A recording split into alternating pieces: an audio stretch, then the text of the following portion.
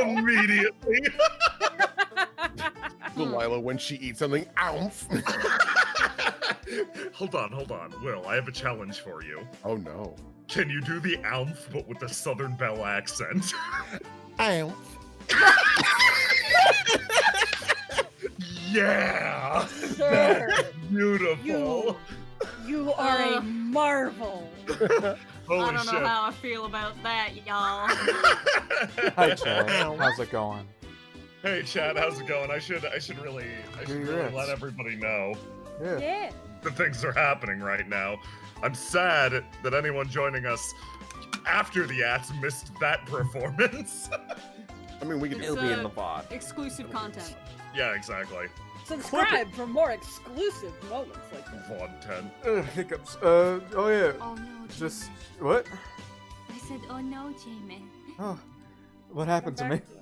The You hiccups. have hiccup. Oh right. The curse. Yeah. By the way, just so chat knows, Carl's gonna be a bit late this time because he got struck by a Windows update literal moments before we started. So Yeah. Curse. you know what? They're out- Windows is out to get us specifically. Yeah. I'm sure They it won't be watch- a problem. I'm sure it They won't be a watch the problem. streams. I've got a big bowl of popcorn. Oh, God, hell I I'm wish that were excited. me. It's us and Whale. Thank you so much for the sub. Yeah, I'm excited for this session. This should be I think this should be a chill one. Yeah, it should be pretty chill. It should be fun. Oh, If, boy. Get a break after some boss fighting. You know what? Mm. I'm gonna go and get some tissues just in case. Oh, Smart. in case you gotta blow your nose because of them Look. allergies. Look, we have two modes: near death and tears. Yeah. Well, no, thank you so much for all the subs. Seriously, like Oh my goodness. everything that you guys throw in goes back into the channel, commissions, etc. So, like, thank you. Yeah. Thank you so much. Oh, look at all That those reminds me, I should have chat open. Release And the now I tweet, have chat Jay. open. What? Did you release the Tweet? tweet? I did release the tweet. You know, I don't see it. There it is. Did you release your rats? No, Or your Oh, rats I out in the world? need every single rat here behind the screen helping me out. behind Zogo, the Bane of scene Lot, rat. thank you for the sub. I like that's not even what Mass said, but yeah, you somehow turned into a rat. No, What? I said rats. Oh, you said rats. Okay, I Yeah, was Mouse- the one who's wrong. yep. That's all right. I was about to be like, oh, yeah, no, that's on me. I bought it instantly. Like, yeah, I probably misheard rats. I'm just willing to hear rats at this point in my life. Rats. No, I said rats intentionally. I know what I'm living. Aloha, thank you for the sub. Speaking of Aw. rats, Thank you, Aloha. As Rats in are pretty adorable. cute though. They got little Yeah. pink noses and they're smart and you're Yeah. soft. Chad, Oh, thank you so for the clever, sub. adorable, and very soft. what? Also, Aloha plays a rat He in. does. My Yeah. God, In the sleeping rat game. Yeah, I Rat love nap. sleeping rat game. yeah. So Sleeping I don't know what rats. he's crying about because it's a good rat. You know what? I Good feel rat. like the tone was important there. That's on me. Next time I'll do /S. I'll help you out. No. Slash rat. Verbally. /S. I'm not excited for that to be a common, like. I think indicators are chill, especially in like, No, I mean especially- like verbal communication. oh, verbal communication instead of You know. just. That's just redundant.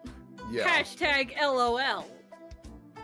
Yeah, no, I don't care about them Yeah. in text chat. That's fine. It's specifically for vocal, is what I'm Yeah, saying. no, even as I said that as the joke everyone was expecting, it still killed everyone in the room. Mm, They are they are dangerous weapons. Yeah. I hope everybody's like all set already. You got your I'm drinks. spaghetti. You got everything you need. I have Yeah, a get ready to glass of hide. water. I have a cup of tea that I steeped for too long and I'm wondering if it's still safe to drink. Should be fine. It's not Maybe. regular tea. Oh. Does it have eggs in it? No. What do you crack an egg over your I'm tea gonna like pour it out ramen? just in case. Yeah, not a bad idea. What, get that Well- hit of extra protein? Mask, is everything okay? Like, I want to look I'm out for fine. you, buddy. Oh, okay. I'm fine. Sip I just- egg. I had plenty of eggs. I am doing good. My eggs are liquid. Thank you very much. Mask Are you bites fine? into the. Are you Mask fine? bites into the, Mask bites into the side of an egg like a college kid with a beer can. Oh, I hate that. Oh, it's horrible. Yo, Carl, is Shotgun that to you? the egg. It is me. We're back. We're live. Cool. Yay, Oh, Carl. Yay, it's Carl! Carl! don't, Carl! don't kill me, Discord, please. No So- promises. Carl! With that, I think now is probably a pretty good time to introduce ourselves. Christian, say hi. Hi, I'm Christian. Tomorrow we're doing the Sleeping Shadow. It's gonna be great. I'm not gonna be here long. I hope everyone has a great time tonight. Excellent. Go support Christian's Patreon. Will. Hi, I'm Will, and I play Delilah Daffodil Deltano. I realized I hadn't talked like her in a while, so there's to help you out, J-Man, just a smidgen. And I'm on Surprise Run RPG, and I do other things on here as well on Stabbyness. Yeah, Carl. I'm Carl. I was late because Windows Update decided to smite me. I play randomizers over here and also play as Fade. And I'm very Excellent. tired. Excellent. Yeah. no. Don't worry. Good. I'm not gonna say anything else. Just don't worry. J-Man, go.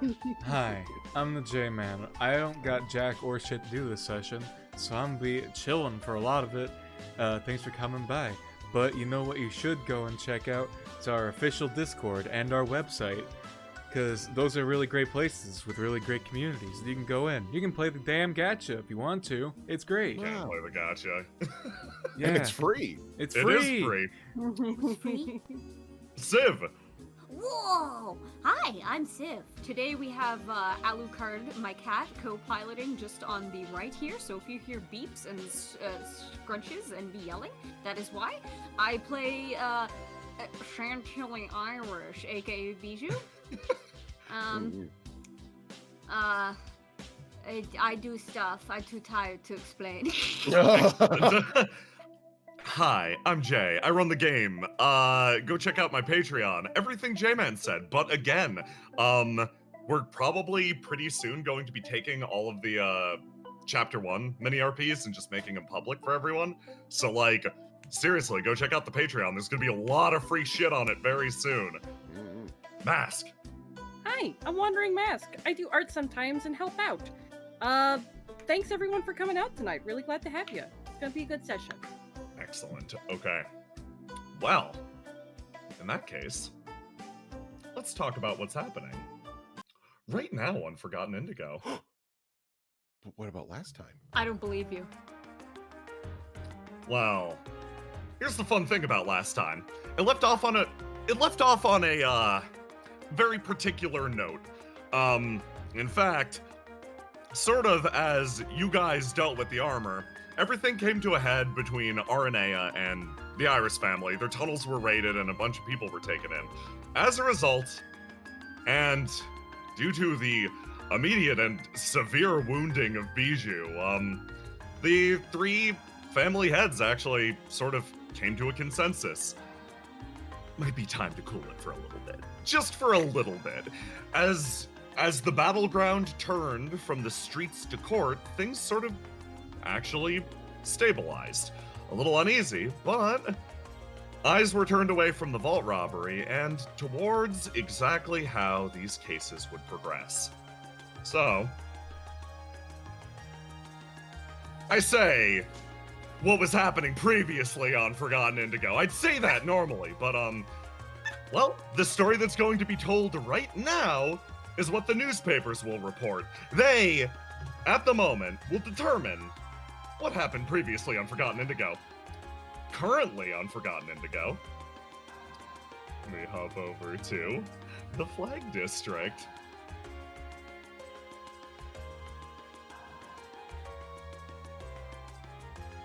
Swap up some music. Two people leave Pinion Tower. This gathering out in front of them is set with the various cameras. Sal's like down on one knee, like, okay, Okay, I got this. He picks up the camera and just like Bijou taught him, sets and fires as the two move forwards. Almost immediately, like this murmuring crowd begins to bear down on them, and Dario, with the smug-ass look on his face, starts to walk forwards. Millefleur Iris traveling to his side. He takes a step forward. Okay, everybody, back off. Sal takes a step forward. Hey, if you got a sec, then Tilly's mother takes a step forward. Please, a little space. My client has just been released on some very important... And then she stops. Dario looks over to his side. Here we go. I forgot. The public speaking voice. Attention, citizens of Indigo, back off. a long and powerful affectation immediately strikes Millefleur's voice. It's very obvious that she's doing this. My client was just released on, as I said, some very important charges. We've been fighting long and hard to make sure that we, the Iris family, are not implicated in the crimes brought against us. Yeah, we didn't do crap. Thank you very much, Dario. They back off and give her a little bit of space, actually. Yeah, that's right.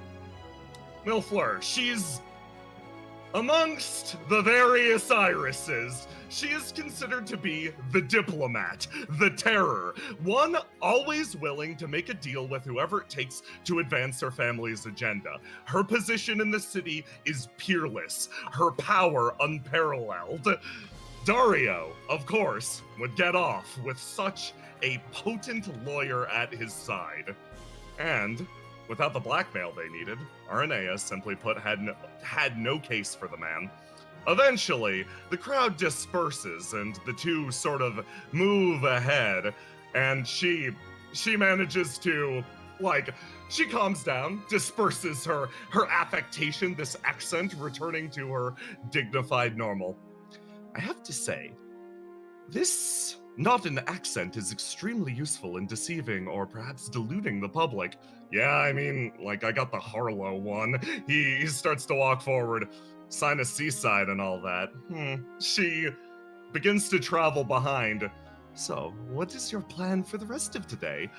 Dario, looks down at himself. Haven't had a shower in, what's it been, 4 days? Well, I actually heard something while I was up in that little temporary jailhouse. Oh? I got somewhere important to be. He pats himself down. I hope I don't reek too bad. That'd be embarrassing. He starts to walk away as she watches him take these steps away from Pinion Tower, turns around, and then heads back in. The Irises have a busy day today. A lot of their boys have been caught, and one by one, just like Dario, they need to be cleared on these charges. However, with her leading the charge, there is no doubt everything will happen. A-okay. Tilly, let's talk about you. I can't deal with the crowd of people. I cannot do this. No, you can't. You got hurt recently. You got hurt pretty bad, actually, recently. It wasn't supposed to go that way. And, oof. You've been sleeping in these days, and in fact, we're gonna talk about what's happening with you as you wake up. Okay. I'm telling Evie to close the back room door because their laundry machine is loud. So, J-Man, if you would. Tilly, you wake up. Oh, yes. Oh. You're in your room, as per usual. You've been here a lot these past few days, after all. After all, you've been pretty hurt, honestly. Your wounds haven't even fully healed yet, given the, armor situation. So, why don't you let us know what you've been up to these past few days while in, recovery? Oh, she's been doing basically the only couple things that she can do while she's Because you know that the one thing she wants to do is not be here. She wants to be out running about, seeing her other loved ones in the city, and doing anything but she knows that she needs to heal. Like, it will only be worse if she's running around like a fool. So she has been doing the only thing that she's able to in this this fluffy cage of pillows and stuffies and frills.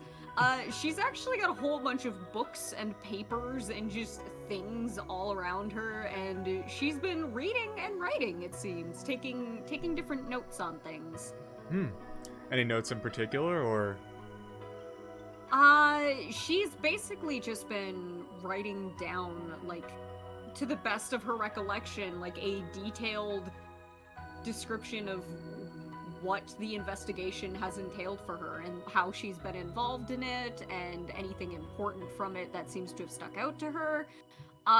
She definitely is doing the thing where when you're supposed to be studying and you sneak a break earlier than you're supposed to, and she goes and reads one of her usual storybooks or whatever, her stupid romance novels or what have you. But she has several different kinds of books and things about her. Every here and there, she even eyes that book that Bettel gave her to read, and she's trying to muster up the courage to crack the cover of that.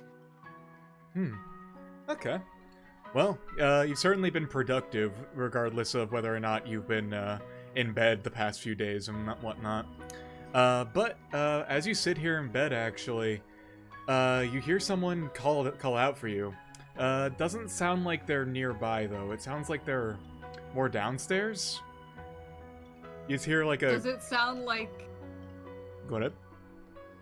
Does it sound like a... Hey, get down here! Does it sound like a... Tilly, get the fuck down here! More like just like a... Hey, get down here. Kind of like a... Someone just going... Tilly! Oh! She tries to find a bookmark amongst the ocean of papers and just flips the book upside down. One moment! She's wearing very normal clothing right now. Not pajamas, but just the cozy weekend clothes, you know. Mm-hmm. You waddle on through, waddle out, and you pass by those big old mirrors that have always passed you by, and stop right there real quick. You take a look by these mirrors that you pass by, and something a little weird. Look in the mirror, and that reflection. That ain't looking right. Yeah, there's something not right about this here.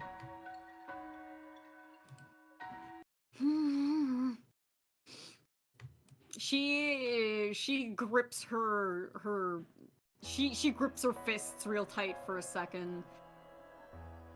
Walks out the threshold, takes a deep breath. Walks back in to look at it again. See if it's any different. You look at it, and it's sitting here, perfectly still, as it watches you from the other side of this reflective boundary. But then, as you continue to sit there and look at it, give me a quick roll to die, right now. Whoa. Whoa. Okay. Oh, I'm still all wounded. Oh, Yeah. God. You were still hurt. You are still wounded, indeed. Haven't quite recovered yet, Tilly. As you sit there and you watch this thing. Though. Yeah, no, perfect, actually. No, you this sit is there. fine. Yeah, this is fine. You sit there and you watch it, and it begins to move. As it slowly presses its hands against the reflective glass, and then it pushes itself the way through. Tapping down right beside you, it looks at you, Tilly. It has something in its hand. Huh. Well, you should have done that earlier when I was lonely. Yeah, you look at its hand and it looks like it has a book in its hand. It actually lifts it up and it hands it to you. She will receive this gift from the mirror. Yeah, yeah. Very, very tentatively, she holds her hands out for it. Yeah, it places this book in your hands, and you look at it, and you're like, oh, this is actually one of your favorite books. It's Draconic Valley, Ambition. Oh, well, that's over there on the bed. Yeah. I don't need two. It just kind of quietly stares at you for a second. Tilly, why don't you tell us a little bit about what this book is? Oh boy, okay. So, Draconic Valley, Poison Ambition is... It's one of Tilly's favorite books, in her top 5. It is written by an author who included it in a series that was set in Draconic Valley, which is an actual location in the southeast of Windrose, just down near the very bottom of Erusia and just near the tippy top of Falcata. A very demure and desolate and spooky sort of location, but it's a very, very old location in Windrose, and there's lots of old stories there. So this author has a whole bunch of different stories set there, and the premise of Draconic Valley, Poison Ambition in particular, is about a small collective of knights, a small handful of them, on their journey to try and save a princess who has been captured by a dragon, because that's just your standard adventure story. But of course it doesn't end there, because there's always something more sinister beneath that surface. In this story, all of these adventurers, these warriors and knights end up dying, and in their place, taking up their blades and their other weapons, are the blades and the weapons given human form. And so it's about all of the rest of the weapons of this troop of people taking revenge for their masters. Yeah. And you look at this book, and after like thinking about it, you're like, yeah, it's weird. Why would this thing hand me this book here? And you look down at the book for a little while longer, and you look back up at this figure, but upon looking back up at it, the book actually, almost on its own, kind of swings open as it begins flipping through those pages really rapidly and wildly. It eventually comes to a stop, though. It lands on a page with actually a really elaborate and beautiful illustration, but of a kind of morbid scene. It's a page with an illustration of the dragon burning down an entire village. As you look deeply and back into this, the flames just seem to jump right out of the book. To the point where you're like, huh, it's almost a little real, right? Mm-hmm. Yeah, a bit too real. As these flames just begin to spread and spread and spread all across this room. The flames almost sort of begin to illuminate this figure in front of you, as its form just changes, and upon being able to see it a little more clearly, you realize, oh, this might not be who you thought it was. I knew I should have counted. Yeah, roll the die right now. You can drop your swing first. It'll automatically lock in a 4 again, so you get to drop your swing first. She's definitely dropping that yellow as soon as she realizes what's going on here. Roll the die again. Roll the die again. Okay. Oh no. Oh, Tilly, you feel like you need to get out right now. You feel terrified. what is this happening? What did I do to you? No. It begins to just slowly follow you through the halls as you walk through. She's not even turning around. She's walking backwards and just feeling her way back with her arms. Yeah, no, it's just slowly kind of almost following your exact movements as you continue to go down. The flames just continue to spread and spread, blocking out every perceivable avenue for you to escape. As it grows closer and closer quickly. As you feel like you need to go faster. This thing's getting close, fast. But she can't. Yeah.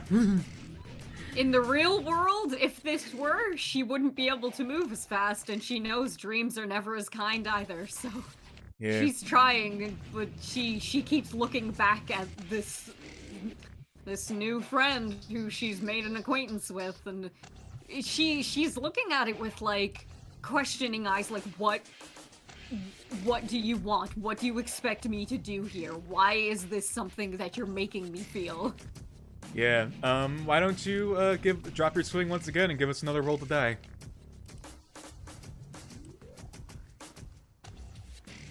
Okay.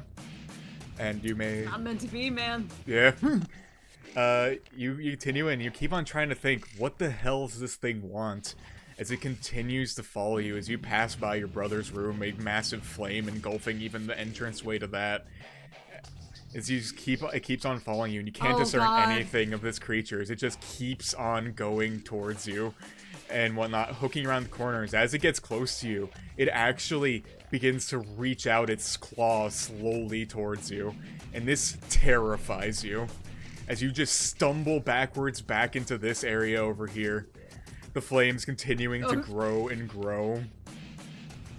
When she saw Dior's room combust, she screamed and tried to reach out, but then I guess this thing headed her off. Yeah. No, it keeps on going. Even your own parents' room, flames just begin to spew right out of it as it continues to just follow you and track you right through, almost completely mimicking your movements as you go through. Of course, without all the stumbles. As she's going and noticing that, like, obviously she's not gonna make it away from this thing, is what she thinks. But at the same time, she's not willing to just give up and let it get her, because she doesn't know what it's gonna do when it gets her. So as she is doing her stumbling, just trying to grasp onto things for, support and trying not to breathe in this smoke that's probably not even there, since whatever's going on here makes little sense.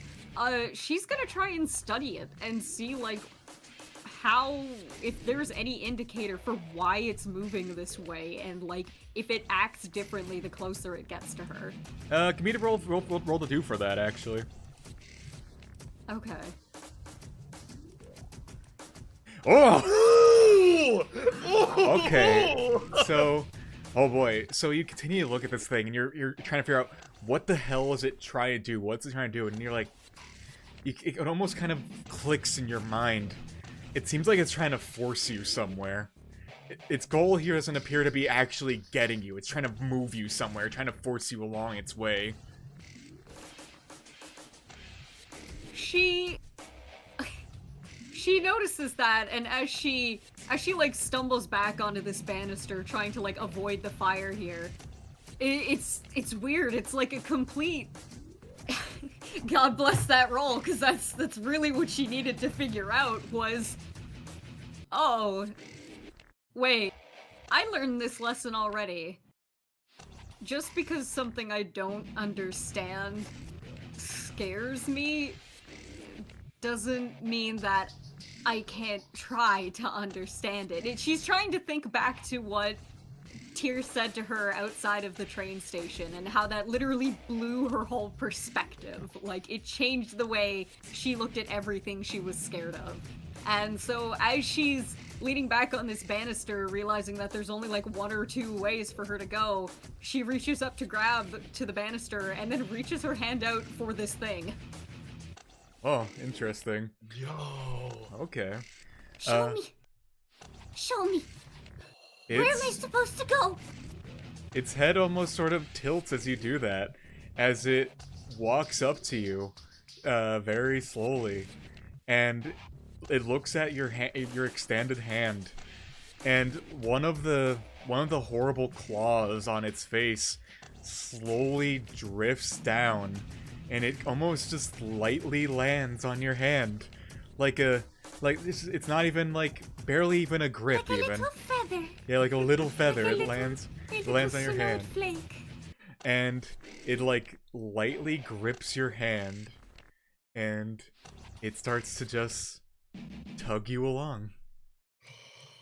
She's gonna follow it because she knows she has seen this thing. She probably only remembers seeing this thing these few times now, but she knows that it seems to be way more familiar with her than she is with it. And if that's the case, if it really wanted to, it would have killed her by now or done something terrible to her. Yeah. You and this creature just Aside from what it's already done. yeah. You and this creature just start to slowly meander your way down, eventually actually making your way down to the second floor of your home. As the fires continually spread along with you as you continue to walk and walk. Can you take us over to the second map? Thank you. Loading. There you go. There we go.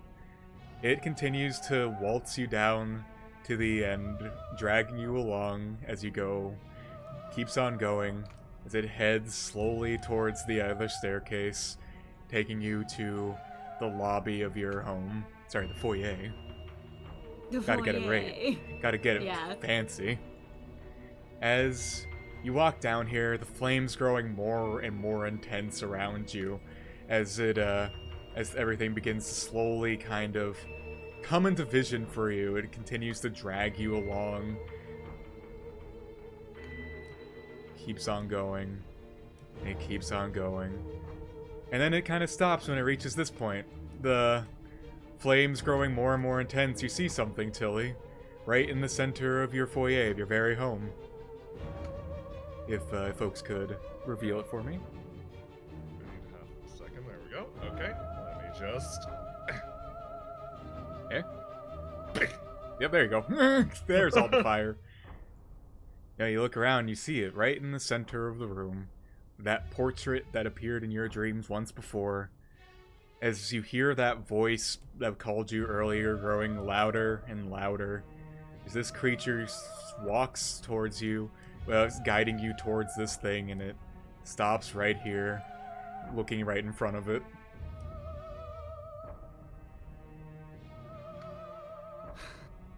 I knew I recognized you. It, kind of looks back down at you and then looks up at the picture. You hear that voice that was calling you before growing louder and louder in this moment, as it actually unlatches from your hand. And it slowly just walks towards this picture frame, and it reaches its hand up and starts to slowly tear its way into it, disappearing into the frame itself. The voice that's calling out to you getting louder and louder.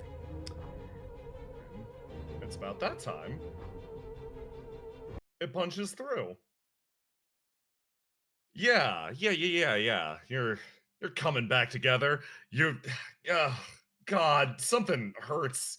Yeah, it hurts a lot. Just a general ache. But someone's actually calling for you, and you can't let them down. This is an important person after all. Well, a person you didn't expect to exactly see here at this moment, but yeah, that call punches through. Tilly? We're ping. There's a call and a knock on the door. Tilly, are you in there? She wakes up with a start.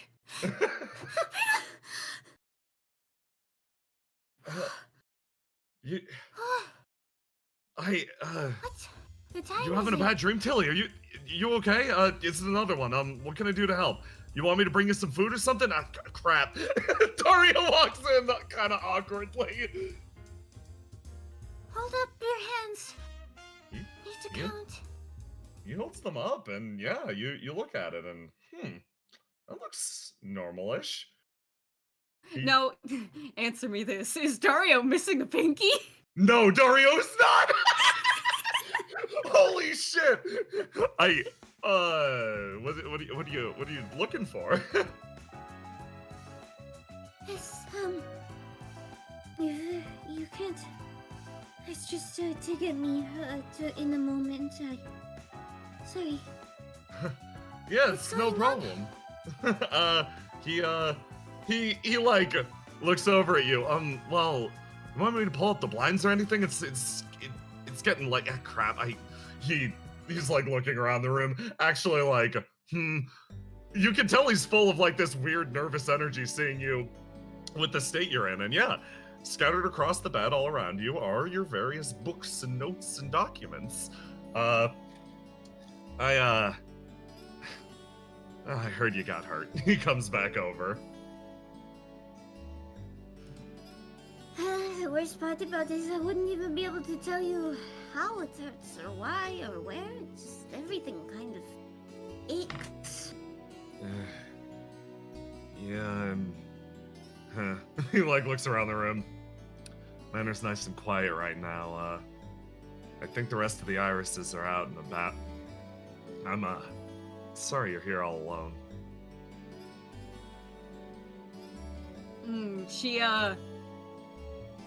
She feels her throat tighten up a little, like, oh, they left me here in this state by myself, kind of thoughts just like punch into her brain. Like, what the hell, guys? Yeah, there's butlers and other like attendants, but like in terms of your family themselves, for the most part, they're out and about in the city. They're supposedly fighting the good fight over at City Hall, basically. But yeah, it seems like Dario, that this idea is not lost on Dario either.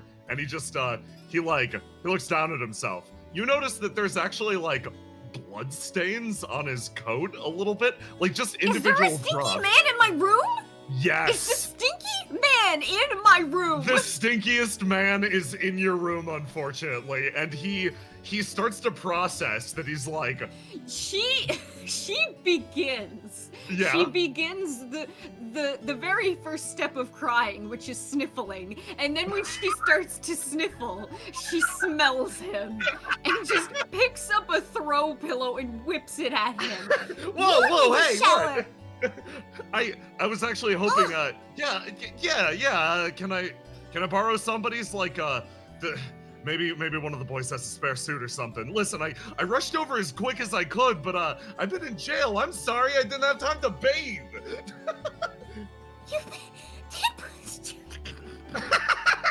What?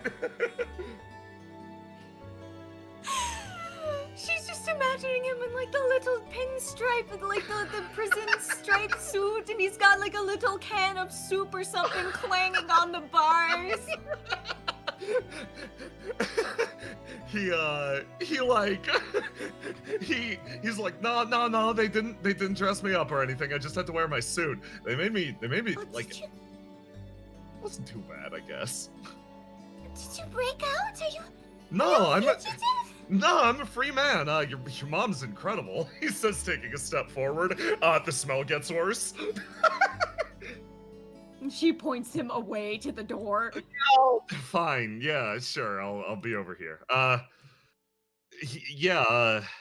Your mom got me off the hook. She's gonna do the rest with everybody else, I'm sure. You guys are. I'm sorry I couldn't do anything to help you guys, but I heard you folks on the investigation team are doing a great job, and like I wanted to say I'm proud of you, I guess. I don't know. Jail gave me too much time to think about what I'd say and not actually how I'd say it. Did jail give you enough time to think what you were going to tell to your daughter? He stops and he thinks about that for a second. Yeah, I guess. He kind of scratches the side of his face. He looks back over. You mind if I grab that shower? Yes, of course. And kinda... No. You What? know what I mean. Go. Listen, you need anything, you just call. I'm here all day or whatever. Like, whatever it takes. I don't even know what I'm going to do with the rest of this day. Maybe just go through these papers again. Maybe eat a bunch of food since nobody's around to tell me no. That's not a bad idea. I mean, honestly, I've had my eye on a few things in the. I guess that would have all spoiled by now. He thinks I've been in jail for a while, and Tilly, you hear something. A very, very dramatic tap, tap, tap, tap, tap from down the way, and it's this growing sound, and yeah, this one works. Tap, tap, tap, tap, tap, tap, tap, tap. Tap, tap, tap, tap, tap, tap, tap. Tap, tap, tap, tap, tap, tap, tap. Someone enters the room!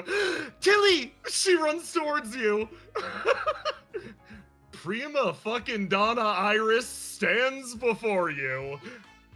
Resplendent head to toe with a big fluffy coat, radiant in all of her glory. She rushes over to you. Oh, what are you doing out of bed? Where have you been? I have been busy. Please, it's not as busy as you have been. Clearly. Busy. Ah! Yes. Oh, silly Tilly, come on. Oh, you made it to the fainting couch. May I have a seat? You may. She curtsies and moves over, and then sits down, and she has a presence that moves throughout the room. Why don't you have Dario join us? It's so rare. Smells. Oh, Dario. He pokes his head in. Yeah. He looks around. Oh, don't take that tone with me. Please, go take a shower. Go.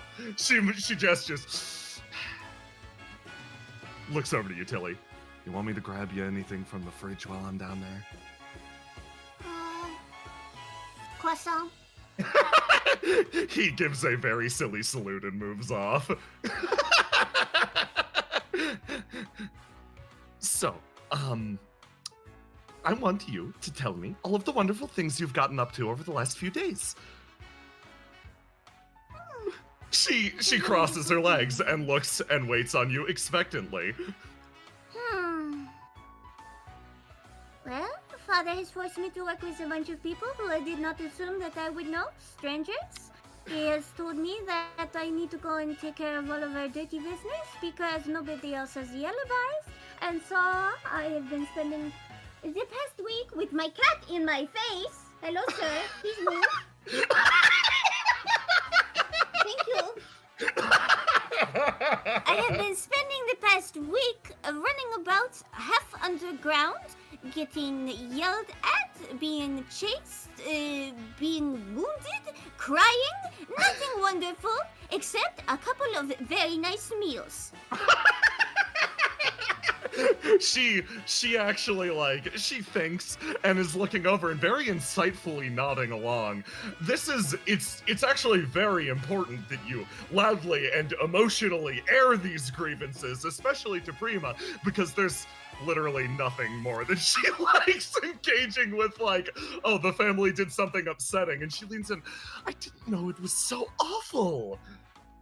They had you underground? Well, yes, I had to go down to the different, I don't even know what you call them, the place with the docks underground and all of the stupid old furniture. And strangers, no less. Yes.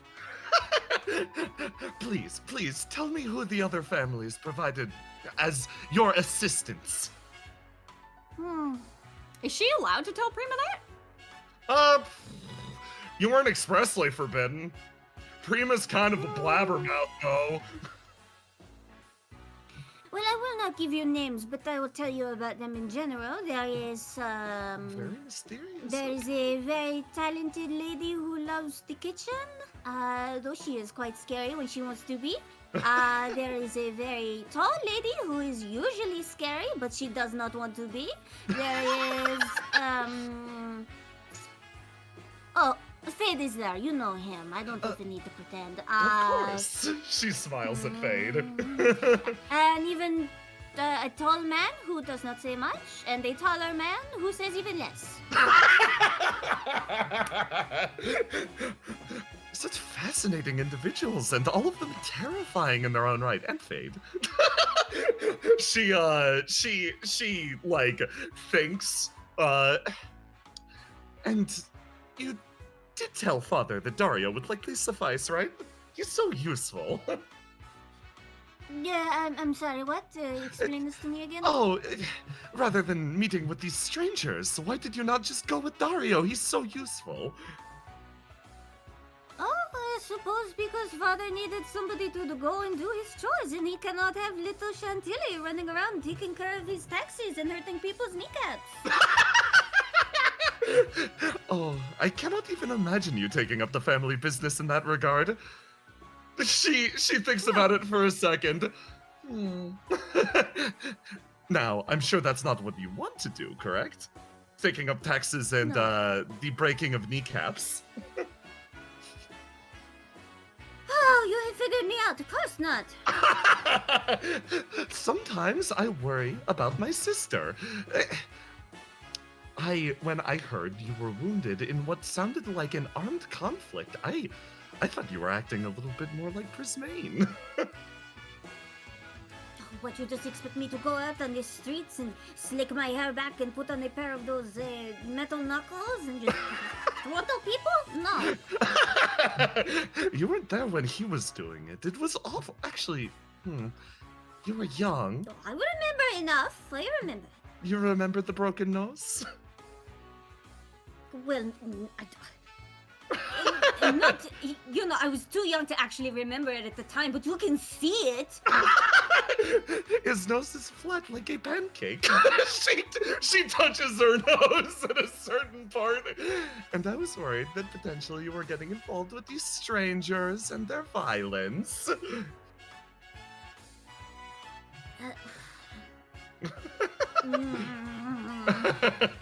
But I am delighted to see that you are the same old silly Tilly that I have known my entire life. She smiles at you. No, I am miserable, Prima. She gets a more sympathetic look with a little, I cannot think of a single thing that would get me up off of this couch today aside from food. Well, maybe I should provide you with food then, but... Well, you don't need to because Dario is. She's getting snippy at her. Yeah. Because as fun as Prima is, as you stated earlier, what she does is she comes in, she loves hearing the gossip, and then she does nothing to fix it. Nope. She's here to absorb the vibes and then redirect them. Yes, of course, Dario is on his way, and you hear that telltale click-clacking. Dario comes back, and he starts to move into the room a little bit. Freaking hair dye's coming out. He moves in. Hey, He stops and corrects himself. I got food if you guys want it. Do you want me to bring it up here, or I could take you guys down to it? I might as well get off the couch, I suppose. Food will move you. Come on, let's go downstairs. She starts to move with a little smile. Dario, what have you prepared us? It wasn't me, it was your nice chefs. Okay. She starts to move over and behind. Prima continues to walk forward, and, she seems to watch you the entire way. Tilly, you know what this is. Yeah, before it's that moment of, there's nobody left in the house for me. Prima was left in the house for you. Prima is maybe not the most helpful person when it comes to enabling you to get bed rest. Mm-hmm. Yep. And every time she looks back at her, Tilly's more and more like, she's waiting for an explanation from Prima that isn't just, I was busy. She keeps moving forwards, and you guys all wind up going downstairs. I will move the trio to the first floor of the mansion. Let me remove the fire from the first floor of the mansion. Oh, thank God. Dario, get the fire extinguisher. Things gone awry. It's his fault. He just keeps on brushing up against things. And... Stop rubbing your chin against everything. Like a cat. You come downstairs, and given enough time, yeah, you're set, you're eating.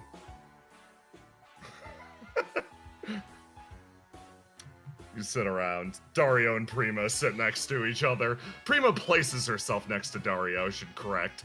And she relaxes back in the seat a little bit. Dario looks over. So, you gonna do a little more writing today?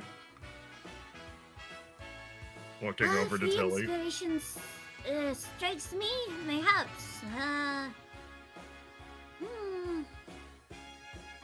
don't know. I suppose I might as well read or write now since I've already read everything I can. You want me to read you something? I don't know, maybe. Yeah, maybe. There's another story that I've been meaning to go back to and take another look at. I haven't read it in a few years. He smiles. Yeah, it'll just be like the old days. Okay, that's actually charming. he smiles and looks down. I didn't expect you to let me read to you again. This is nice. What, you... Oh, just because I'm an adult doesn't mean I can't be lazy. he puts his I hands get so tired sometimes. No, it's less that and more you're like you picked the right story and you're a great listener. It's not it's kind of rare that I have a captive audience like that. Prima speaks up. Did you not used to read to me as well? Yeah, I think I did. That sounds like something I did. What was it again? I don't actually remember. Yeah, me either. Huh. He stops and looks over at Tilly. Well, you, like, we always used to read those stories about, like, dragons and knights and weapons. Like, yeah, I could get into that. Your eyes always lit up. Well, it was something that wasn't strange men in suits smoking upstairs, so I liked it. Dario laughs along. Yeah, that's the spirit. Okay. I'll try to get something good for you. If you've got anything particular, just tell me to grab it and I'll go get it. Yes, it is the one up on my bed in the dark green cover with the purple detailing. Okay. Yeah, I could do that. He stands up and starts to move over. I assume we're going back to the bedroom after this. Perhaps, but I also think maybe instead of staying in the room, because if I go to the room, then I will be enticed to sit on the couch again. Maybe I want to go to the green area instead. I don't know. Or maybe the gazebo. Is it nice out? She looks out the window. You look at the window. Prima leans forward. Yes, go out to the gazebo. It's very nice outside today. There is a wonderful sea breeze coming in. It will do wonders for your complexion. It will heal in an instant. Alright, starts to move across. Okay. Book, gazebo. Got it. Yeah. Oh no, he picks up the gazebo book. Dario goes back upstairs. And you're left with your sister again, who had an escort you noticed when she came in, but has since dispersed them. And she just she sits there with a big contented smile looking at you. So, enough being quiet. Tell me, what have you been doing and pretending nobody has noticed about? Oh, me? She thinks about that for a second, and the way you most directly asked, oh, you're coming straight out with it then. Well, would you believe me if I told... anything, this new job has taught me to get to the point. Much like you, family business. She sits back in the chair and actually, her expression falls for a second. Managing properties, actually. It's... She like, looks down for a moment. It isn't exactly what I expected to do. You know earlier when you said, oh, I'm not doing the family business running around doing taxes and breaking kneecaps. There are still remnant parts of the family business as well. Smuggling, property acquisition. I didn't express an interest in any of the other aspects, so Father has had me to the task of acquiring and setting properties. She looks down and like almost a little upset with the notion of doing this. It's not a glamorous job, I have to say.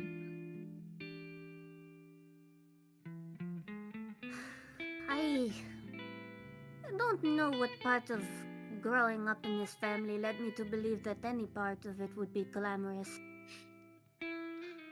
She actually like sort of looks at you, like cocking an eyebrow slightly.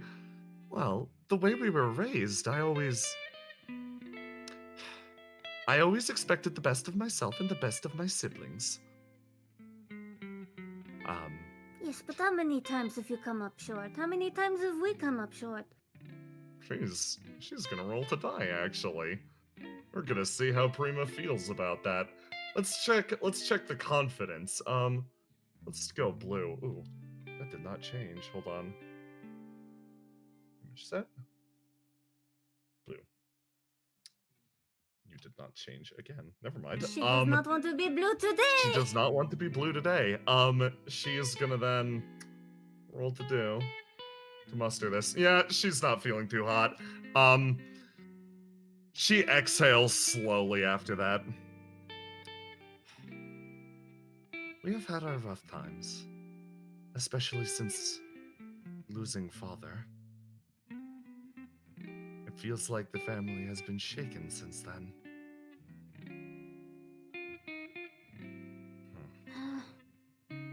He hasn't really come back, so...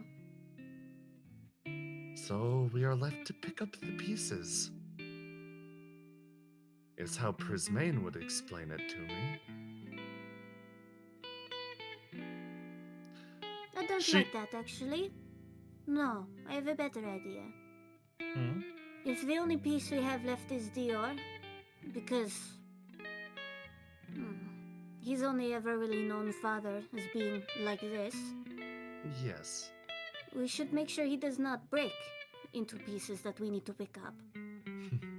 I want him to actually have something glamorous to aspire to when he is, old enough to think of that sort of thing. I don't want him to be... You go. I don't know. I don't want him to realize that it's all just smoke and mirrors and just pomp and circumstance. He was crying to me the other night, like a while ago, and I didn't know what to say to him. I know. Her expression lights up at you saying that. Well, I want something more glamorous for Dior. I could not agree more than that. Well, do you have anything in mind? I'm going to also be to the point with you. I do not wish to shield Dior. That is not my role in this family. I don't wish to carry this burden on my end for much longer than I have to. She actually puffs up a little bit more. Actually, I want to expand that a little bit more. I for myself do not want to believe it was all smoke and mirrors either. She leans in. I want something more glamorous for myself, and yes, I want something more glamorous for my dear sister. Now, Father is making that pretty hard for me at the moment. Yes. It sounds like you're hanging around a bunch of scary and strong, angry people. Mother told to an extent because she let him get away with it. She blinks a few times. That is not where you belong.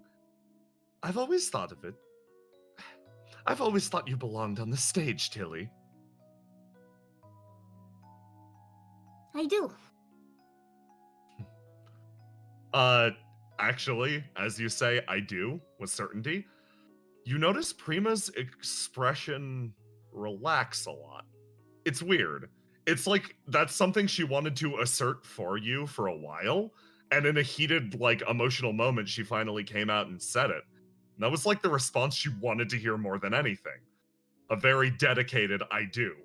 But Prima, Prima, as much as she's willing to absorb this gossip, redirect it, etc., she doesn't want to push beyond what is absolutely necessary or what would be fun or advantageous for her.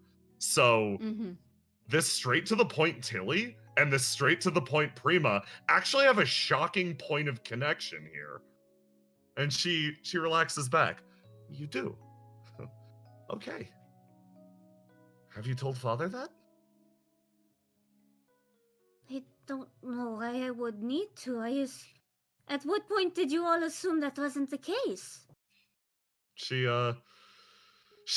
sort of shakes her head a little bit. We assumed that it could be the case after the empty night. Well, that's terribly stupid of all of you then. She seems taken aback. Stupid? How so? How do you expect something that I've grown up with for more than most of my life, just the one thing that I love to do, and then something terrible happens and I'm never going to do it again or never think about it again? She looks at you honestly with an expression of relief. Well I don't said. know what part about our family makes you think that they raised me to be any kind of quitter. For things I love anyway. For things I don't like, no. I'm done with that. Like this whole mess, I don't want to deal with it. I'm over. I'm going to barge into father's office and tell him I am done. But no. For things I like, why would I give up? she's nodding along and like, honestly, you notice something funny. It's maybe a quiet tick, but like her leg is jumping up and down as you're talking. And she like leans in a little bit more. I like this. I like whatever you've learned from your new job. Oh, for half a second, she goes, "How do you know?"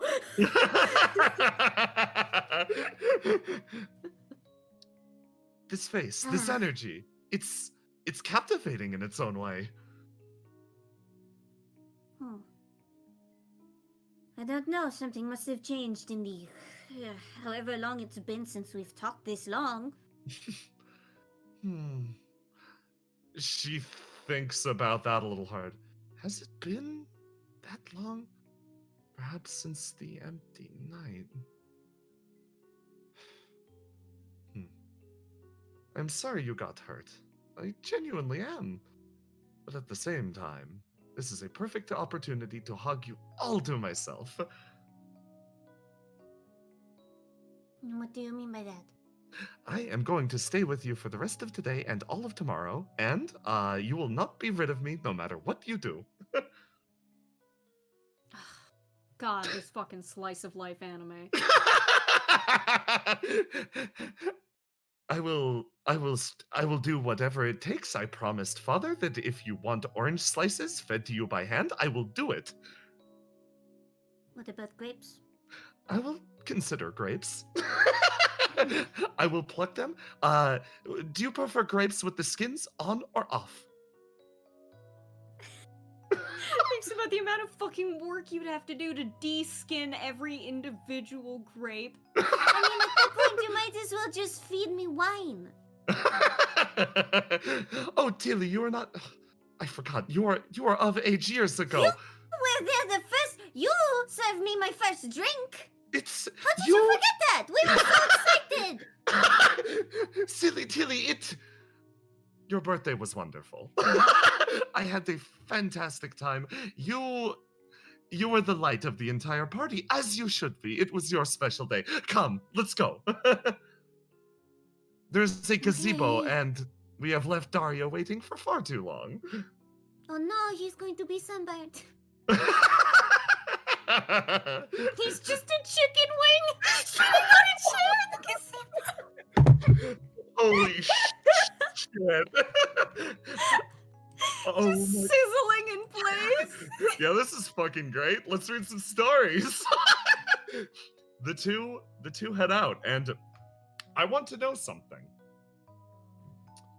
I want to know what you want to do with the timeline right now.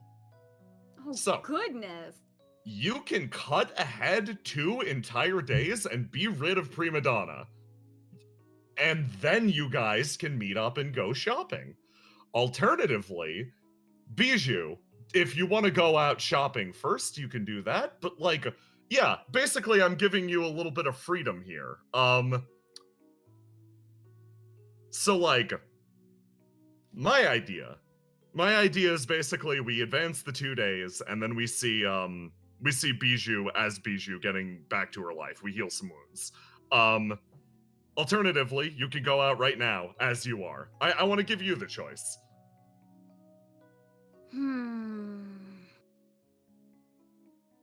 I feel like she won't be able to get away with doing anything in the current state. So, and also I would like, obviously the other players to hop in sooner rather than later.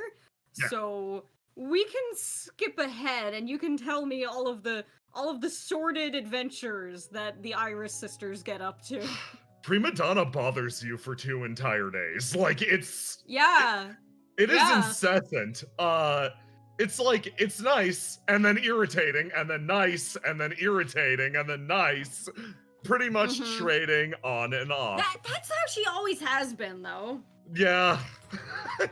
I think specifically as your wounds heal, you get more used to it. Like, that's the best way to put it. Like, your armor starts coming back. So, Civ, heal one of your wounds.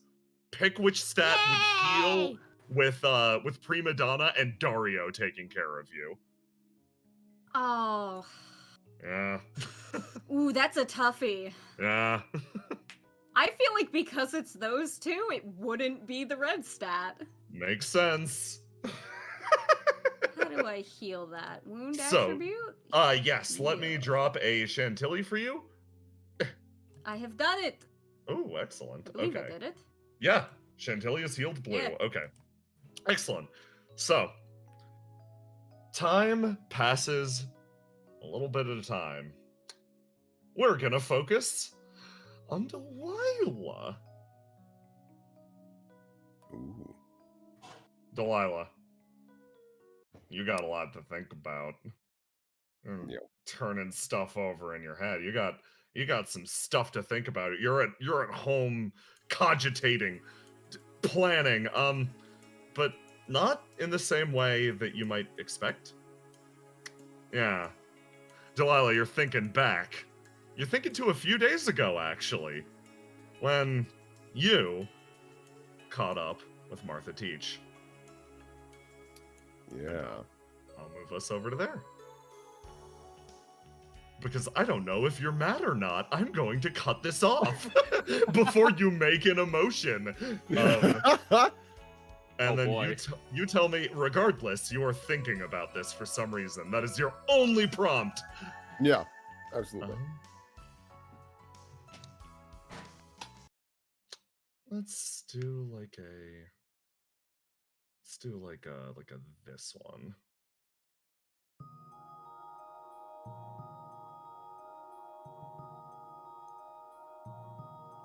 Teach. You're after My the regular events. battleground. Yes. After the events of the day, you are moving back into Old Town, where Tilly has been kept in the apartment of the Unicorn Bros.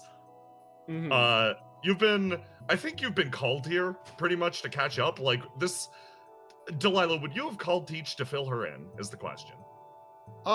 Yeah, I'd say so, because she's also been just concerned, like, where the hell have you been? Because Yeah. it's been like a few days since they've seen each other. Oh, this is the night of the Unicorn Bros. Oh, So, this like, is the same night. This is the same night after Tilly got fucked up. Yeah, I think Teach would be trying to find her too, because she's got to warn them that the thing, it got raided.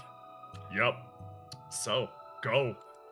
Well, Teach, your cell phone was destroyed, and through Mafia Grunt talking to Mafia Grunt, tapping you on the shoulder, pointing you in this direction, you are eventually pushed towards Delilah. Okay. And she eventually makes her way across, and as she does, she finally sees Delilah on the other side of the bridge, and she moves at a quicker pace and approaches, and then she kind of stops and is like, Delilah, have they told you about what happened? that really all depends. Have you heard what's happened as well? I was there, yes. What's... For Tilly? No, what? No, she kind of like snaps her fingers a bit. The Golden Land was raided. Oh, jeez. Delilah just pinches the bridge of her nose.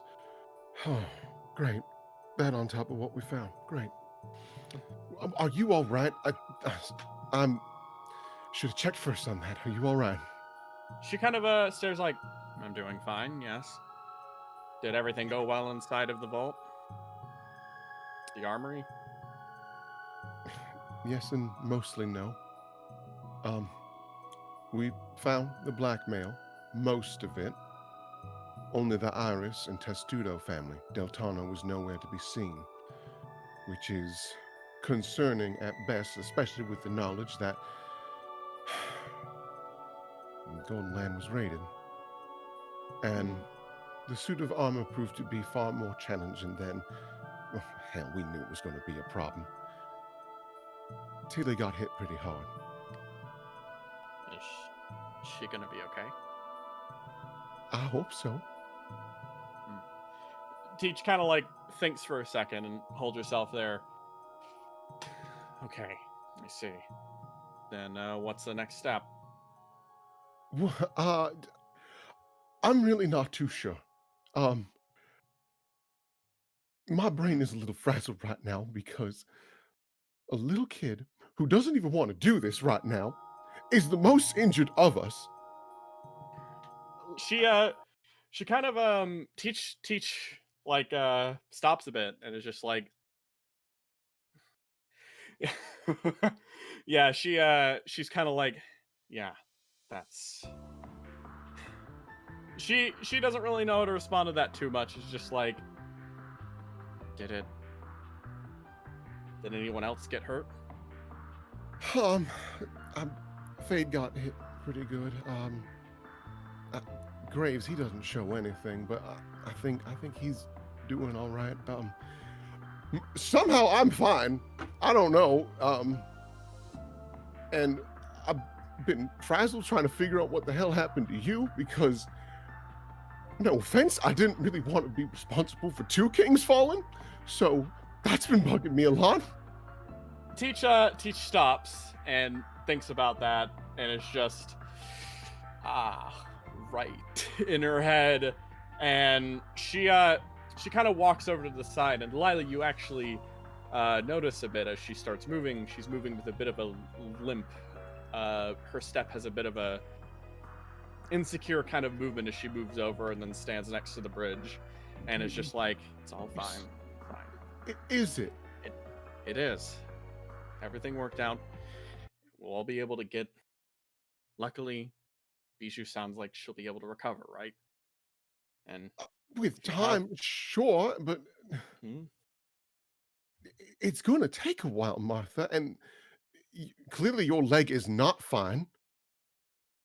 This is just acting up. It's not a new injury. But that doesn't make it better. She kind of stops and is just like, look, I understand you're really concerned right now. Good reason. Sure. I'm gonna keep an eye out for myself too.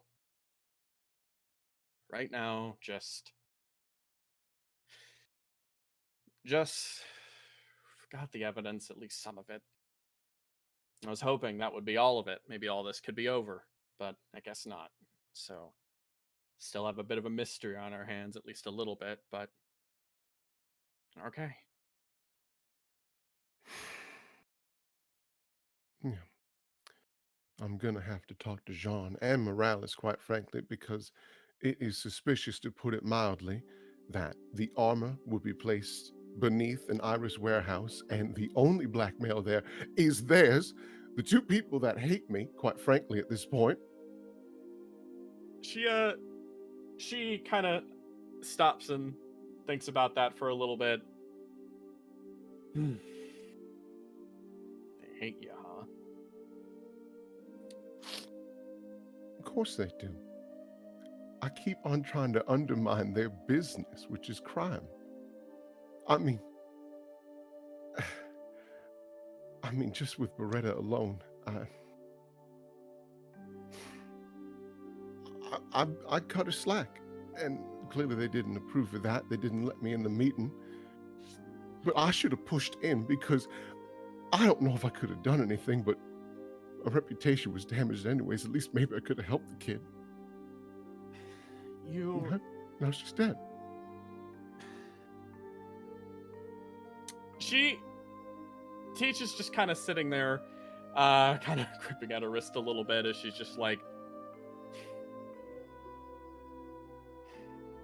all this just because of a little food tax, huh? I mean, it's the straw that broke the camel's back, you know? And I could have done something more for her, and I just didn't, because I was so concerned about maintaining my position of power, and it just didn't matter anyways. So I can kind of see why you don't see me as a friend. No, because just stop. Stop with that. That's not the problem here. It's not that. It's not anything about. What are you going to do? What is your goal, Delilah? At the end of all of this?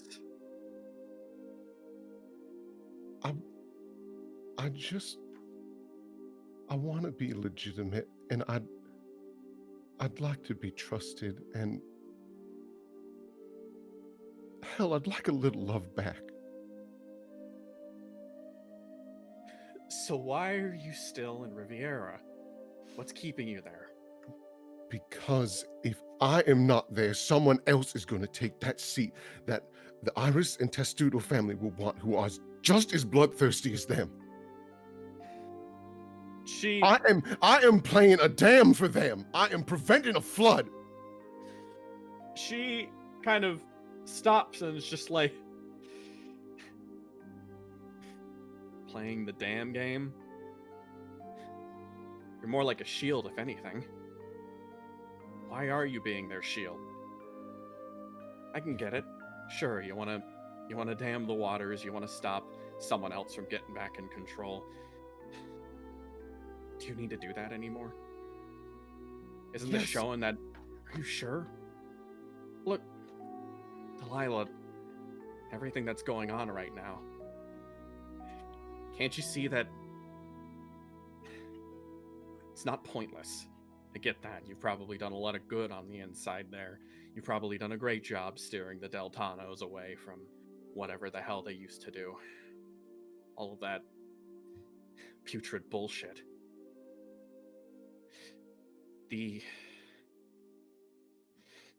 All you can do is prop up and do whatever good you can, but that's not stopping them.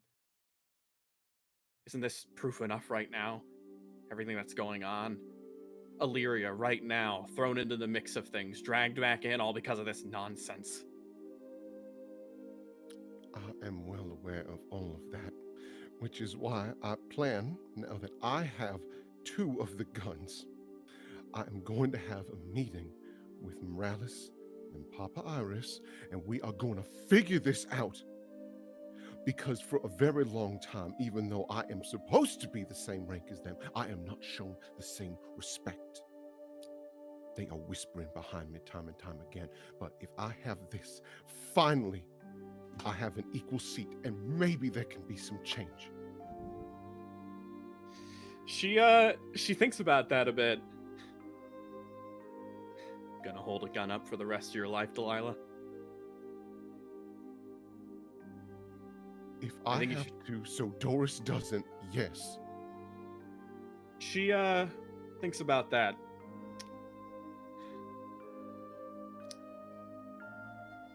I think you really got 2 options here. You can hold that gun, sure. But eventually you're gonna probably need to pull the trigger on it. Why not that blackmail? Why not just make it disappear?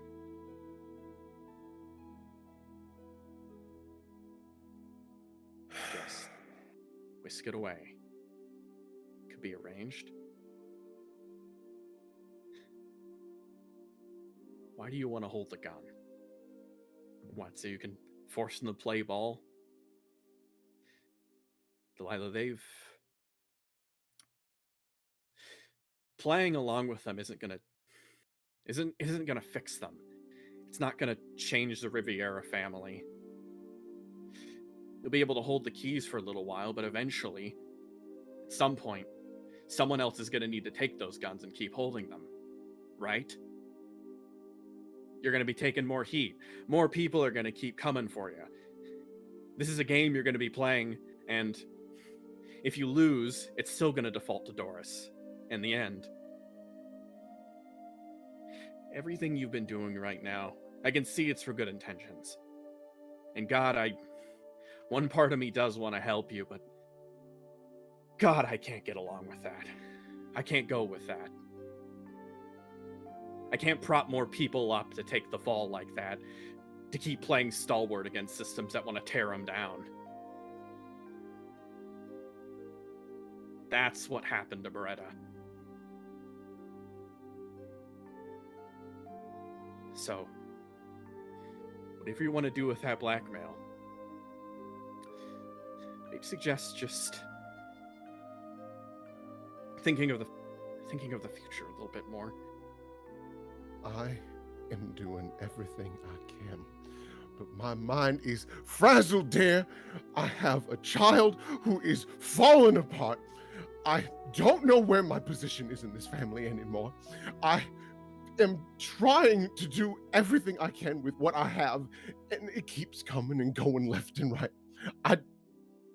This is the best I've got, and I'm very. It's not good enough. I know. It never is. She kind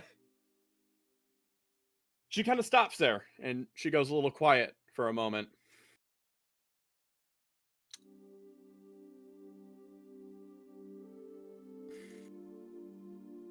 Yeah, Delilah noticeably looks away and covers her face. She's just shrinking.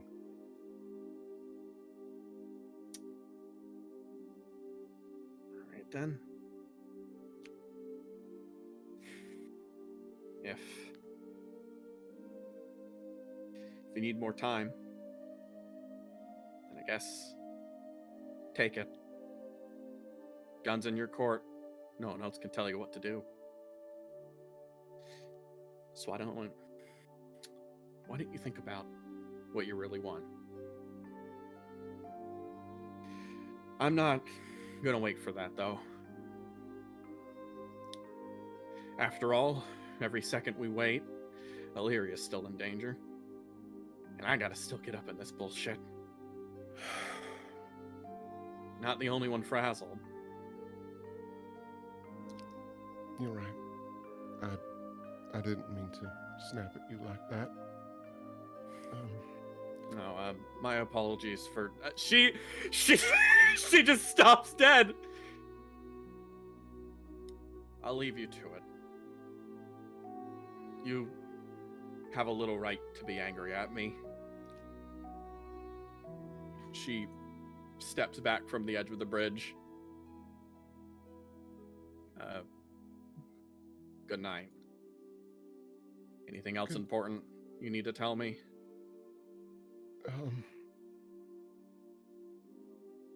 Thank you. You have For what? Martha, come on, dear. Isn't it obvious? Everything you've done so far. I mean, as mad as I am at you for playing king, making me worried, that did help us get inside. And let me make this clear. Even if you were there, I think it was going to shake out the same way, quite frankly. Yeah, that's just how it goes. And if I can do something for you, because you keep doing things for me, let me know, dear. She stares, contemplates. I'll let you know. And that, she kind of nods her head. Try to relax. Oh, this is awkward. I'm going the same way. She stops, and then, for a moment, she takes off her glasses. No, it's fine. I'm actually going the other way. She stops and turns around. Martha, I think you need to relax too, dear. She sighs and walks away, a bit frazzled at the day.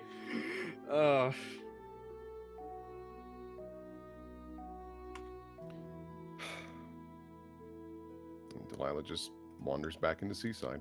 And you guys split up, you head your separate directions. And here's the thing, like a blow up on the bridge, that's definitely one thing to remember that Delilah would be contemplating on. However, rather, she's thinking about the news that came from another encounter that involved Teach immediately afterwards. Teach. Mm-hmm. You were making your way down the bridge. Oh, yeah? Yeah. You were making your way down the bridge, but yeah, you weren't the only person actually out there that night. Oh. Yeah, someone else was waiting for you when you crossed to the other side. Oh. Oh, no.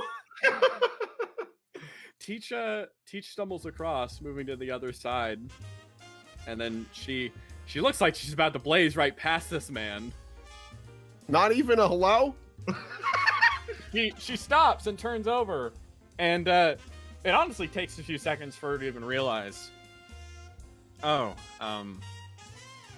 you're Deltano, aren't you? I saw you at am. the party. Yes, we didn't get a chance to meet. No, So- you looked very busy. Well, I'm glad you thought so. Jeremiah Deltano, pleasure to meet you. Martha Teach, your Oh. boss just walked across the bridge over there. Oh, I heard. Don't worry. It was kind of like a very one-sided conversation, so I must applaud you in your patience with the struggles of today. He just wraps an arm around you. So, Please. She puts her hand up and removes his arm. that's fair. Sorry. Consent is important. My apologies. So, I just wanted Phase to... 2. Phase 2? Want to go across the bridge? What's up? Oh! No, I just like to keep an eye on my best friend after one of her worst days ever. You know. Not you, she, Delilah. I don't know you very Yeah. well. I don't even know you either. I wasn't thinking that. Also, can I say politely, fuck you're big? Yeah, you're average. Sure. What's up? I just wanted to kind of check up with you as well, you know. And also provide friendly, the warning is the wrong thing. Guidance. Teach, like, releases a sigh, and it's just like, you know, I was really curious. Oh. She seems so honest and straight to the point, and honestly shocked me. This is a bit more online with the kind of mobsters I'm used to. So what is it? What the hell do you want to say to me? You catch on quick. I fill in the gaps for her. It works out quite course. well. Let me make this very clear. Delilah is my best friend in the whole wide world. Has been for 20 years now. Okay? And it's because of her honesty and kindness that I am not as scummy as you might expect. I'm still scummy. Like, we're not gonna get around that. This is, you know, facts are facts. But I'm willing to do things to maintain balance that she wouldn't. And again, this is not meant to be a threat or anything, but don't hurt my best friend, or I'm gonna hurt you. Teach stops, just kind of stares for a few moments, and then is just like, what the hell is that supposed to mean? I am of the belief that every single person that you meet is overflowing with one characteristic or emotion or feeling. That's just kind of my general belief. For you, I get the vibe. It's like tired, angry is obvious, but like, I feel like there's something else there. But Delilah, it's too much love. She throws it out everywhere she can, hoping to get any amount back. And with love, you want honesty. Luckily, I don't think I need to go too into detail about this, but you seem honest enough as is. But I couldn't help but overhear that maybe you two are gonna go on a little date or something, which is interesting. And I'm gonna tell you this. If you hate her or dislike her, for the love of God, just tell her. Maybe you don't, but I'm just saying down the road. Teach kind of looks away for a moment. Holy shit, are you seriously winging right now? Is that why you're here? What? No. What the fuck? No. Real? Okay. She kind of stops a bit. I don't think the problem is that she has too much love, by the way. I don't know where the hell you got that from. Problem, where's she putting it? Putting it with you clowns. That's fair. She kind of thinks of it. Oh, I mean the Deltano family. The Riviera as a whole. You seem like you care, I suppose. I do.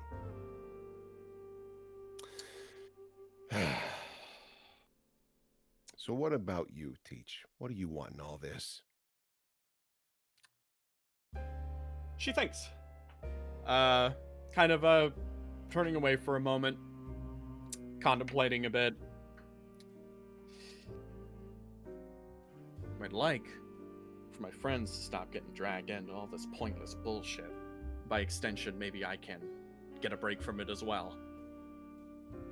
Looks like ignoring it doesn't really make it go away, does it? Nope, never does.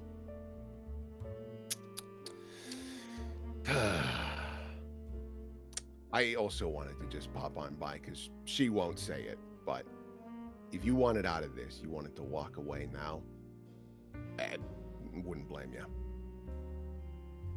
It's not your fight. It isn't my fight. In fact, it's not most people's fight. But it loves dragging people in anyways. Sure as hell wasn't Illyria's fight. No. It's the worst part about this business you guys run. Keeps dragging people in. Yeah. That's why I want to help Delilah get to the tippy top. I don't want to be there. Fuck no. I love being number 2. It's the best thing in the whole wide world. I don't know why anyone wants to be number 1. Daringway should think about that. But listen, it's one of those things where Riviera has a lot of power, and right now it's kind of dispersed. It's messy. They don't trust each other, obviously. But if you put all those cards in Delilah's hand, I feel like a lot of good change could happen, yeah? She kind of thinks about that now, and her eyes narrow a little bit. Mm-hmm. Power's got weight to it. Be a little more careful about tossing it all in her lap. You don't think she could do it? Oh, I'm sure she's got the will. She's got this far, hasn't she? Being able to be a good person in her occupations requires some iron will. Yeah. But I feel like expecting all of that to just work out severely underestimates Morales Testado, Jean Iris. They're monsters. Yeah. I feel like maybe there is a way to get everyone on the same page, though. Maybe, possibly. Yeah, I don't really buy that. So guess what I would don't you- have to though. So what would you do? Hypothetical. She thinks about that. You know, usually I'm not gonna lie to you because I know you hate that. Oh, I don't much give a shit, but I can see through it quite well. Yeah. But I still appreciate honesty because, you know, liars, they get hurt usually. I'm going to be honest is that I've got a few ideas. But quite frankly, I don't know if I really trust to tell you that.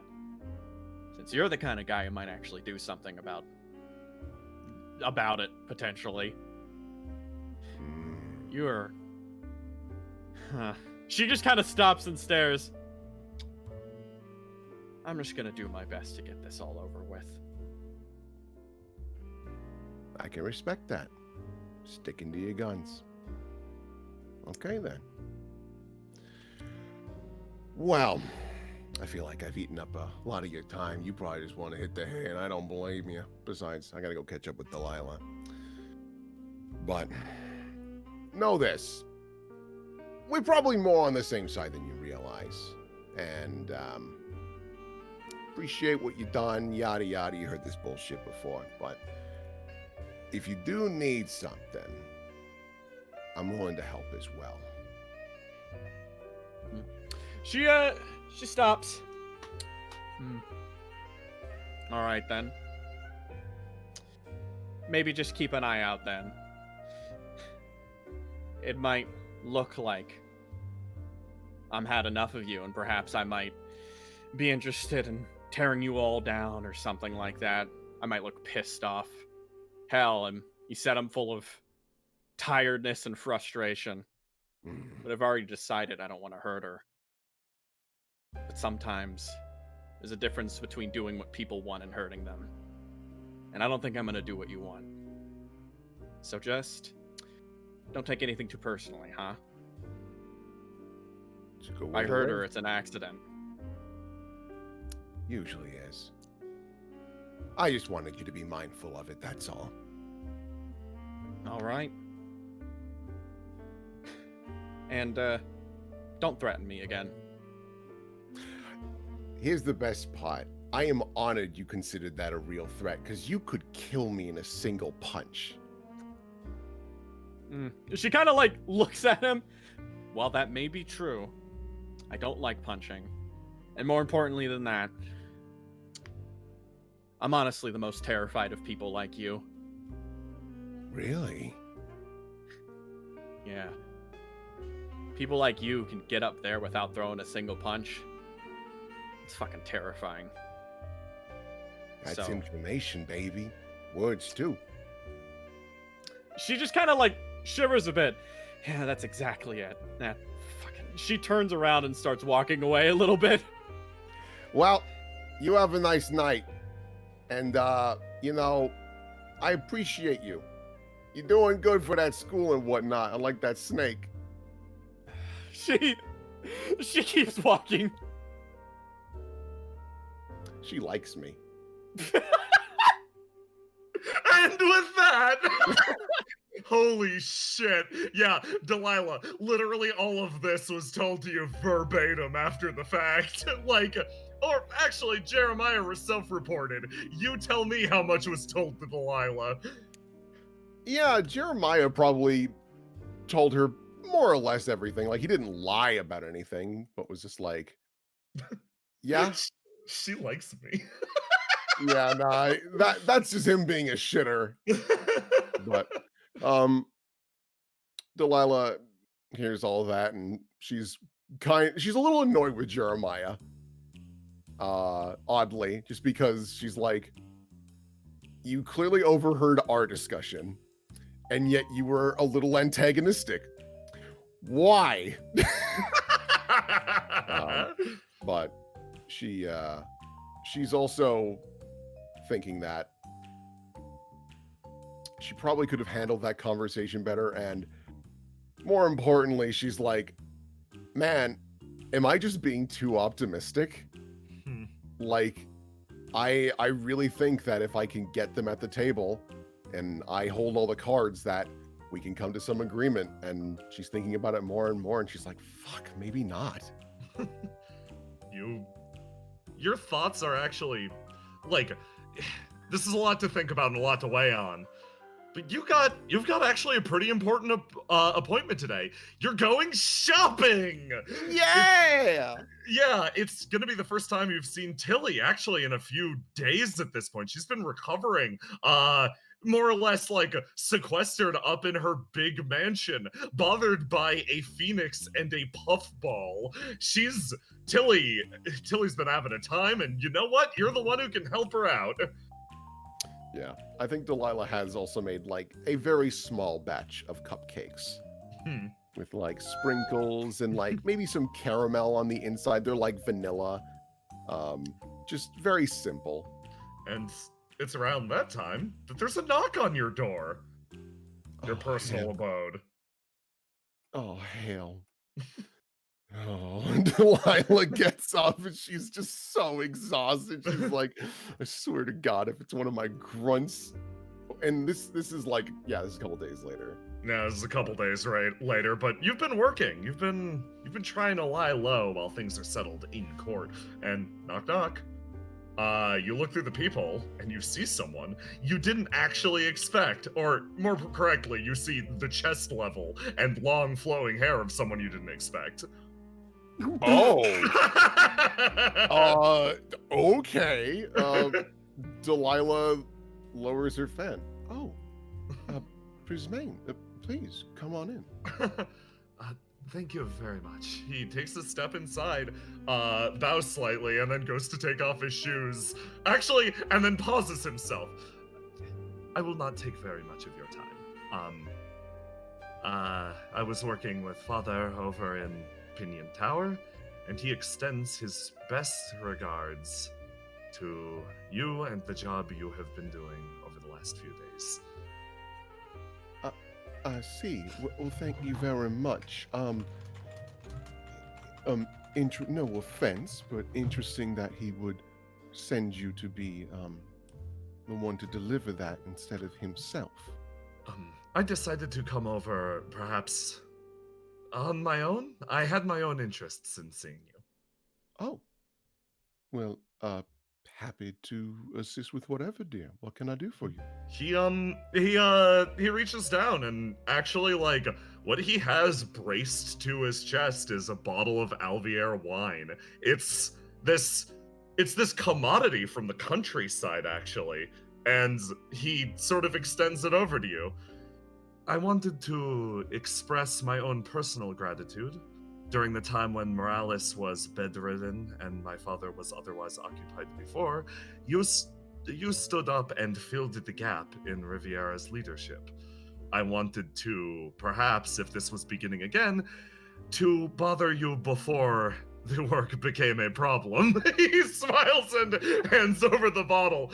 I couldn't bring myself to take you away from your important duties the last time, but now I figure I can at least sweep in before the tidal wave arrives and say that you are doing a great service for all of us in Riviera.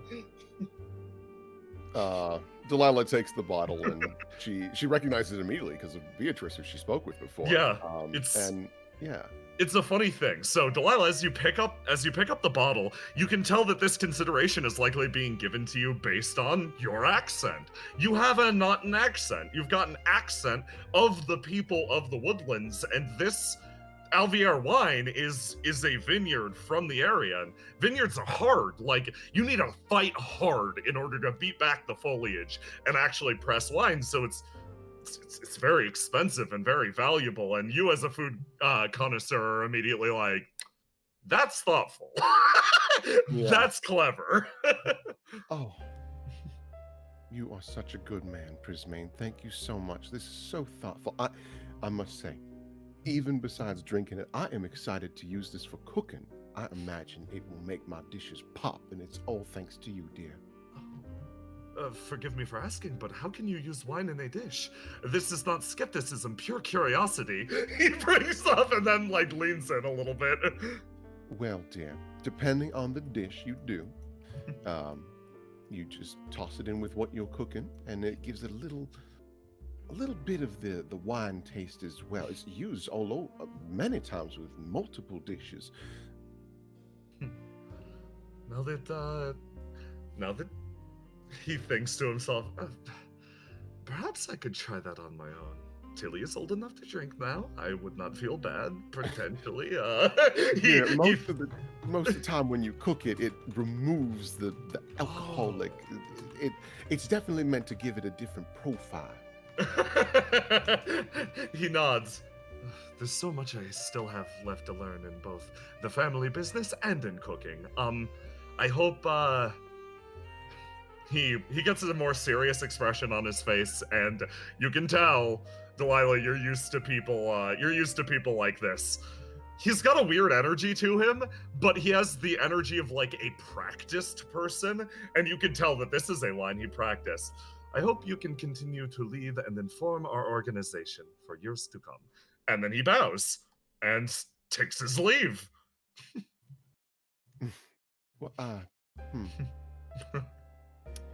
Delilah smiles and puts the bottle away and just thinks to herself, one of the few times the old Deltano comes out. I mean, if there's an empty seat, at least a good boy will sit in it. And with that, I'm going to cut the scene because that line is... Hey, Fade, I've got a question. Yeah. Does Fade have a bathrobe? Of course he does. Fade's in his bathrobe. I am going to show you all the best map in this entire campaign. Oh my god! I finally get to see my Shit, apartment. dude. This is the single greatest map in the entire campaign. Mask, Oh you're my beautiful, you're powerful. Fade, you've got an important date later today, but you're sitting in your little dugout. Yes. In your bathrobe, swirling a glass of wine. Oh god, this 80s beautiful. Oh, it's even better than I imagined. Do you like the triangle sink? I like everything about this place. You are lounging. I love the desolate elevator. I'll bring that up later. Fade, you're lounging, you're enjoying life in your neon hellscape, but you're running over a weird thing in your head, you know? It's a funny thing, Fade. This usually comes up in the morning when you're practicing music. It's a strange theoretical, you know? It just plays off your brain kind of odd. It almost feels like sometimes when you're deep in the tunes, you start to see someone else or somewhere else. And in the process, it's so funny. Like, yeah, you remember back to that night with Galab. You're walking away after a good meeting, and you're like affirming what's going on with each other. Like, yeah, I'll watch your back. Yeah, you'll watch mine. And rather than seeing it from your perspective, it's so funny. It's almost like you're 10, 15 feet back just watching someone travel past, and they're just moving further and further away. And as you stumble forwards, you can't quite keep up. That Fade in the distance and that Galab in the distance aren't meant for you. It's weird, and you play over the thought in your head, you swirl your wine glass once more, and yeah, you feel like you experienced this a few times, actually. It's a strange otherworldliness, almost as your mind is carried away. When was that? When was it last that you felt it in person? Yeah, it was back at that party. Odd. Just feels like you're looking, watching, and waiting as everything goes down. You were just an observer as Beretta collapsed, but it also feels like Fade the person you were just seeing from a little bit out of the corner of your eye. And then there's a strange thought. Just punches up sometimes. You You find yourself sitting next to Fade. Yeah, you're sitting down next to him. Fade's sitting next to you, and he's shivering, he's cold, and you want to help him, but the best you can do is watch. And you watch, and you watch, and you watch, and then the thought passes like it's nothing. And you get that strange sensation crossing your body again, this strange thought experiment that involves places you've never certainly seen.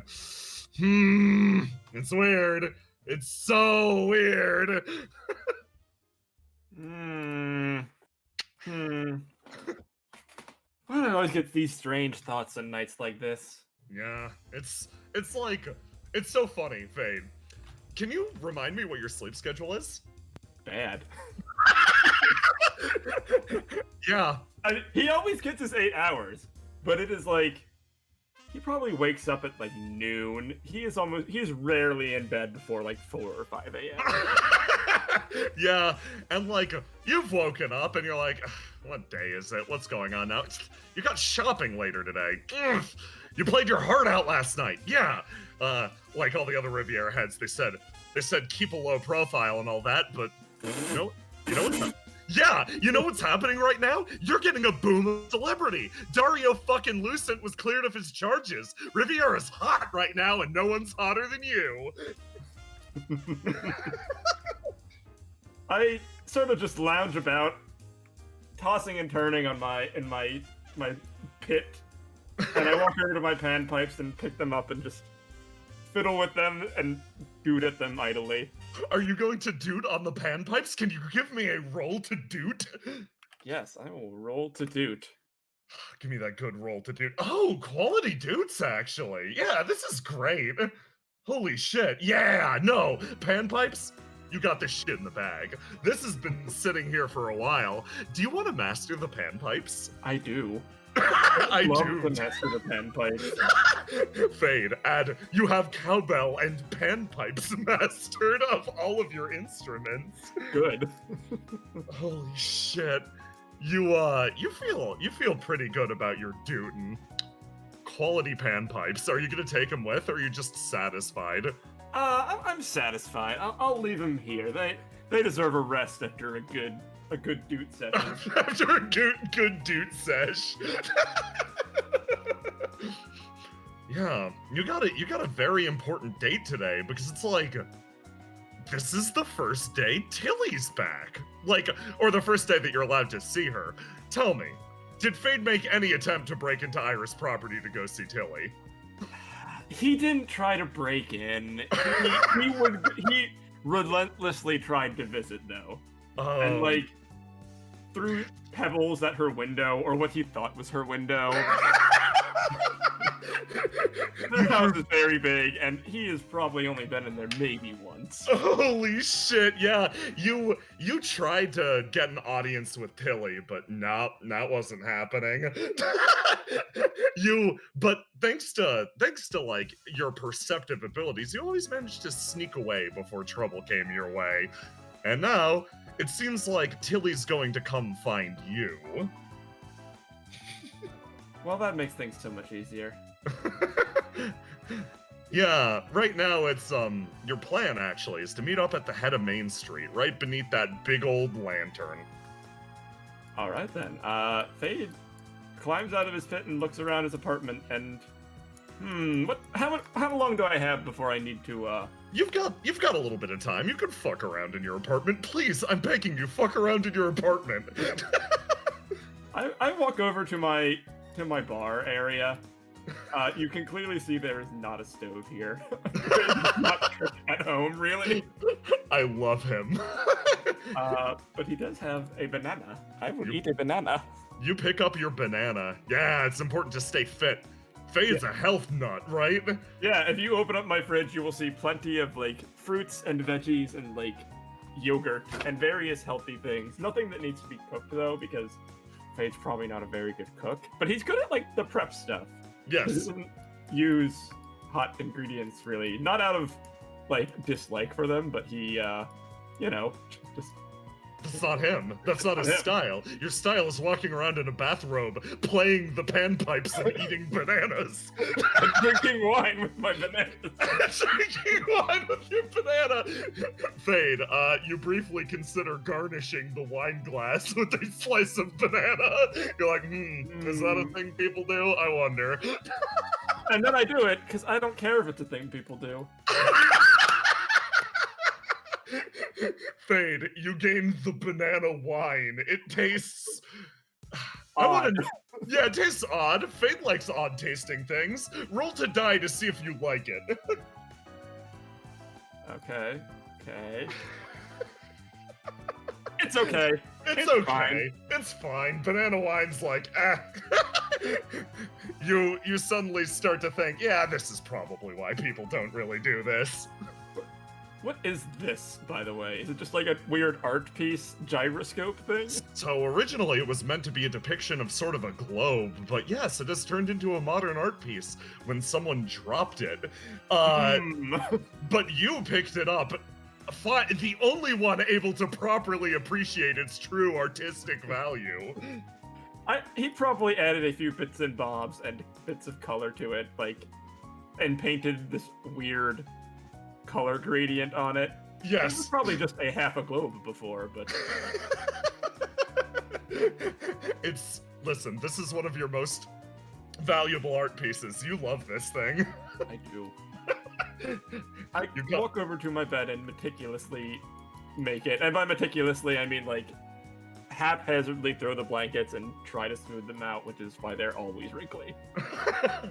Yeah, you managed to put your bed together in pretty short order, and I want to know what this is very badly. I assume it's some sort of pedestal where I put things on. Oh, the staring pedestal.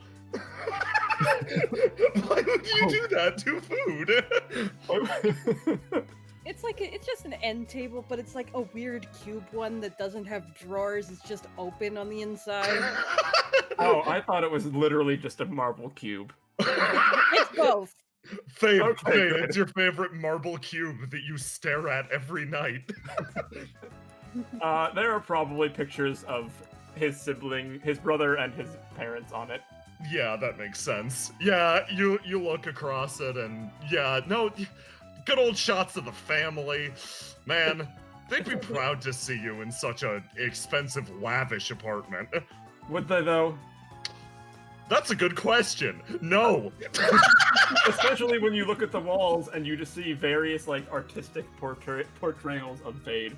Yeah. Like, what's that photo that's like, it's like 4 squares and they're like each 2 different, like, it's like the same portrait, but like, you know what I mean. Yeah, Same colors portrait, are like, Warhol? Yep. Yeah, a literal Warhol. Yeah, he's Warhol literal pop art. Warhol. Yes, of his own face. Everywhere. Everywhere. Various depictions of I Fade. respect you, sir. Yeah, you put down your banana wine and it's probably time to clean off. Yeah, so I go into the bathroom and wash up. You go in and you wash up in the hot tub because you do not have a shower. Of course not. You abomination. I am not I am a man who knows what he likes. And does not care. You throw off your bathrobe, jump in the hot tub, clean yourself, and you're like, this is the life. It feels pretty good, honestly. Like, you're top of the world right now. With Dario getting off the hook, everyone's interested in seeing the various Riviera heads, and rumors about the mysterious Fade Philadelphus and his ties to crime have only skyrocketed your popularity amongst the public. I walk over to my clothes pyramid. Oh, what the fuck is that? Or obelisk? We'll find out. Who knows? Obelisk. I open up the closet obelisk and pull out one of my many very similarly colored neon crop tops and athletic pants and attach my suspenders. Brand new suspenders, brand new Fade. Now it's time to get to shopping. So I walk over to the elevator and hit the button, and Nothing comes up. The door's open. There is nothing there. Fade jumps onto the wire, or that, the elevator cable, and slides down. Fade, your apartment, based on its appearance, a lot of people would assume that it is first and foremost in Pinion Tower, some sort of swanky ass, future, this is the apartment of the future, right? God, no. Fade, your apartment is actually in this building, up on top of an out-of-order elevator. It is. I could fix it. I don't. You do not. And you walk out onto the street ready for another great day. Fade, I love you so much. Let's take 5. Yeah. You fucked me up so bad with, yes, I walk over to my clothes pyramid. Jesus Christ. Thank you so much. Oh, guys, no, you guys are missing the idea of how he gets back in the house. It's clearly how he got into Saunders' house. Pause at the window. Hey, can we reveal where Saunders' apartment is? Yes.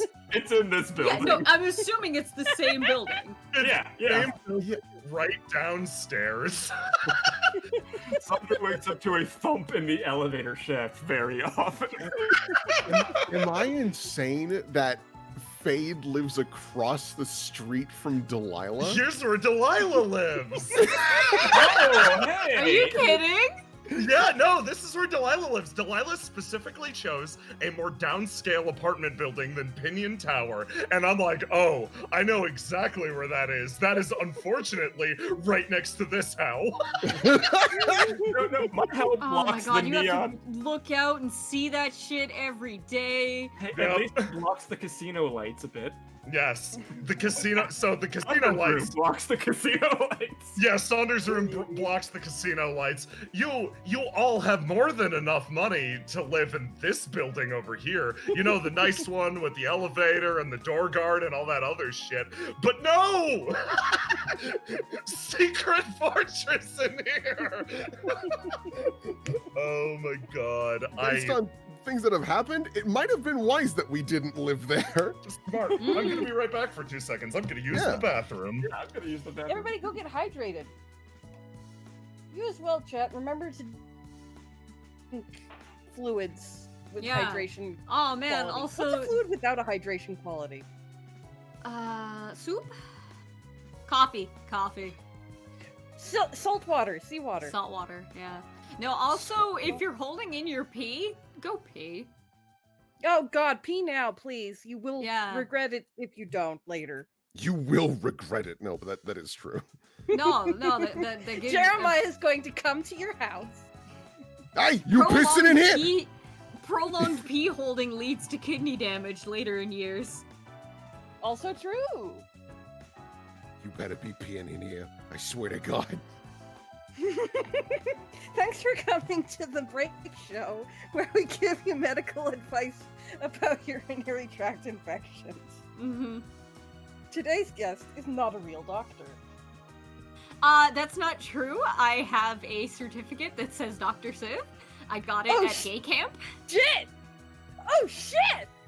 Oh fuck, we got a professional!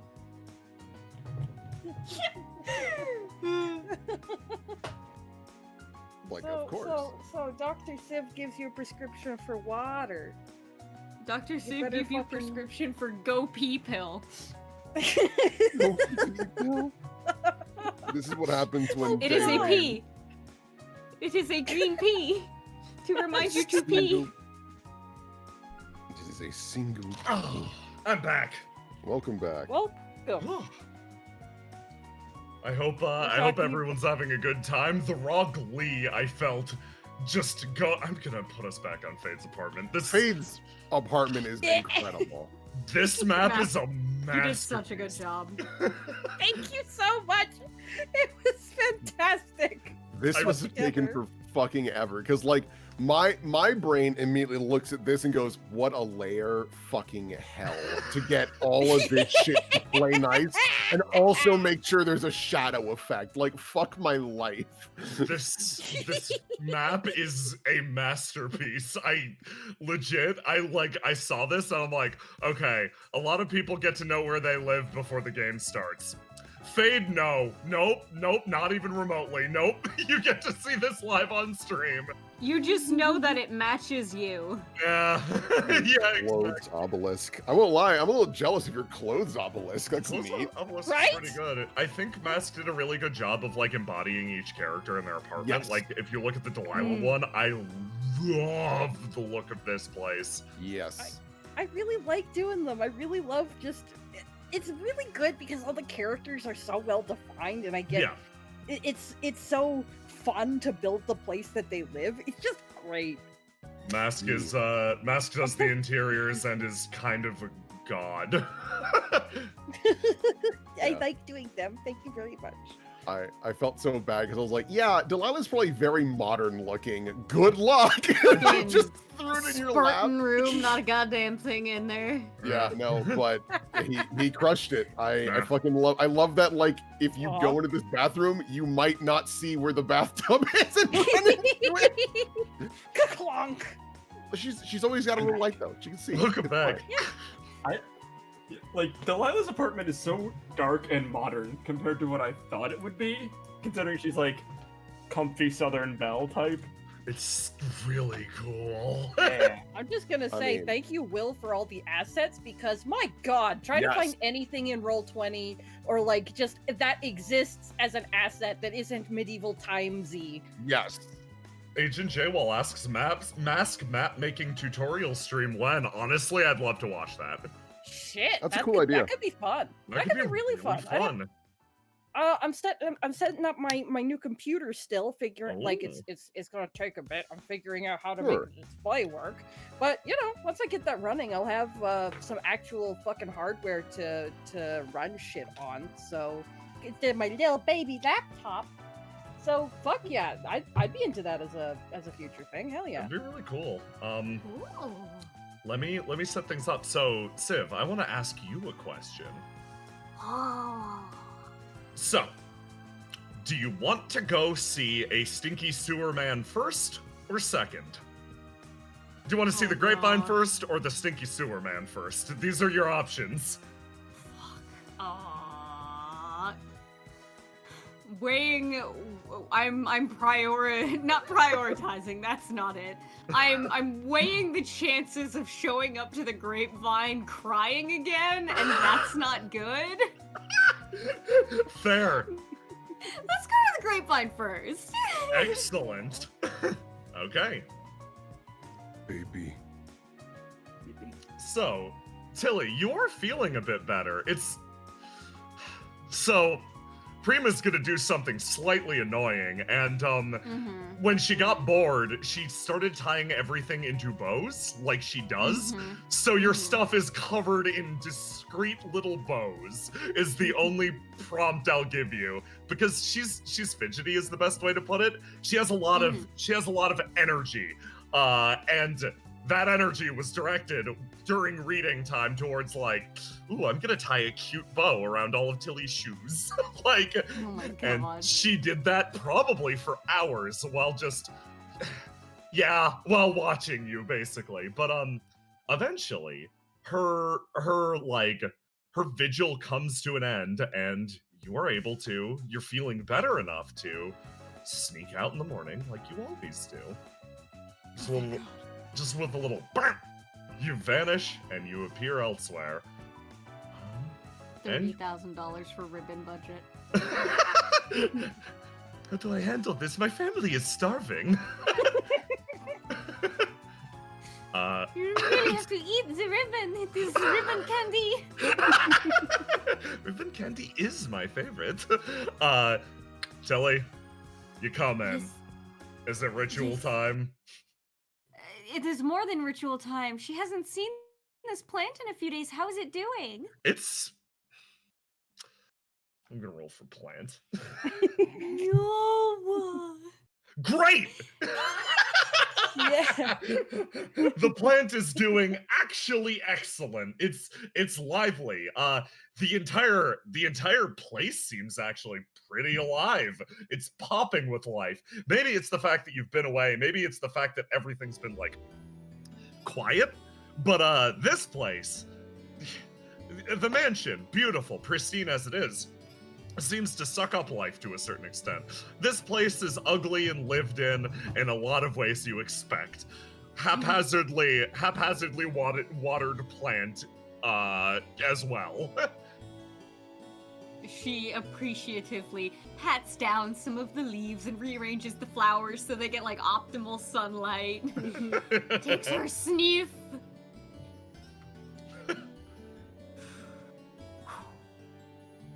Hello? You hear a thump immediately. Is that Tilly? Fucking Tilly's here. Tilly's back. He knocks the fucking mugs off and fucking runs over and wraps it around you. Sal Oh, fine, how are you doing?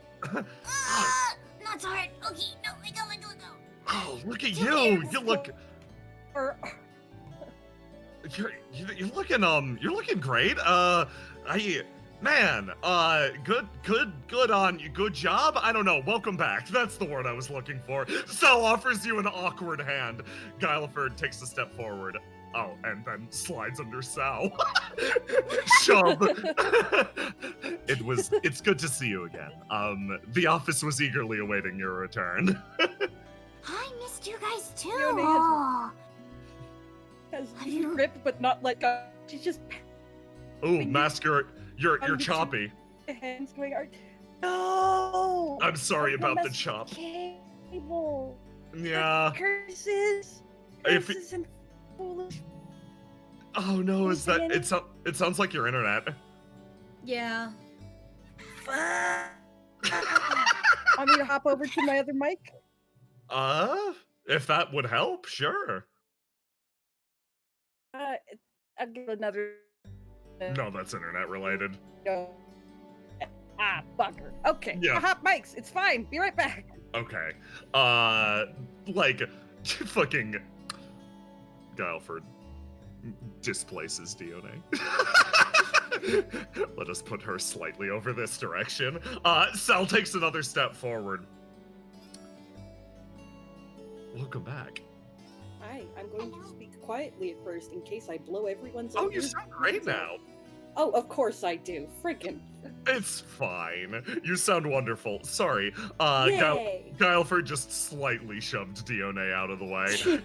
She scoots back around. Everyone's like sort of mobbing you. Sal puts his hands up. Everybody, let's give her some space, okay? Gyliford takes a step. Yeah, of course. Yeah. She has her big bag of things. Okay, no wait, I need to carry that in here. Okay. A little meeting room. Yeah, let's use the meeting room. It's been days since we used this place. Yeah. Oh, hon. So good to have you back. She leans down to Tilly and whispers, say something about his hat. I was wondering. I was gonna ask if he's still wearing it. He's still wearing it! He looks very proud of his hat. He's not taking it off. She sits down. You wear that very confidently. He looks over at you.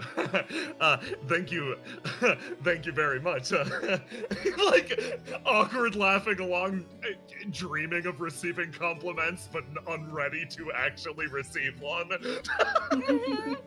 Dione just sitting with her hands under her chin like, Bijou's chin hands too.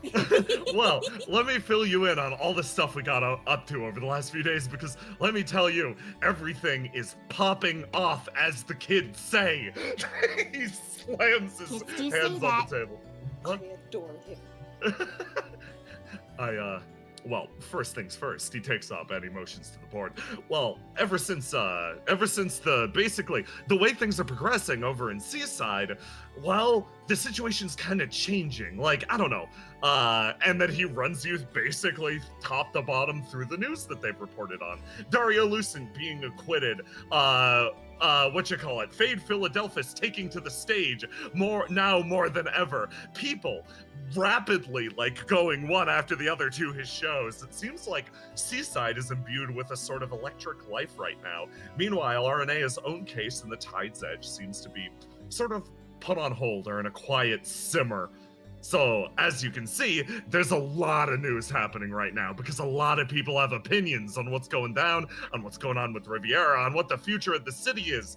We are in a what's the word? A golden age. A golden age.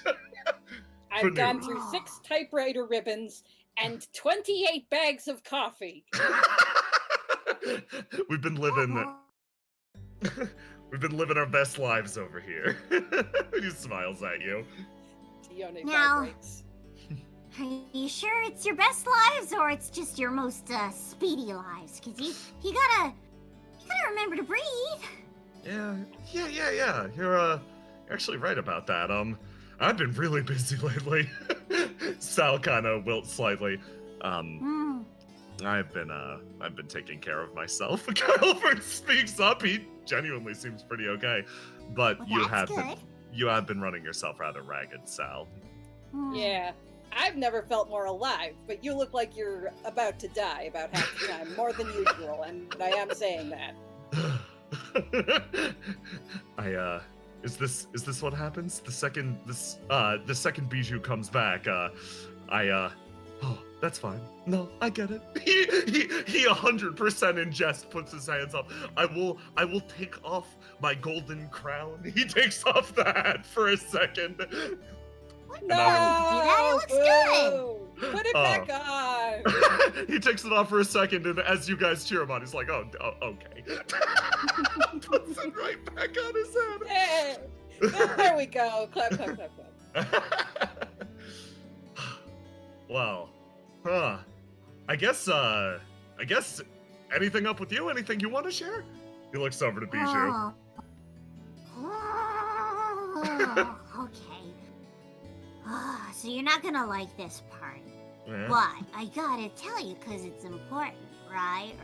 And she taps the side of her nose.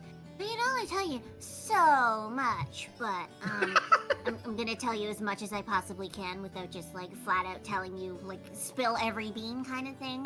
And also, She starts ruffling in her bag. I brought this. She pulls out a big sealed up folder. Oh. So, this is super, super important. If for some awful reason this place catches on fire, don't save my camera, save this. Oh. What? Even more If the important. toilet erupts or something, don't save the coffee machine, save this. Ah! What? Big Sweetheart, fucking eyes. Do you know what you are saying right now? I think she does. Sure do. Hot Okay. damn. So, What is it? This is the most answers that you guys or anybody you decide to give this to are going to get if I can't give them to you. This is the something happened to Bijou package. You say that, and Sal's expression just dowers for a second. Guilford remains silent, and then he... Gotcha. Yeah, more important than my own life. He takes it. Yeah, she gives Guilford a very knowing and thankful kind of look, you got me. Yeah. Guilford just quietly nods. Hon, people will die before they get that, and it won't be me. Guilford puts a hand on your shoulder like a don't worry about it.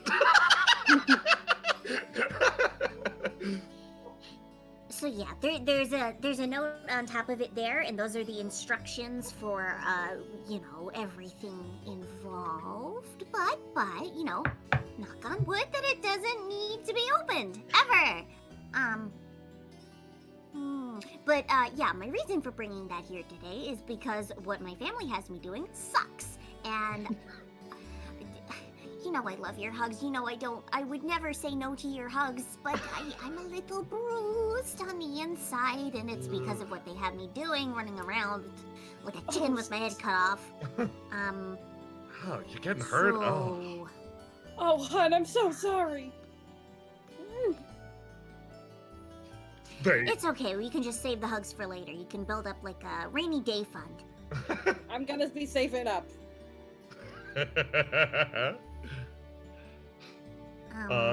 Sal thinks about this. Huh. Well, I wonder, you interested in staying around here then today? Like, we could use the help.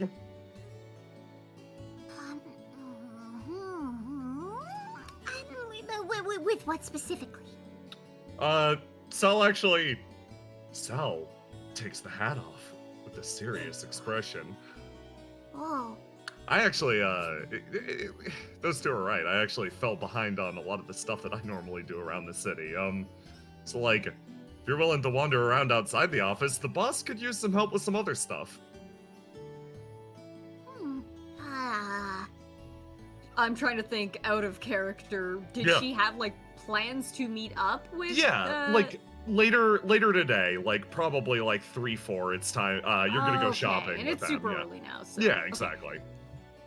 Okay. As long as it doesn't run too far into the evening, you know, like not past my normal shift kind of time, then yeah.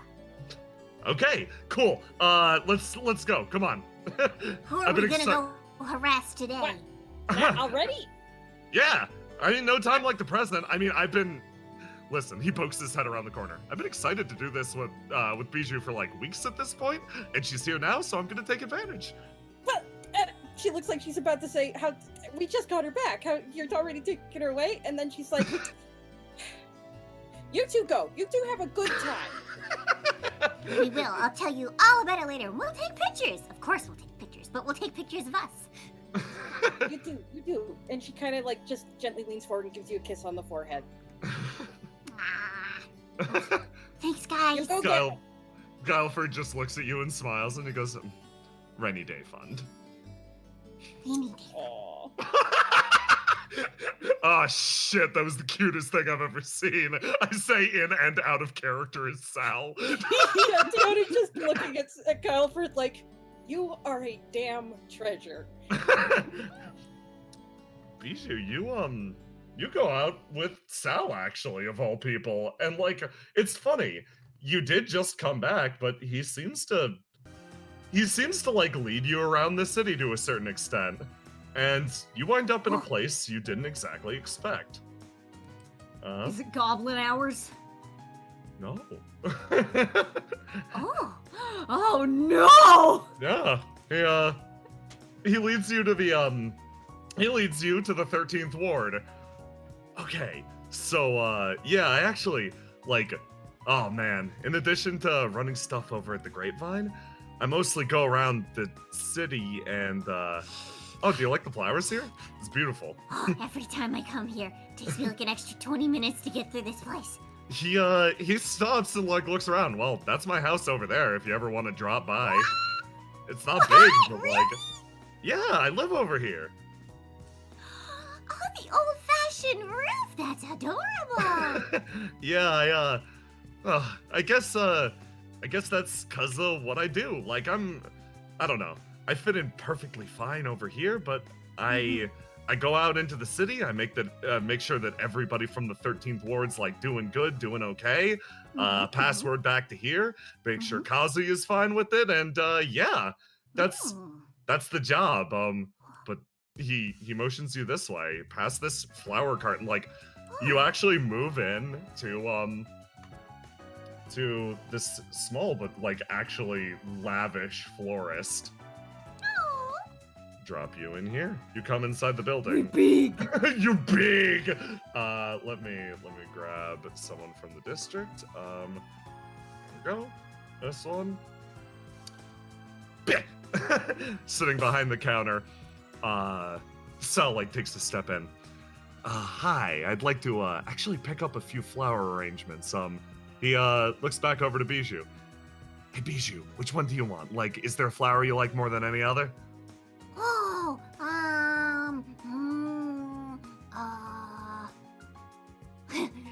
It would be bad for me to say Iris.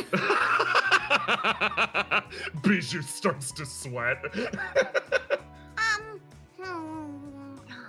I'm sure I have a favorite flower, but I guess that changes, like, probably every time I think about it. You pick for me. Okay. Yeah, believe it or not, I'm actually kind of good at this, he says, leaning down as he looks over all the various, flowers. Well, in this case, based on what you bring to our office and to our lives, I'm thinking, you got any allium? And, the florist, turns back around. Yes. An odd request. Yeah, I mean, whatever. Bijou makes this face. Are you calling me an onion? Listen, they flower beautifully, and, they mean unity and prosperity and a bunch of other nice things, and, yeah, they're edible at the same time. Okay. Good in soup, yeah. Moves back around and hands you actually what appears to be, yeah, no, you get a real ass you basically get wild allium, which is gorgeous actually, if you look at it. Slides it across the table. Here you go. And yeah, a few extra ones. I'm thinking, you got anything with what would be a good match? A voice comes from the doorway. Mallow would be a pretty good flower to take. Oh, hey boss, kind of waves. Kazuya moves into the room. I heard my little ambassador was back in the 13th ward and brought a friend. Oh, so I see you're taking my advice. Flora, especially, its arrangements in the local area have proven to be most, enlightening. Thank you very much, my dear. He bows deeply at you. She does a little curtsy. I could also perhaps take the mallow for myself, if you so wish. The florist moves across, gives Kazuya a bouquet, and Tilly, noticing very closely, a lot of these have been set aside for Kazuya in particular. He who, of course. Well, for us, I need to, I have anything with carnations in it? I think, white. You gotta be careful with carnations, because sometimes they mean bad things. Ah, crap, you're much better at this. What color? What are you feeling? Well, who's it for? I gotta zone in. He looks back. This is actually for, I wanna get a bouquet for Guileford. Okay. I kind of want to get one for each of us. Oh, okay, I gotcha. Okay. Let me think, Guileford. Well, of course hydrangeas match him, but those are... So, not those. Oh, carnation is kind of right, though. Maybe a white carnation, and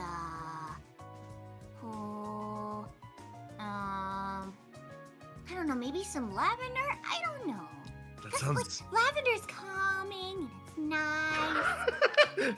The florist behind the counter is she knows her stuff. Moves back around and, arranges you a bouquet. Not up for me job, I have too many jobs. Yeah, seriously, don't even think about it. Kazuya shrugs from behind you. Well, I assume you'll be taking the aster bouquet to the normal place. Yeah, of course. It's actually where we're stopping by next. The bouquets are slid across the table. It's nice, good to see you again, boss. You keep up doing the good thing. Come on, Bijou, let's go. Oh, okay. It was a pleasure to see you again. He bows again and then moves in. So, about my bouquets. you two move back outside. That man knows everything that's going on here. Always. You mind coming with me as I drop one of these off? Mm-hmm, of course, of course. Nice. He starts to move forward.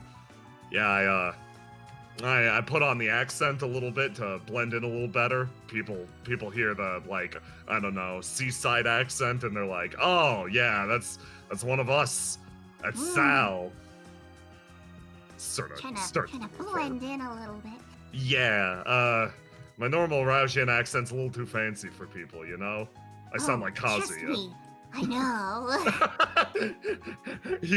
he starts to, like, he actually starts to chuckle along. Yeah, it's a real pain in the ass, actually. It's affected, but I like this accent more.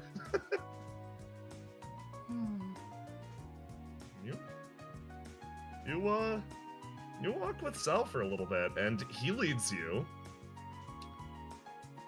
over to the graveyard, where he drops off a bundle of flowers, aster, back behind the counter, and you are...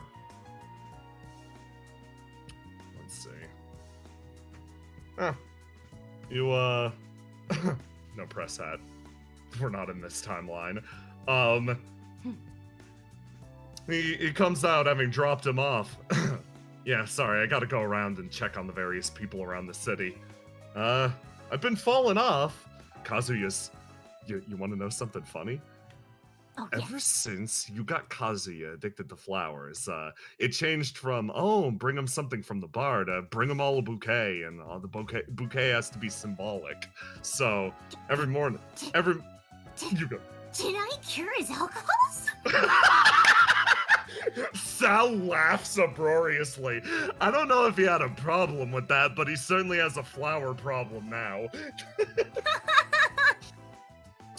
Yeah, no, we run flowers all around the city now, just as a, like, reminder that family's family no matter where they are, you know? He, sort of taps his, plate. Oh, you gotta try this, actually. It's green beans and sunflower seeds. It's awesome. What? Thank you for the hamster meal, Salazar. He chews on them as well, like a hamster. Oh, this is pretty good. This is, like, fun to eat. That's honestly a pretty good time. Like, I don't know. I'm sorry to drag you out and around like this, but at the same time, there's been a tone and a fervor over the office, like, hey, what's Bijou up to? What's she doing? But I don't know. I feel like right now I should be offering you some, like, life advice or something. I don't know, like it's a boss's duty. But I'm bad at that shit. So let's eat food. He slides you more food over. Idea. I also like just I like buzzing around the city like this because I don't have to do my usual work just directly right back into the fray, and this just gets me used to moving around more, and I appreciate this. Well, if you ever want to stop by, I wake up real early, like 6 a.m. I try to get the bouquets early. Yeah, no, me too. 6-ish. 6, yeah, it's crack of dawn. And, yeah, run bouquets around the city. Everyone's always happy to see me. It's kind of nice. That is nice. He smiles at you, that big fucking scraggly ass grin. He's got very sharp teeth, you notice? Mm-hmm. Yeah, like, I don't know. It's nice to feel wanted a lot of places. I didn't fit in great in the 13th Ward, but everybody who wandered out and, like, set up a business of their own, they're always happy to see me. Like some connection to back home. You're like a symbol almost. Yeah, Wait, exactly. no, hold on. Don't let that go to your head, though. That might give you a complex. Man, and I was about to put the hat back on, too, and feel great. Well, you can put the hat back on. I'll put the hat back on. You're Sal, and that's fine. That's all you gotta be. Darn straight. You're Bijou, and that's fine too. Here, pass me the plate back. I want more. She's shoving the plate back for him. He takes the big sunflower seed and eats it. Just one giant sunflower seed. Seriously, if you ever want, like, just like, I don't know, guy behind the counter senior with me, that means he knows you're cool now. You'll probably get a discount or something, right? He looks back behind the counter at the person behind there who shakes his head. Okay, no. He looks at you instead, Bijou. I'm drinking water, sorry. Seriously, thanks for sticking with. You obviously make the office better and all that other crap. He stands up and offers you a hand. Oh, what else is there to do? Well, I got a lot of other stuff if you want to follow me around the city. I got a place to head up in the back alleys and Oh. She thinks for a moment, Oh God, back alleys, and then realizes, wait, I've dealt with scarier things. Hell yeah, that's the attitude. Sal starts to walk in. She goes like, Back alleys, let's go get them. Bijou and Sal, you go around the city having what is like probably the most normal day you've had in a while, and you can see how much people appreciate Sal if they, simultaneously give him a hard time. mm-hmm. Let me drop you a few places on your little montage. Your triad.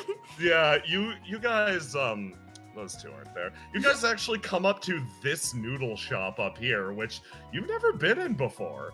Noodle. It's a quiet little thing, off to the side, and Sal leads you in. Does Bijou get noodles? You notice that Sal is eating as he goes around the city, pretty much non-stop.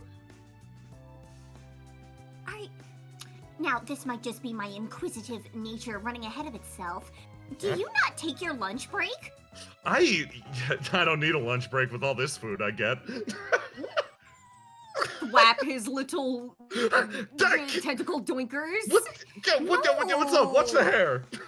You gotta let the food digest, or else you're gonna get a hurty tummy. Yeah, but at the same time, the people are gonna be offended if I don't eat the food in front of it's a goodwill thing, and I'm happy to receive this goodwill. Seconds, please. He puts his hand up. She will get some noodles. You get some noodles. You get the noodles from the nice old noodle lady, and do you pick up extras for you-know-who?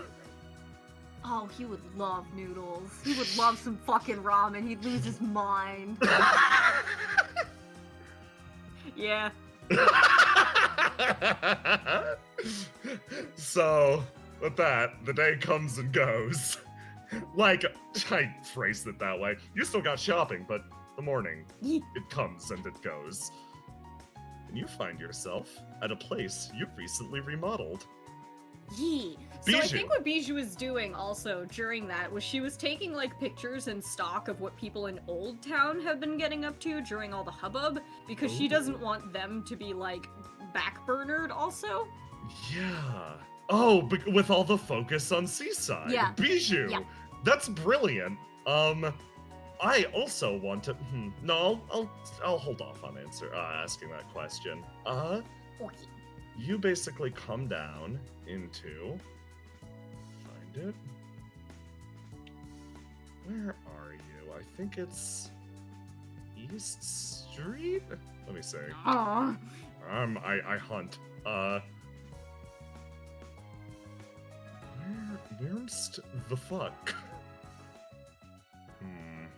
Where is my beautiful house? Near the grapevine? That makes sense. I see it. This Okay. This custom Dewey Decimal System. Yes, let me... No! No, the ground! Oh, not again! No! God, no! Tira, this is fine. This is okay. The floor is made of void! Let me It's a training exercise. Holy shit. Bijou, I'm sorry, I ate the ground. Leaving you leftovers! Oh, holy crap. Okay, hold on. Let me just really quickly fix this up. It's good. We're good. How's It's everyone good. doing? It's fine. Break as fucking the universe implodes. Mass, do you know what tile that was by any chance? Save me. I will get right on that. Don't mind me. I'm just in the background fixing the set. Oh, I know how to fix this. You know how you can find what tile it is by checking out the most recent mini RP uploaded on the Forgotten Indigo Patreon. Okay, man, that was the smoothest thing I've heard in my $9 entire tier. life. You fucking legend. Let me just hop into Map Slurp Zone, grab the tile, upload it, live my life in that order. Thank you. Let me do that. Oh, So it's as you this can see, one. Tyr installed the basement. The Better be a basement. good fucking man cave, dude, or else I'm killing you. Oh, Bijou, let me explain. Back in the Tide, we had a form of training, which is trying There's to a dig shag through the- carpet. You're a dead man. Oh, No, it's fine. They call it beer pong. I don't drink, but Okay. I heard that they said it makes people black out, so I thought that meant chewing through the void. there we go. Okay, I have fixed the apartment. Yay! Okay. Those damn flash termite floods. They come from the fucking canals. They devour. Okay, Bijou. Yeah. You come home. Oh god, how is that flower doing? Time to roll to die for our good old pal Julius Tyr. Let's see if he minds the flowers. Julius Tyr loves flowers. It's thriving. That honestly makes her feel so much better, because that being the first thing she sees, and that it's like being taken care of, is like, okay, good, he hasn't just died and curled up in a corner.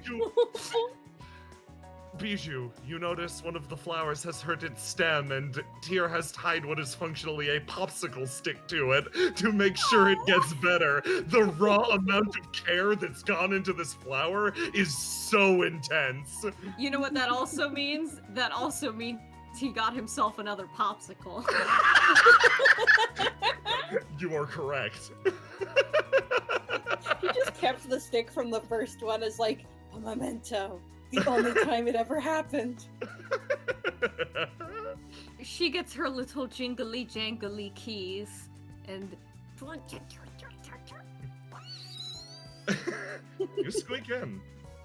And exactly as you expected, he is sitting on the pillow. He is meditating. yes. He actually doesn't seem to notice you at first. Food! He sits bolt upright in a second. Food, hi. He moves over. Hi! It's been a few Hi. days. Yeah, no, you go. Yeah! Yeah, no, you go first. Tears genuinely like taken aback for a second. I had a sneaking suspicion that I found some food that you might like. She Yeah. sets it on the table. Are those noodles? Mm-hmm. Moves in. And I can have these. Mm-hmm. I already had mine. Well, thank you. He sits down immediately and like gets to work on the noodles, and Puff. you poff down, and Bijou, your sensitivity starts to pick up a little bit as Tyr just Oh no, it's the fucking sparkles. digs into this, and yeah, you see the sparkles, and you feel those sparkles, and like one after the other, they start popping, and for a second, you don't just see Julius Tyr. You see a scene of that same noodle bar you just went into, with Vaughn and Karsh by his side by side, all eating noodles. This, my friend, you just brought him his like job well done meal. Whenever he'd do a good job, Vaughn would treat his boys to noodles. Oh. He exhales, having finished them. Sorry, I was feeling a little nostalgic, actually, eating those. He stands up and, goes to clean up. Is there anything I could do to assist you? Is the couch enough? Should I move it somewhere else? He's, uncertain of what he's supposed to do in this situation. She's got her face, fluffed into a pillow now because she's trying to, keep herself, not crying over, oh. So she's just like, No, the couch is where I want it. I'm sorry, you're going to need to speak up. What was that? The couch is where I want it. It's fine. Oh, okay. Excellent. I was worried I displaced it during training. He sits back down. Well, if you did, I didn't notice it. Do you like your butterfly? He looks back at it and then closes his eyes, and with a very honest, just smile that borders on a smirk. I love it. It's been quite an exercise. Oh, the butterfly or the training dummy? Oh, I don't know. Are they is that one being or two? I think in this case it would be two. I had a relationship with this dummy before the butterfly arrived. He takes a step forward. This is quite an effective dummy, in fact. It stands up to every attack I throw at it. And the butterfly just serves to draw out maybe its staunch beauty a little bit more. He stops. I'm going on again. I apologize. He moves back over.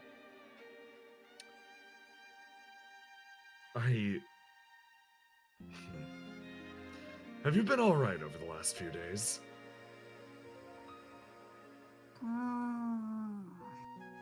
No. Well, what is wrong? He sits down, crosses his legs, and then just aims to listen.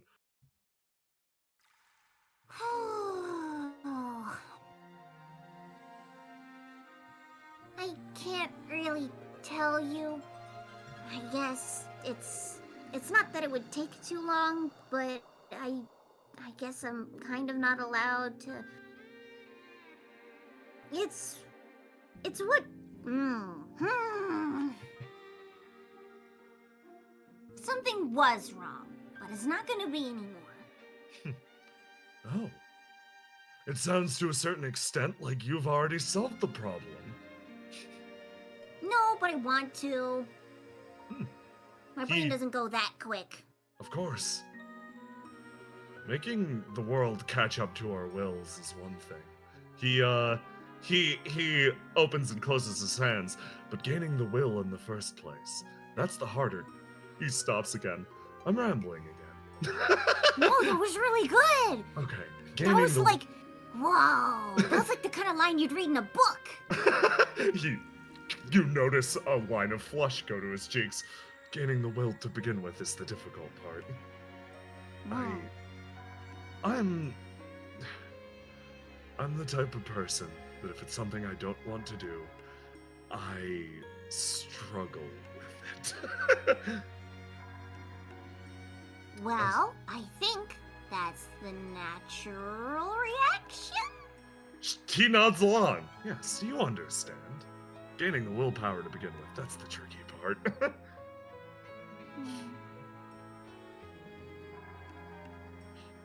For example, he looks back and forth. For example, taking care of that flower outside. I'd never taken care of a plant before. It was a little intimidating in itself. But I've given it a name actually.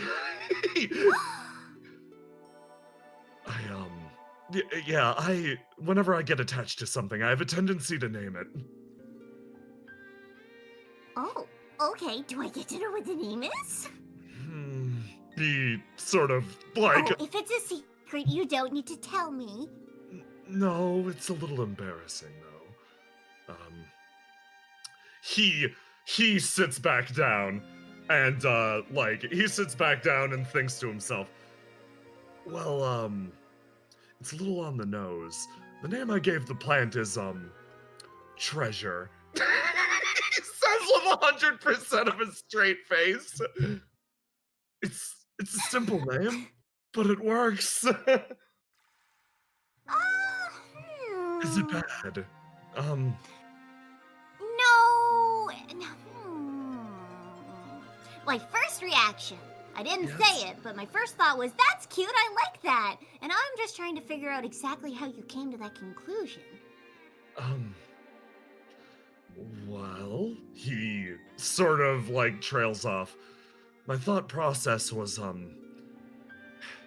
whenever I get close to something, my mind tends to race at a mile a minute, and it jumped from one thing to another.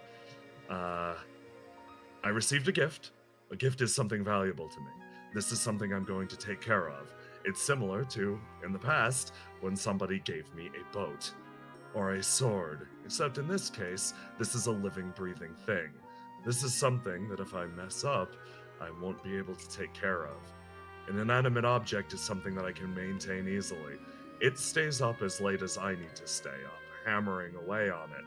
So, this thing that differs from all of the things I carry on me right now, which are exactly as valuable as they are, is something whose value outstrips anything in my possession. As such, it is something precious to me and a treasure. He goes on, all of that happened in a mere moment, and I said, Plant, your name is Treasure. Oh. Well, I mean, I guess if you already had all that stuff kind of figured out about the way you look at different objects, then that would come naturally, yeah. It's because you asked. Oh, you know, here, let me show you what I named my plant, actually. Come here. Of course. He stands up. He gets a smile and he chuckles. So I'm not the only one that names them. That's good. Okay. So I already showed you this, but recently, I had some friends over, and they were the ones who helped out around here. And at first, we were looking at this, and we were thinking, oh, let's name it Omnis, after the month that we got the plant. Because we didn't know what month it was. I couldn't remember, so we decided Omnis. But then I was like, no, wait, there's another plant that connects to this one. And then Teach said, Aram and Vale.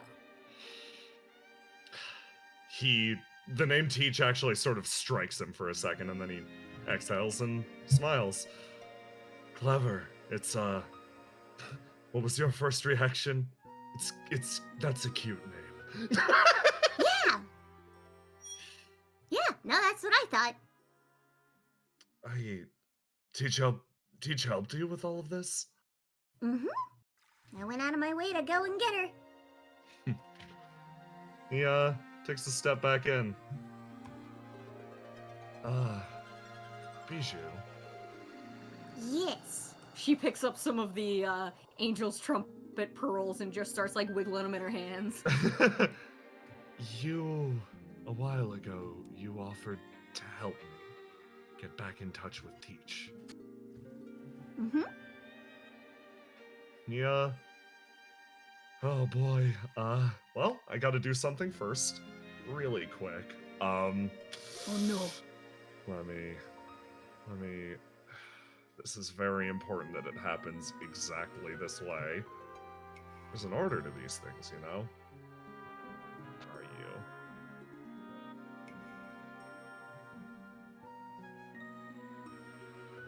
Where's the moth? You just noticed the scuffs on the side of this thing here. What kind of creature was living here? Here. Yeah, that one. Hold on. This'll take me a mere moment. Tyr's literally processing. He's like, I have to say words. Oh, I have to. oh no. My words, though. Okay. She gives him a minute to get his gumballs in order. Tyr is like, you just got the rundown of Tyr's thought process. It's gumball adjacent for sure. He followed the train. Tyr smiles at you. And with a very genuine look on his face, he says, I think I'm ready. You've gotten Tyr to the point that he's actually comfortable enough with this. I don't know the words to use. So I was kind of hoping for a little help. Ooh, okay. Oh, this is great. I'm so proud of you. Oh, this is gonna be great. Okay. Okay, so first things first. Wait, where did I put that desk again? Oh, I guess the table works. Okay. She scoots around the other way and like wiggles. No, you go the other way. Okay, No, you okay, go I'm going the way. other way. I'm going the other way. Okay. Yeah, for all of this. Okay, sit. Yes, I wanted to say thank you. Huh? We're good? Okay, J-Man, really close to my ear, and I was like, Had I a wanted to say sudden thank you, zoom Funk. out of Bust fear. through the window. I just yes, I wanted to say thank you. For not only this place, but for all of it. And I wanted to ask one more thing.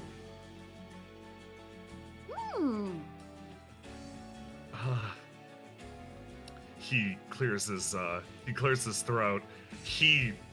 You've known Tyr for a while. Asking for help is not something he does.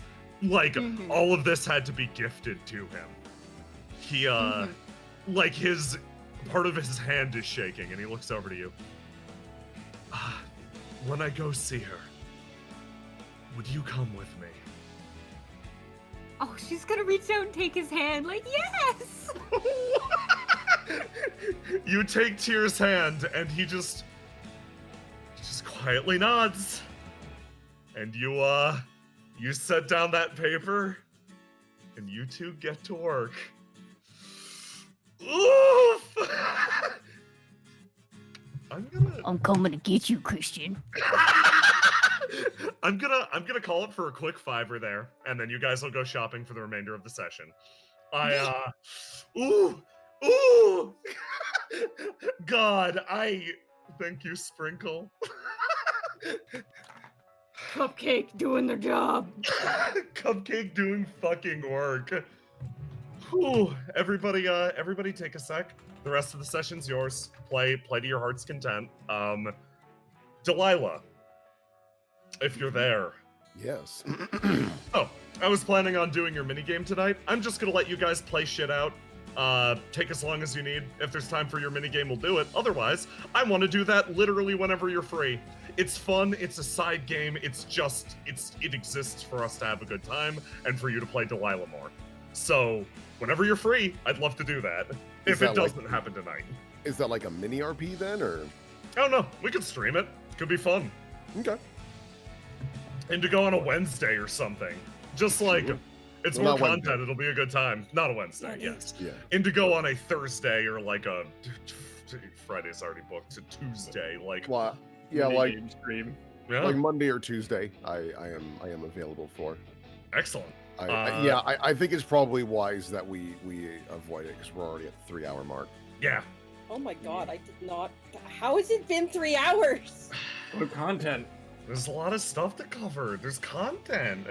I did not expect Teach to brutalize the audience on the bridge. I was like, You should have known it was the bridge. It's her place of power. fucking bridge, man!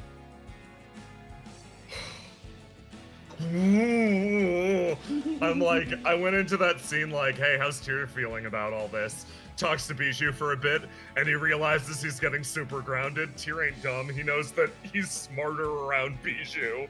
It's like, okay. I have stolen your only brain cell. I'm holding it ransom.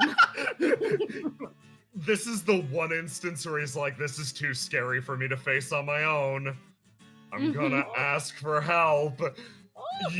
fucking Selef did the, like, you can ask for help if you need it. It's been roiling around in his mind until he's been nothing but reliable, and he's like, fuck. It's too scary on my own. I Oh. need help. Oh, buddy. Oh. Tear. So, okay. It's what the moth friendship. I'm glad your mic's working again, Mask, because God, me too. you're ready for lots of you. Oh my god, yes, let's fucking do it. Okay. Exclusively you. Yes, that's right, it's my show now! Sorry, Carl. Okay. Good night. I'll go to bed. He takes a nap in his hot tub. I could take a nap anywhere in that pit. It would be so comfortable. Fucking I could take a nap anywhere in that pit. I have taken a nap anywhere in that pit. He has Pit slept license. in the clothing obelisk. The cloth obelisk, maybe. How drunk was he? Mm, Just a little tipsy, don't worry about it. just a little bit. He doesn't drink that much. You invite fucking Sonder over and ambush him from the cloth obelisk. I make him sit in the pit, and he is not pleased. I invite him over. He walks into the bathroom to see me in the hot tub. Let me do this. Okay. Put a plus in chat if you're ready. Let's just do this. Okay. 4. 5. Excellent. Let's. Someone okay. stole my nose. Give it back. Oh no, your nose! Let's do this! So, Holding a hostage But if with someone- his brain cell. If someone took your nose, wouldn't it be that? No, have it's negative like a nose. little X mark because it's like the mark that's like how they do it in cartoons. where it was detached. Here So we go. the question here, Civ, are you Bijou or are you Tilly?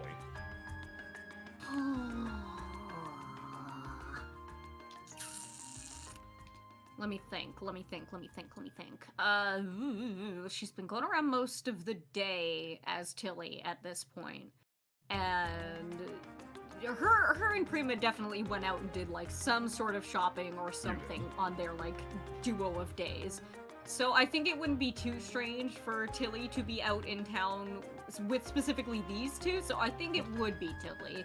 So yeah, at some point she's like, okay, Tyr, enough crying, time to go. Hold on, I'm gonna roll to see if Tyr cried. No! Listen, I need to know. I need to Live up to know his name. because that moment of pure relief might have been enough to actually crack him. Oh my god! We're gonna fuck! see. You're gonna roll to die if he Let's see. Yeah, I got the DC for this. Tyr cried. He had to roll bad for all of his stats. Yeah, no, Tyr absolutely like. Also, I should communicate what Tyr crying looks like. Tyr makes not a single noise. His chin just wobbles, and 1, 2, 3 tears. That's it. That's what it looks like. You saw that happen. She gets a hanky again. You know what? Actually, she probably gets out the same hanky from earlier. She's like, "You can keep this." Big snotty tear nose blow in the hanky. Okay, so we have a Chantilly Iris, and yeah, you all are meeting up to go shopping. Look, you meet exactly where y'all promised, under the big lantern. And it's funny. There's also someone else who was around when you guys made the shopping plans. A rather unexpected guest. He silently joins the group. Ooh. Oh. It's him. Oh, happy to have you join us, Graves. You interested in getting a new jacket or something? Moment of silence. No. Thank All you. right. Then. All right. Now, if you see anything that makes you interested, you let us know. Looks away. I'm gonna get you a new outfit. Slow exhale. Dear, don't you worry. I'll make sure it remains in dark colors. Knowing him, it'd be tie-dye. At least Oh, get he a would You top get a top. little, you get a little snort at that, and then he quickly resumes stoic expression. Fade would look great in tie-dye, though. Like, now that I think He about it. would. When Graves snorts, Delilah just raises her fan is like, I caught that boy. He makes eye contact for a second, then it's like, back to looking off into space. Stoically. You're allowed to have some fun. Okay. Do we want food to start out, or do we want to come back here later? Cause she presses up against the glass. I know you're in there. Mallow's inside the bakery. Y'all gonna say hi to Mallow? Yeah, we can say hi to Here's the Mel. head of Mallow. Bring Mallow outside, actually.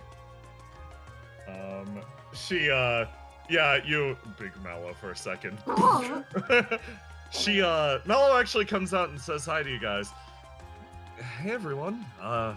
I didn't expect to see you all here together. Well, welcome to my bakery. She says, looking at Delilah and then Graves, who are like, she's a little surprised, and I hope that cake I got you too the other night was good enough. It was Oh, it amazing. was so good. Well, anything you want, it's honestly on the house. Like, all this stuff's we're gonna take it over to the church later anyway. Fade looks around for like some focaccia with sun-dried tomatoes and stuff in it. I can hook you up with that pretty quick if you want it. You don't have to make it special. It's fine. Like, I've got the sun-dried tomatoes. They're just in a jar. Okay. She scoots back in and she flashes a smile at you, Tilly, and then I was worried about you. I'm gonna go make you a cupcake. Oh, okay. Wait. Could I get an eclair? Yeah, of course. She pokes her Okay. head back out and scoots back inside. Delilah looks at her little bag that has cupcakes and decides to just keep them behind her back and looks at the various bread. Let's No. see here. Mallow scoots back out eventually and provides you all with the breads you so require. Mallow, dear, if you'd like, I need to make a few donations to the church as well. So, if you'd like, I'd be more than willing to assist you in delivery. Oh, if you're offering, I'd be more than happy to take the help. Like, it's transporting all this is kind of hard, and when I'm having a big nerves day, I kind of bake up a storm. She motions to all this stuff. No. Dear, What's are going you on? all? What's Okay. wrong? She seems taken aback for a second. Oh no, I've just fallen a little behind on my paper lately. Oh. Dear, how can we help with that? I mean, I'm no brain because I can't help you with that. But if you want, maybe I can assist with the bakery for a little bit to give you more time or something of the sort. What? She thinks for a second. Well, unless you know a way to just make me like a little smarter, I don't know how much. Like, I keep this bakery open now, especially these days, as a way to relax, I guess, because I don't know, I get so caught up in the work that I sort of lose track of what it's like to be outside doing things again. So this is the way I just center myself. It's just you hit a roadblock and you kind of get stuck, and then you're stuck there for a while, and next thing you know, you have a mountain of bread. She shrinks back away. I think I understand. I find cooking and baking to be very relaxing as well. Unfortunately, I am not smart. I'll be honest, I'm not. You're So, smart, Delilah. Dear, you're a flatterer. You're street smart. That's better. I like that.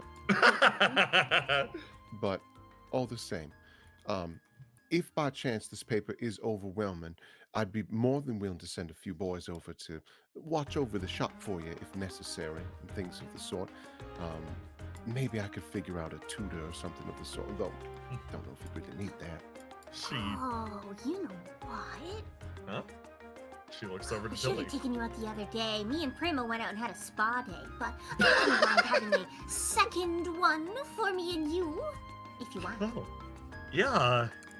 Honestly, the spa sounds really nice. There's that hot spring over in Uptown. I hear that place is great. Hmm. And she actually thinks for a second. You and Prima were hanging out? Yeah. I'd kind of like to speak to her again. She's fun. Hmm. She always got on really well with my brothers. I talked up a storm Yes, about I her. remember. Prima's fun, but in moderation. You say having spent 2 days with Prima? Yeah, I guess I didn't live with her. I did live with my brothers, though. And Prima was like my saving grace with them. Wow. Interesting. They're out of, like, I think they're somewhere up, and she like does mental math for a second. I think they're in Rue right now, causing all sorts of trouble up there. Let me know if they ever give you crap, okay? She says to Delilah specifically. I think they're like trying to start a shipping company or something. Another one.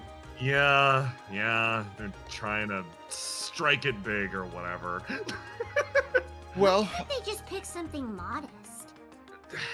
They don't know modesty. That's not the Marigold family way, I guess. Whoa. Yeah. I'm not opposed to more shipping companies. I just worry that the market might be a little overloaded at the moment, and I worry for their start. Yeah. They don't got a good business sense. So I don't know. If they, like I said, if they give you trouble, just let me know. I'll set them straight.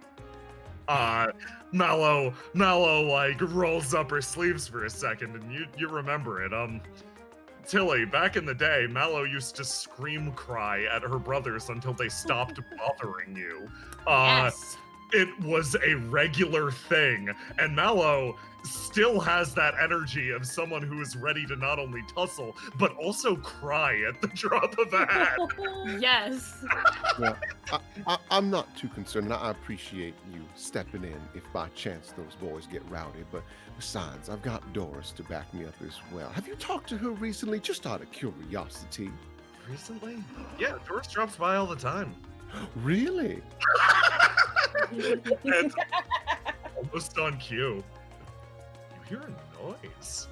Yeah, you hear a noise of someone dressed in a large-ass suit of armor heading your way. Clank, clank, clank, clank, clank. Mama! Oh, Immediately runs like, oh, hello!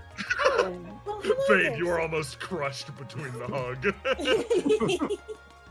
Oh, my sweet little peach, hello. I was just talking with Mallow. I didn't know you two were spending so much time together. Oh gosh, yes, Mama. I come by all the time. I try to make it regular to make sure to visit everyone as I know it's a big city, but I wish I could just get to know everybody in it, you know? Oh, sure. Yeah, absolutely. Yeah. She keeps looking between her and Mallow. Yeah. Doris gives Mello a big wave. Mallow actually moves up behind you, Fade, and hands you the focaccia. Oh, thank you. This is actually my favorite. Like, pretty much out of everything. Sun-dried tomatoes are to die for. They're a little bit of like a delicacy around these parts. Hey, Yeah? did you hear that, Mama? I mean, of course you have. You know all about this. Oh, indeed, but I still love to hear it. Mallow, like, it takes a step back. I hope you enjoy it, and like, she actually looks over to Fade. I feel like, we left things the other night on a weird note, so like, if you ever want to come back, like, I'll give you a cake free or something. don't need to give it to me for free, but I will definitely be coming back though. Thanks, I appreciate it. She leans into Fade again. I don't honestly break down crying in front of people I don't know that well that often. Tilly, this is a lie. So I feel I don't either. Or, rarely do I shut up like that. I mean, yeah, that was Tilly in her brain. I do. yeah. So yeah, I just wanted to say that was a weird night for me, and I feel like we got off on the wrong foot. I'm embarrassed. then let's forget it happened. Hi, I'm Fade. Hi, I'm Mallow. Great to meet you, and I look forward to eating this delicious bread. Thank you. Nice to meet you as well. Mallow shakes your hand and then takes a step back, like. That was eating me up inside. And she looks over at Tilly. What's Tilly doing? She's eating her eclair and doing a little foot dance. She's not full dancing. She's just kind of sitting there and bobbing. Mallow's like, huge relief on that front. I think. I'm gonna hit you with something. Here you go. It's a funny thing. Because specifically, this is like a setup and a fucking slam dunk later. But Fade, for a stranger, you saw a side of Mallow that she tries to do her best not to show off, and in like, yeah, let's smooth over this. Oh, Hey! You feel a building appreciation. You're just like, oh, thank God. Okay, cool. And then she stands up and actually sort of scooches past. Do you two want anything? Like, I can make out something really fast. She looks over to Doris. You want the usual? Oh heavens, yes! I would just have loved that, Mallow. There you have a usual. Oh my. Oh heavens, yes! Mallow makes some of the best pastries all around here. I do. Well, nothing's as good as yours, Mama. But Dear, he's got a real talent. I don't doubt that for a moment. I'm very well aware of Mallow's bacon. It is exquisite. Graves is actually gonna follow Mallow inside with a bag of like the stuff that he's ordering. Comes out with her after a moment of, guess he said something in there. Thanks. Yeah, she moves over and hands over a pretty substantial bag to Doris, and then looks over to Delilah. Is there anything that I could get for you? You know what, dear? It has been a long time since I've had it. Do you just have like a nice jelly donut? Yes, I do. She runs back in and then stops. Is strawberry okay? Strawberry jelly?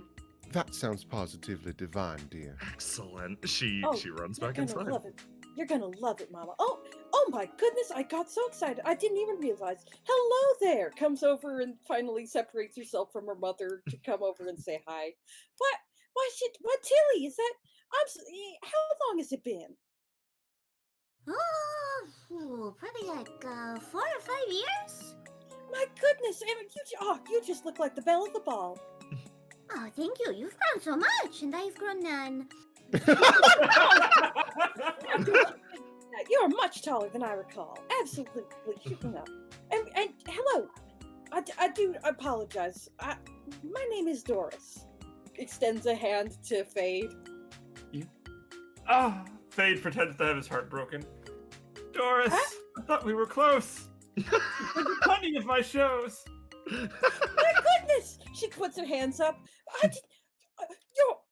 You're not telling me you're the real Fade Philadelphus, are you? In the flesh. Mhm. A strange expression on her face now. I see. Well, isn't that nice? Hey, Fade and Delilah both roll to die to be like, what the fuck? Oh no. Delilah, you have a bond with Doris. Do I get sympathy for the devil? You do get sympathy for the devil. Okay, Add that 1d6. Delilah, you're still thinking about Mallow. You're like, Just see how she's. Oh, that's It's a toss up. No, dude, he gets it. DC 15, yeah. No, well, Absolutely. give me a read there. Doris is fucking eyeballing you, man. Oh my god! You've seen her before, talking with her mom. She's so open. She's a beam of sunshine. Her eyes. I don't know how much Fade has had trouble with predator animals. Have you been hunted by a shark before? Yeah, that. I would say if Faye does, he doesn't care or notice. It's just he's in the mob. He's not easily intimidated. Yeah, you just feel this presence and you're like, bite of focaccia. Oh It boy. must run in the family. My sweet little Peach looking for all them criminals. Sidle up to you, go down, Mama, and say, "I'm so sorry, Mama. I may have something to take care of for a little while." Oh, what's that, dear? Are you leaving already? Don't worry, Mom. It shouldn't be long. You're not gonna come with us shopping? Oh, I definitely think. Oh, I see. You're accompanying my mama today. Yes, We're dear. friends after all. Looks at you. Oh boy. Are you now? Looks at Mama. Mello moves in, senses the weird vibe, and is like, what the fuck? Looks at Delilah, just like.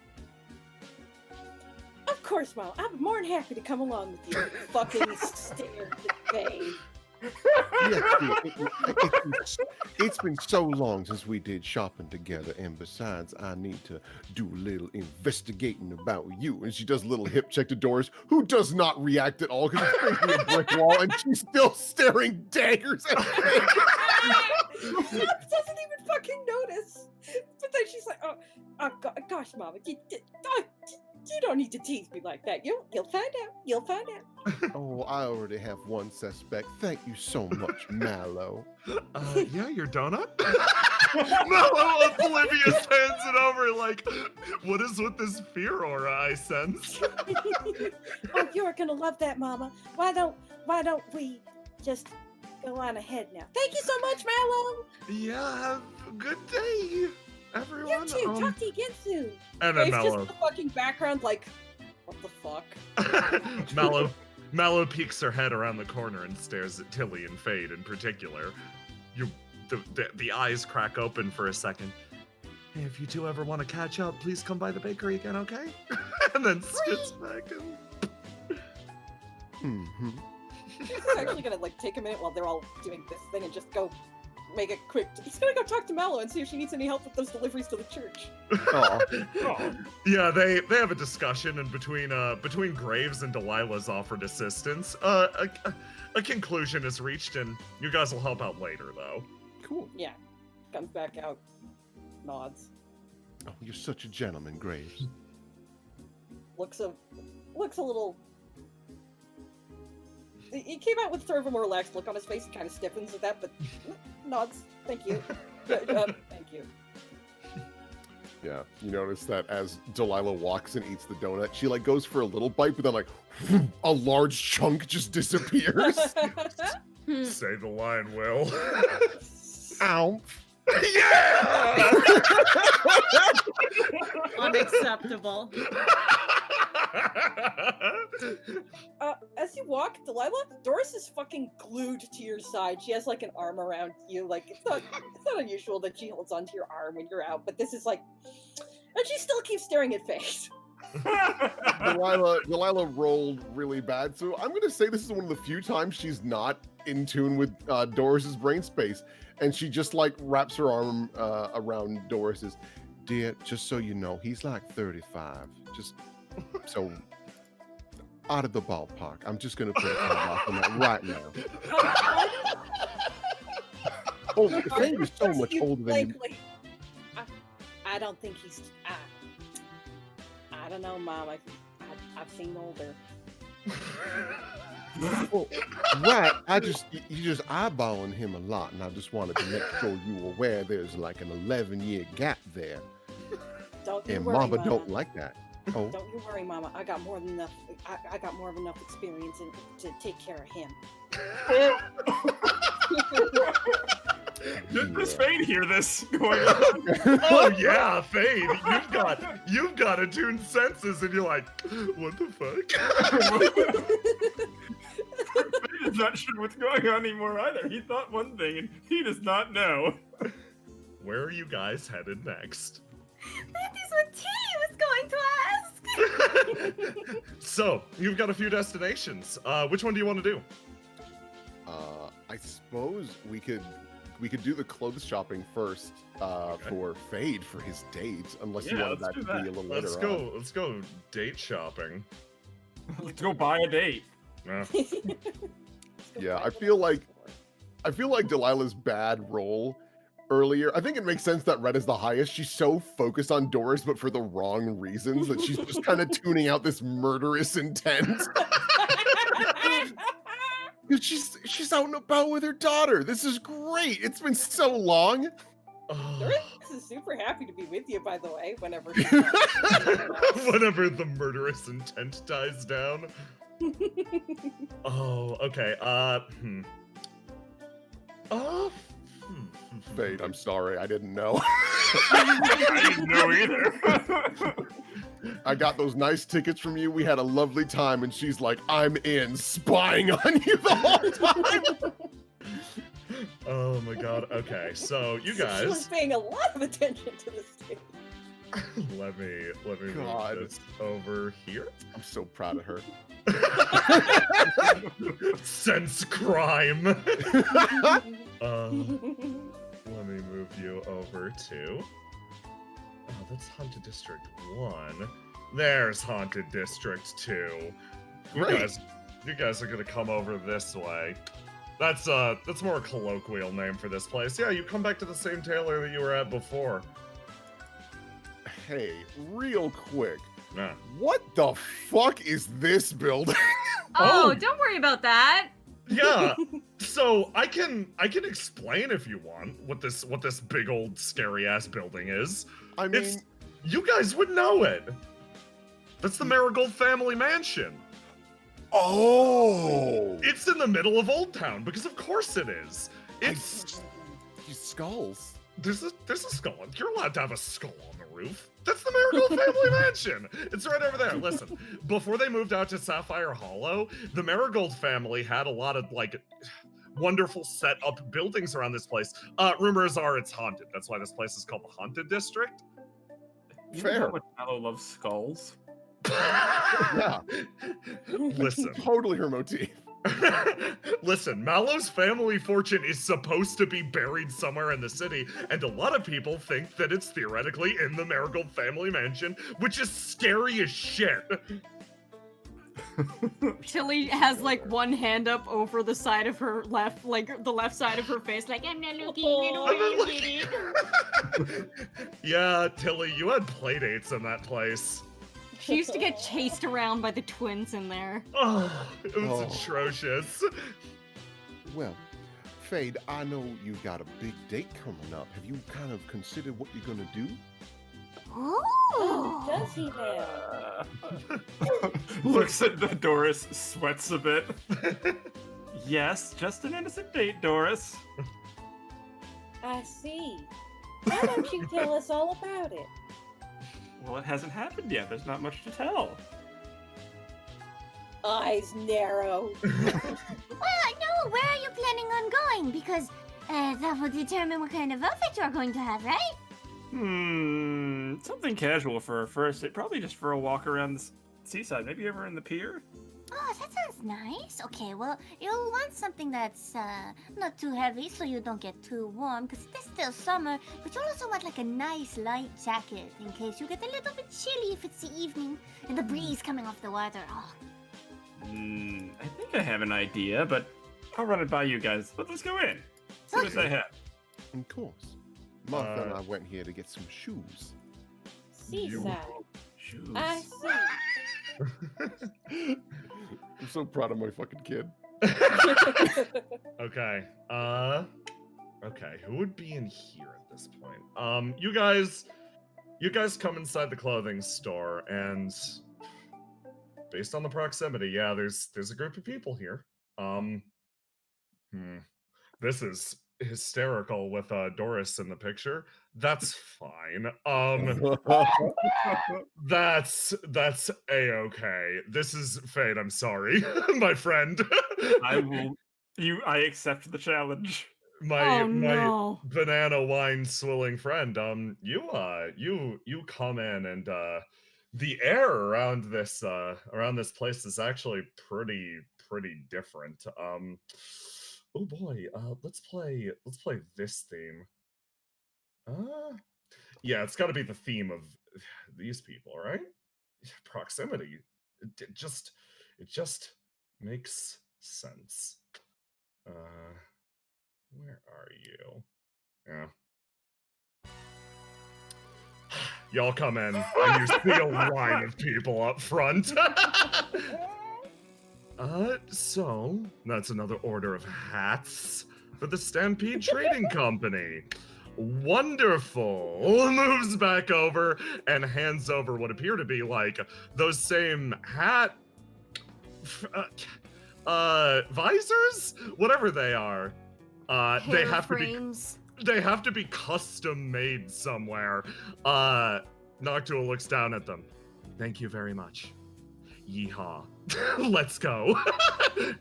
And My goodness, is that? Oh, but pardon me, 1 minute, Mama. I've got. This is one of those guests I was wanting to talk to you about. Oh, do excuse me. Hello. Pardon me. You are the current Stampede King, isn't that so? Yes, I currently wear the title, and as such, I am in charge of these boys. She looks around. We are getting their hats. Well, she claps her hands together. Well, they are. Look, you all look just the most dashing. But I do apologize, sirs. I wish to speak with the Stampede King for just 1 moment, if you don't They mind. sort of start to fan out a little bit. You okay, new girl? Yes, I'm your boss. She takes another step forward and then sees Fade past Doris and is like, Doris follows her eyesight and then meets her eyes, nods. Fade shrugs at Noctua. Fade looks. Noctua looks right back and shrugs at you. Now, I do apologize for the suddenness, but my name is Doris. I don't know if I don't think we've had the pleasure of encountering each other with this particular scenario, but she kind of pulls out and presents a carefully made, not quite perfect invitation and presents it to Noctua.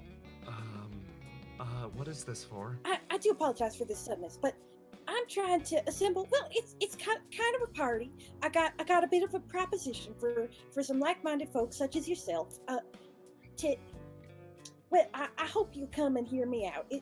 No pressure. Just a nice get together with some folks who, if nothing else, it'll be a nice get together with some good folks who've done some good work around the city. Oh, that makes perfect sense. She actually relaxes a lot.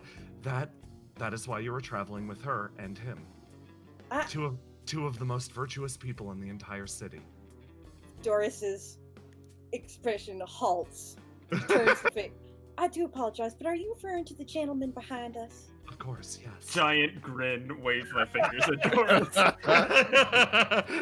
As a personal ally of Stampede Trading Co., Fade Philadelphus has performed multiple acts of magnanimousness. She loses the word and then looks back to him. He is a dear ally of the Stampede King, and I have been told to trust him with my life. Oh, heavens. Puts a hand on your shoulder. We have much to discuss. Why do I feel like I am being pitied? I'm so sorry. It's not the right place, but there are some There's some terrible truths you should know. Okay. I suppose I will learn them at the time and place specified. She peeks around the back of the mirror and takes a look at Fade. She is exerting an immense amount of pressure on you. I'm used to it. I suppose so. Watch yourself, okay? I'm slipperier than you think. Okay, good luck. She pats you on the shoulder and exits, leading the line of boys out, stops looking at Graves. Excuse me, please move. I apologize. Squeezes through the door. Clearly he's been waiting at the door because like his horns are just slightly too big, and the inevitable happens. He hooks them. It takes him a second, and it's just more awkward as he tries to get out of the way. Chili will usher him over to look at the pretty jewelry with her. You can barely tell, but there's a flush on his face. One of the Stampeders runs up to you afterwards, Fade. Mm-hmm. And actually like whispers in your ear, "Hey, thanks for everything you did for us. Anytime, guys. Like, a lot of us are only set up with Stampede Training Code because of you and your relationship with, So, thanks." Like, he pats you on the shoulder. It's funny, Fade. You feel a weird amount of appreciation from these people who just left the shop. All of that is washed away under the wave of suspicion coming from up here. If anything, her suspicion has grown more intense. I did not realize there was another Stampede King. I hope she's careful. I know. It came as a bit of a shock to me as well. But at first I thought perhaps, Miss Beretta, but no, it seems that another has taken up the mantle. She kind of like clenches her fist. Didn't want to let the spirit of the hero disappear. I just hope she's careful is all. Puts a hand on Delilah's shoulder. We're gonna look out for each other, Mama. That's the whole point. Do better than me. Fade thinks himself, hero, huh? She doesn't bring up that. Never mind. What is it, dear? Oh, nothing. Don't worry. Nothing usually means something, but I won't bug you, dear. Nothing bad. All of the fucking like bull snorts coming from Doris.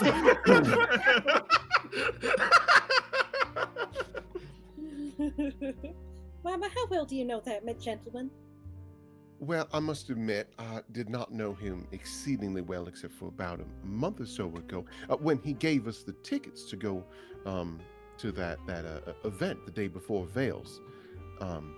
We had been discussing business regarding Beretta, actually. Face kind of falls at that. Nothing to do with what happened, I assure you. No, of course not.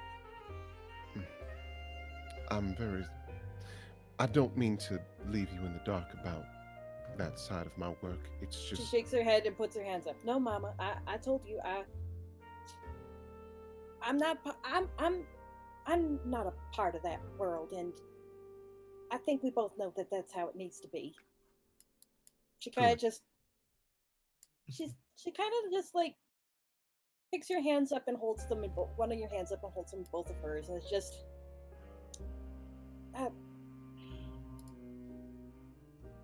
I believe in you, Mama. Oh, and I believe in you, dear. Love you to pieces. Just hugs you again. Oh, my goodness. All right. Well, all the same, I know we're here to pick out something for Fade, but if anything catches your eye, dear, you just let me know. Oh gosh, well, I can't go in for this kind of thing. Well, you know what I like, and it's not exactly easy to find in this kind of shop. That's true, dear. Don't worry. We'll swing on by there by the end of the day, I assure you. Oh, heavens. Claps her hands again. But just in case you want a little more casual attire for, in case you see that special someone again, I don't know. Nope, you ain't gonna get nothing out of me. Nope. Oh dear, I've already learned so much. She just sachets down the aisle. I could put in a good word for you, Doris. I probably know them. Do you now? Probably. I know a lot of people. For some reason, that kind of fucking, you see like her fist clench. Jesus Christ. My child is gonna punch a wall. or a cat. Oh, no. What happened? What did it do? Oh no. Mama, I do excuse me for a minute, Mama. You have a look around. I'll be back in just a minute. Oh, all right. Comes over, an iron hand clamps on your shoulder. Fuck. Face does not move. I Yes. do not intend to have this discussion in this lovely premises. Won't you follow me outside? Of course, Doris. Holy shit! Delilah's just looking at a nice dress and sees those two walking out, and because of her earlier role, she's like, oh my god, are they talking? I bet he's gonna hook her up with a way to get in one of those shows with a date. Holy shit! And this is how I die. Grace sees this. He knows exactly what's going on. He sees you go outside, and then he turns and looks the other direction. Yep. Tilly, you going with? Civ? I think she might... Going with Graves? No, you're going outside to see what's about to happen. I mean, I don't know why she would. Okay. Maybe she'll peek out the window. She might watch, like, what's going on out here? But, like, she wouldn't go after them. Graves actually comes over to Delilah, and he's looking at the same clothes as she is, and he just quietly says, "Your daughter is admirable." Oh, thank you so much. Hearing that from you means a lot, because you are, honestly, I think she'd love to talk to you more, because you're basically a knight. He shakes his head at that. No. I'm a sword.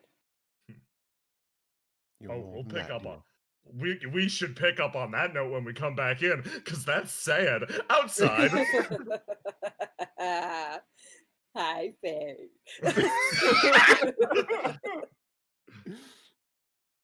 Hi, Doris. Yeah, Faye. Well, she looks furious. Both hands are clenched, and she is looming. She just goes, "I do not know what you think you are doing today, but I will not allow you to lay one hand on the people I care about." Oh, shit. Are you? Well, that's fine. I'm scared of that. No. Do you seriously think I intend to do that? I don't know, sir. I don't know what to think. Seems to me that I thought that you were above such things as threatening a knight's family.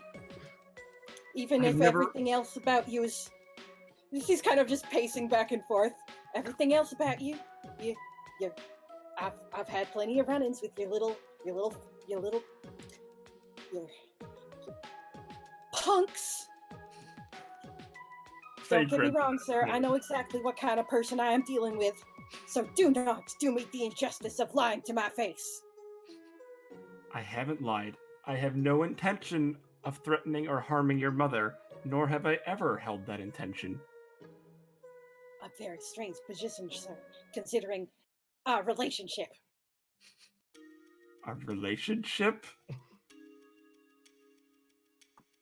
I know quite well what I am, what that I've gotten in the way of your friends now fairly frequently, but this crosses the line, sir. Doris, what they do is a job, and you stopping them, it's also, I assume, your job. I don't care. Oh, she's pissed now. She's gonna fucking turn around at that, and she is coming at you. Okay. Let's see. Give me a click on roll to do. Yeah. She's already locked in that swing from earlier. I'm gonna go ahead and say it because she's a very obvious person. Yellow is her justice stat. She's coming into fucking. What are you gonna do? Are you gonna punch Fade? She's just coming into clock Fade! Okay. What the fuck is my kid doing? Fade, I'm so sorry. Roll to die versus that, but yeah, you're gonna get clocked. Yeah, I'm just trying to decide if I wanna, like, just take it. I'd not even, like, roll to die against it.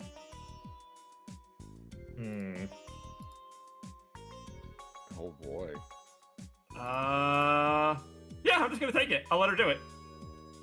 Fade, you hit the dirt. God. Doris, there is no resistance. Bro. She fucking steps back at that like she's expecting you to come out. Roll to die, Doris. Doris. Wait a second. This doesn't feel like justice at all. What? What? Doris, you hit Fade and he rolls backwards. You feel fucking bad. You feel really bad, actually. I Yeah. think at this moment Tilly would come out. Oh, yeah. She kind of steps back and says, "What? I don't."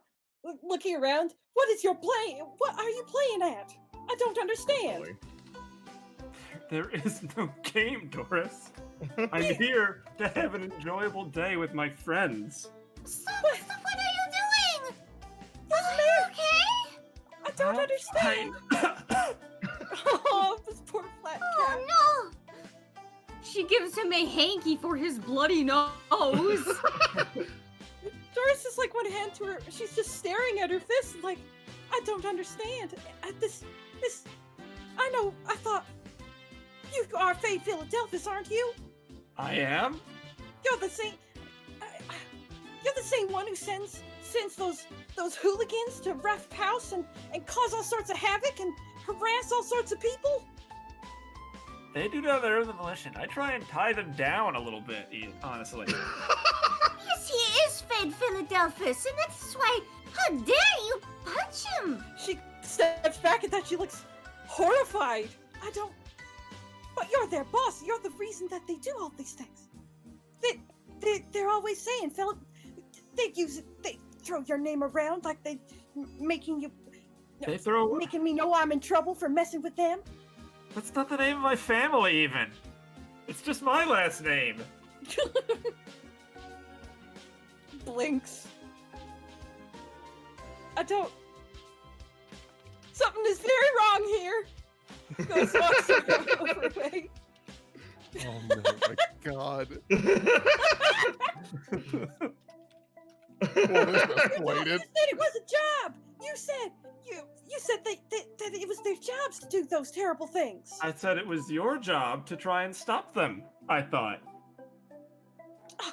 I don't do this for cash. I don't do it because someone tells me to. You're doing I it do it you because think it's the right thing to do. And I respect that. But how can you fucking... She looks so fucking confused and also angry. Pardon me, one moment! Walks over here. She's gonna punch this tree. You hit the tree.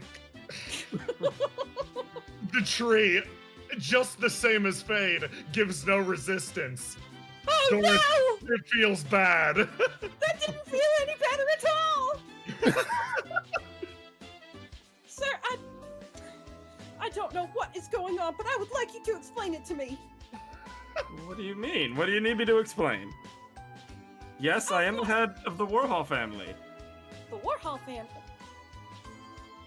Is that, then yes, then you're she's fucking stammering, just like she looks like she's about to cry. I am one of the 6 heads of Riviera, and I work very closely with your mother. I know that.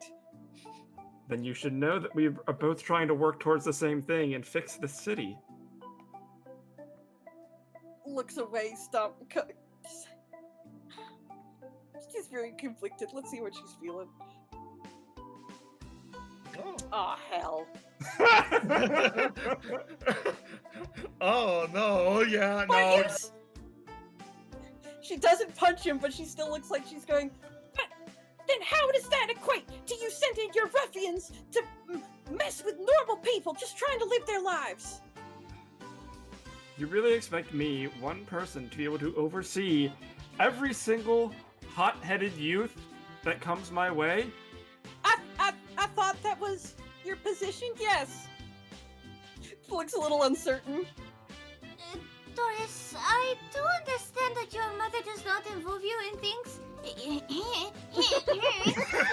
you in things that relate to our family's businesses. But maybe you should at least ask her the basics so you have an understanding to not punch people who do not deserve to be punched because you do not understand the situation. Doris is fucking somewhere along the line. The defiant thing is not working. Yeah. Honestly, I think that's fair. Actually, I think she's gonna fucking. She doesn't quite know what's going on. She thought that this guy, this mastermind behind the ruffians who she has to beat down so often just to protect the innocent, the ones who she has to patrol to protect against, this man behind it all did nothing and is a sad cat man who plays music.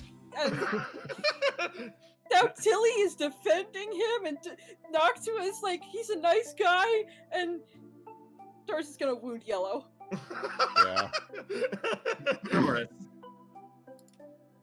She looks she fucking stops and then just sits on the ground, legs giving out from under her. Oh, I do my best to tell my boys not to harm anyone innocent or too small or just trying to live their lives. Now, I can't control what they all do. I do my best to talk them down at least. But if you see any of them step too far out of line, please beat some sense into them.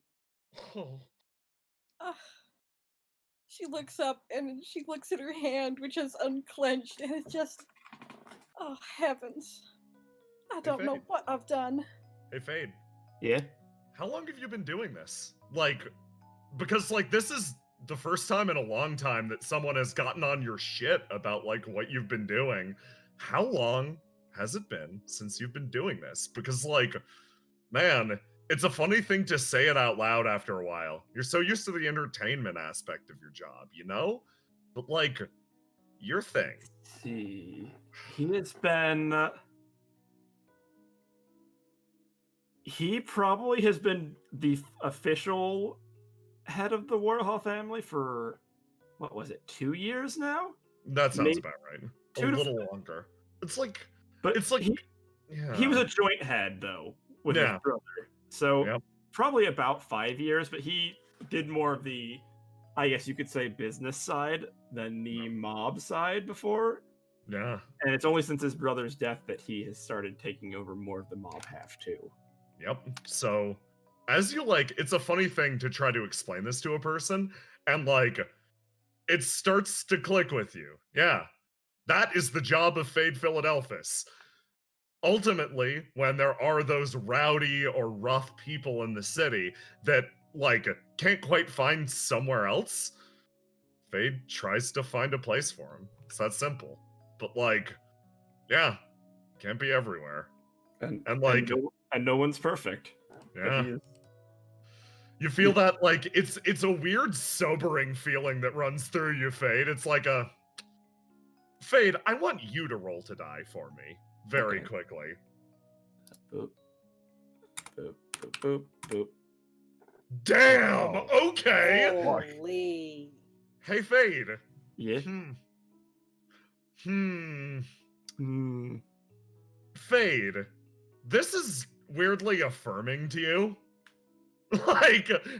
I feel like in this moment, not only do you not balk, it's you stood fucking tall. You never backed down. Never threw a punch. How do you feel? Oddly at peace, I guess you could say. Or it's almost like a confidence boost that he knows what he's doing is right now, and that he's on the correct path for what he means to do, or that his intentions are coming across accurately for the most part. Okay. In that case, yeah, Fade. You take this quiet moment and you look over at Doris, and I'm happy to check in about your headspace. Hey Delilah, Yeah. your kid slugged someone. Yeah? What are you doing about it? Anything? I mean, Delilah would obviously come out and be like, what the hell is going on? Oh no, Big Mom. Delilah, you come outside, and you did overhear everything that Fade said, and you see that the conversation is more or less deteriorated. Dear, what on earth? Doris, honey, what on earth are you doing, dear? Oh, that fucking breaks it. Is that as soon as she sees her mom looking disappointed, she starts, her face just crunches up, and she's holding back tears. Oh, baby girl, come What, here. Mama? What did I do?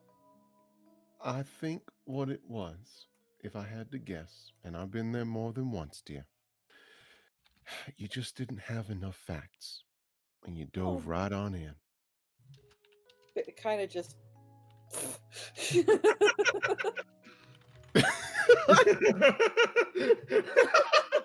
And it worked! We made friends in a pizza climb place. Dora just puts her face in her hands. She's just completely awash right now. Fade walks up and places a hand on her shoulder.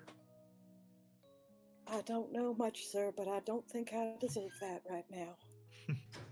Everyone makes mistakes, Doris.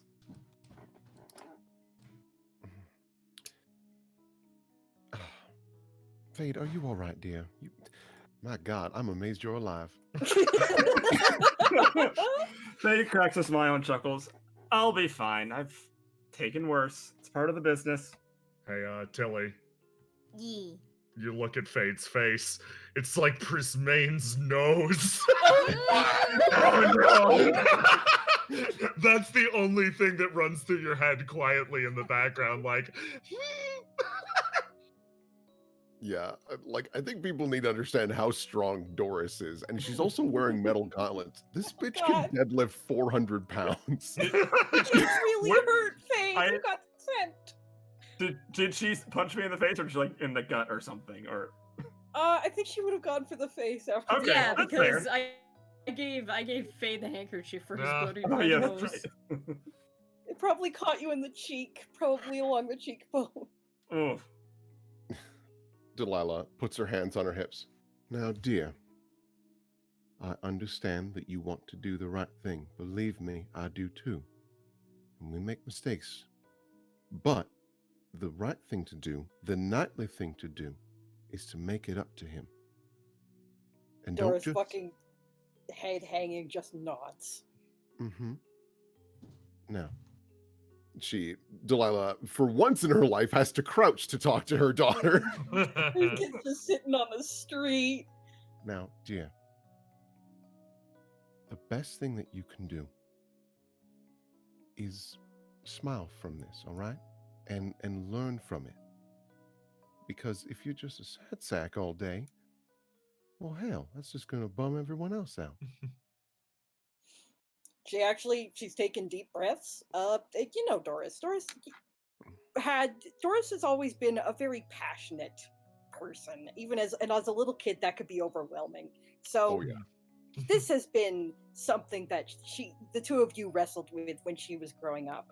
And to her credit, she wanted to be a knight, so she wanted to learn to be noble, to learn to not act in anger, and that sure is what she just did. But you talking to her is like reminding her that, yep, Mama needs you to stand up tall.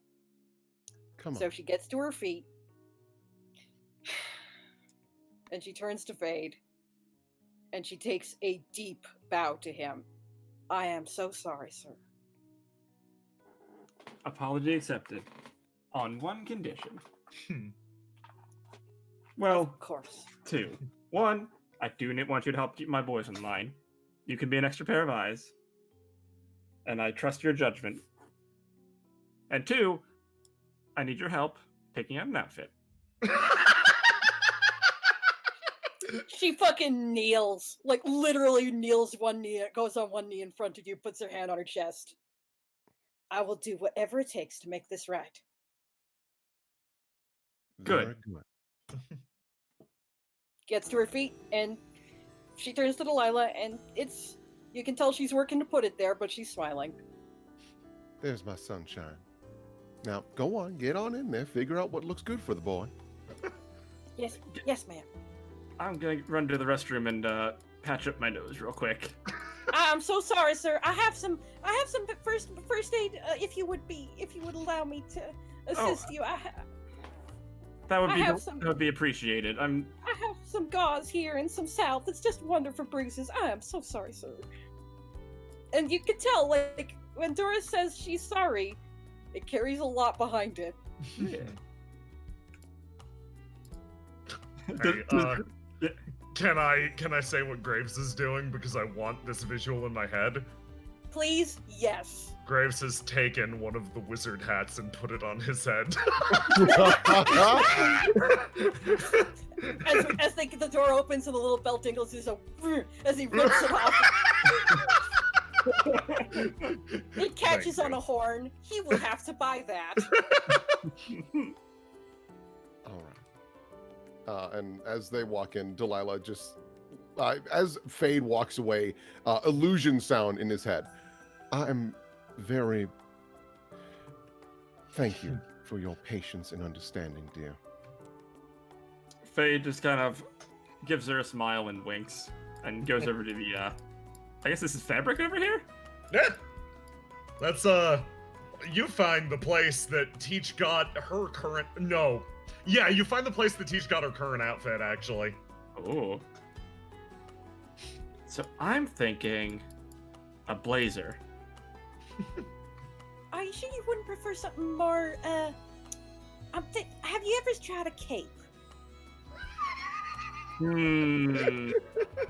I think it works great for someone as tall as you, but with someone of my stature, Oh, it would heavens, be they come in wearing different me. lengths.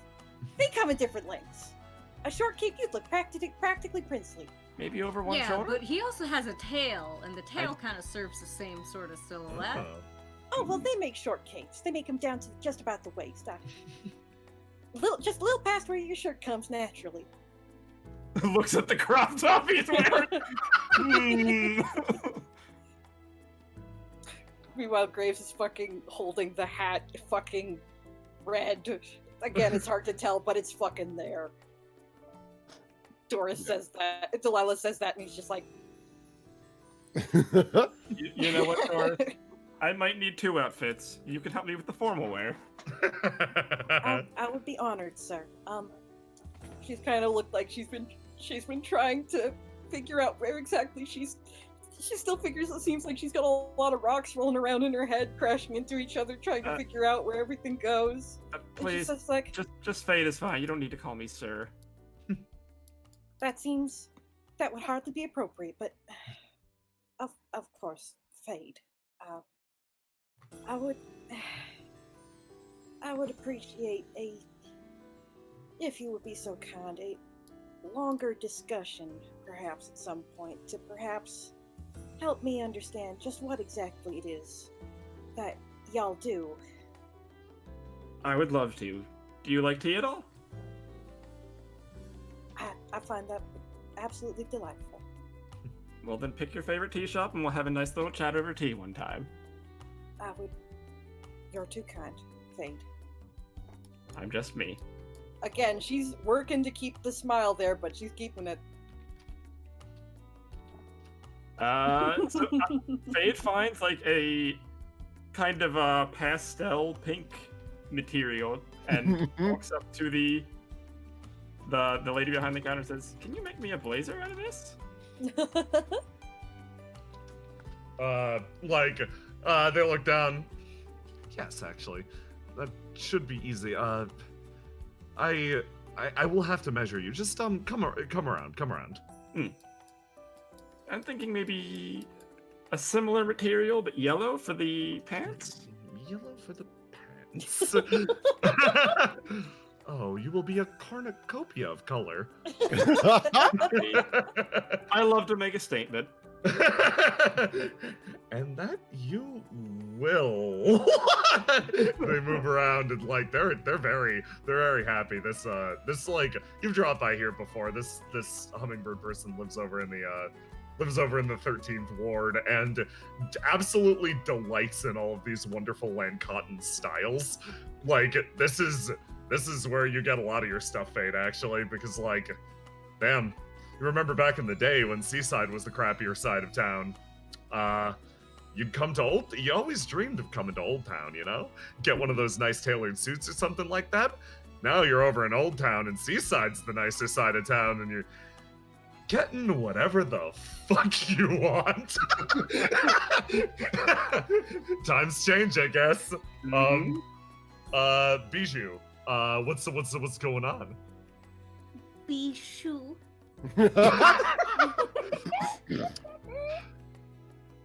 You inspect the selection of shoes. Are you looking for anything in particular?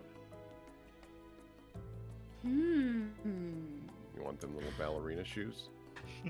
She doesn't. She's mostly just looking at them because she has plenty of pairs at home and like pairs that she hasn't even opened yet. So there's no real point in her buying them, but she definitely has like a wistful look on her face as she's looking at them. Yeah, Delilah looks over. Is there anything in particular you're looking for, dear? I don't believe so. I don't really... Can't think of anything that I want. I'm comfortable enough as is. I'm mostly just here to see what he walks out in.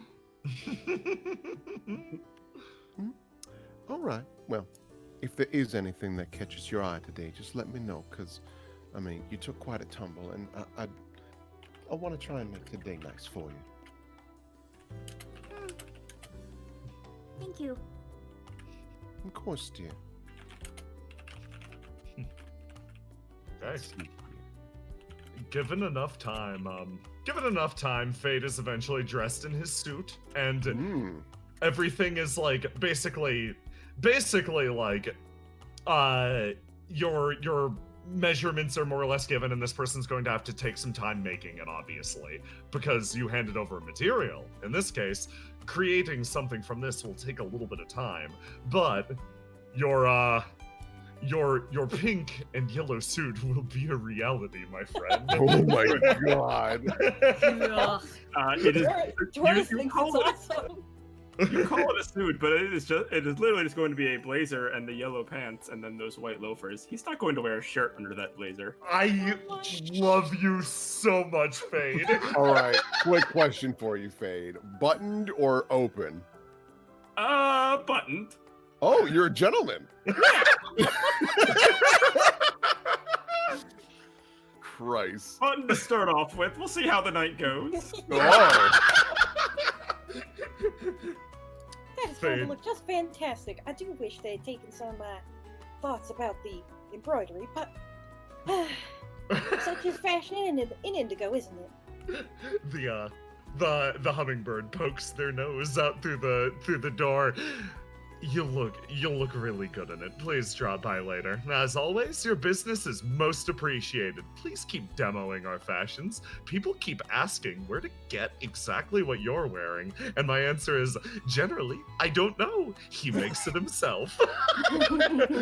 You make it for me. I just help you with the ideas. You create a vision. I merely act on it. And how could I envision this? They say, looking down at the fucking plans. Oh dear God. Meanwhile, Delilah, you've heard it because he's not quiet, but Graves has been fucking pacing up and down this last row for like the last 10 minutes, and finally you hear, and he slowly turns and starts And he kind of looks up at you, and he looks really fucking torn for a sec. So I'm gonna fucking see how he does. He looks up at me. Down. He had his head down. He had his head down like he was deep in thought, and now it's like, fuck. It's a coin toss. It looks like he wants to say something and isn't quite on the verge. Dear, you seem a bit flustered. Is there anything I can do for you, or just do you need a little space? Either's fine. I just want to make sure you're heard. Time for him to come to his own decision.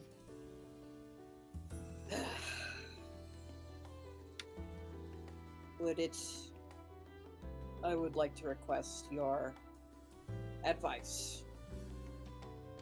Of course. I'm gonna walk back over this way.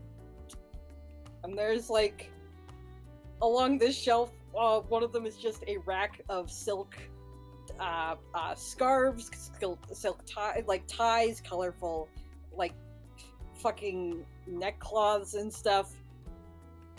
And after all, it goes, like he's barely able to, but he goes, I have no eye for this. Which would you recommend for Betel Illman? Oh, shit. For Mr. Illman. Well, let's see here. He does seem to be a big fan of the purples, and I must agree it's a good choice in color. Well, Nodding. I fear he owns.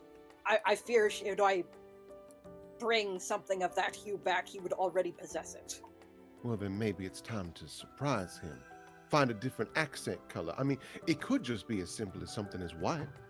Just a lovely white scarf with maybe a bit of purple in it. That way, it's a safer bet. It's different, but it still matches his attire.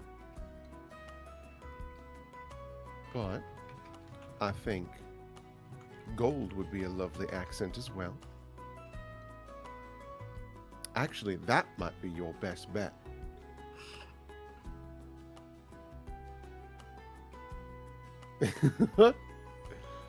So, what do you think? Delilah grabs a couple of the yellow ones and she's like, I dress in a similar color palette as him. And she like wraps the yellow scarf around herself and does a little twirl. Well, is Mask here? Mask. Oh no. Oh no! I was real worried. Oh, My internet got eaten! oh okay. Okay, you're back though. You're back. Yeah. I missed so fuck. Okay, I'm No, no. back. You're good. All Delilah did, all Delilah did was she was like, you could try white with purple, or more importantly, you could try like gold and yellow. And she actually put on a yellow scarf and does a little twirl with it because she has a very similar color palette to Betel Illman. So, what do you think? Bless her. That is. It looks completely blank. If.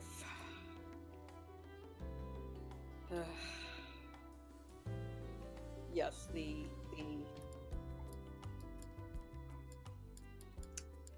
Do you think he would appreciate something black? That's also an excellent choice. Black is a wonderful accent color to have on basically any attire. Then would you advise me on selection? He kind of like looks at the black ones. Of course. I'm sure we can find something with. Counter. I'm sure we Down can from find. there. I'm sure that we can find one with a beautiful embroidery or something of the sort. Oh, you know what might be kind of fun? She like leans in. What if we got one that was black with like some silver accents to it? That could be real fun. You know? Yes. He looks fucking exhausted. Oh dear, breathe. You are doing swell. I think this is a lovely idea. Delilah sets 3 out. Now, I've chosen 3 that I think look very lovely, but I will not make the final decision because this is your gift, dear. Which one do you like? Let's find out which one he likes. Doing a lot of this today. Yeah, I envision the options are just a very plain, nothing fancy, just solid black. The next one is like black with maybe like silver stripes going through it, and then the last one it's got like really nice embroidery. Like it's very, very fancy, but still black. But in the certain light, it catches your eye with a fun pattern. He is actually going to buy that last one. Ah, I think that's a lovely choice, dear. And she very politely folds up the scarves and sets them right back. I think he'll like it a lot. He takes the one that you helped him pick, and God, he looks so fucking conflicted right now. Delilah just tilts her head. What is it? You are not the person I expected. Delilah just kind of shakes her head a bit. I've been hearing that a lot lately. He nods. I understand why. He looks like he almost is about to stop and bite back what he's saying.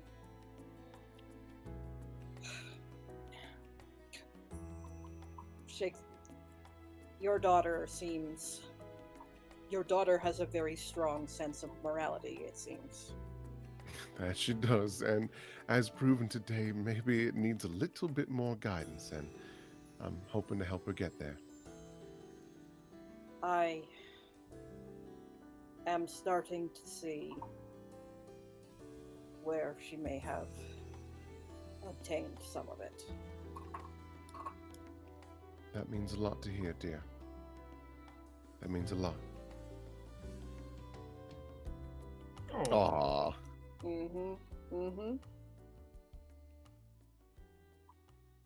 And that seems to be as much as he can do for now. So he just, thank you, and goes to buy his scarf. Delilah doesn't press any further. She knows that Graves is a man of few words, and she got basically a paragraph out of the man, so she's more than content and doesn't want to press it any further out of just comfort and respect. She's so good. So yeah, you guys go about the store, and you finish up your shopping. You've got another place to go, though, right? Yeah. Actually, pretty damn nearby. Is Fade wearing the outfit right now? Oh no, It's not it's done got to yet. be made for. Oh, him. okay. Like, yeah, no, it's gonna take them time because, of course, they did not have specifically a pink blazer of that variety in Fade's size on hand. This needs to listen. Fade is a demanding man, and he demands you make all of his clothes for him. Jesus. I don't demand it. I just have a very Fashion. eclectic style that no one would dare assume. people That would is a wear. far better way to put it. You have particular taste. You have Yeah. very particular tastes. Fade is a fashionable man, and as such, he navigates the fucking trenches of fashion. He is exploring new and hollowed ground.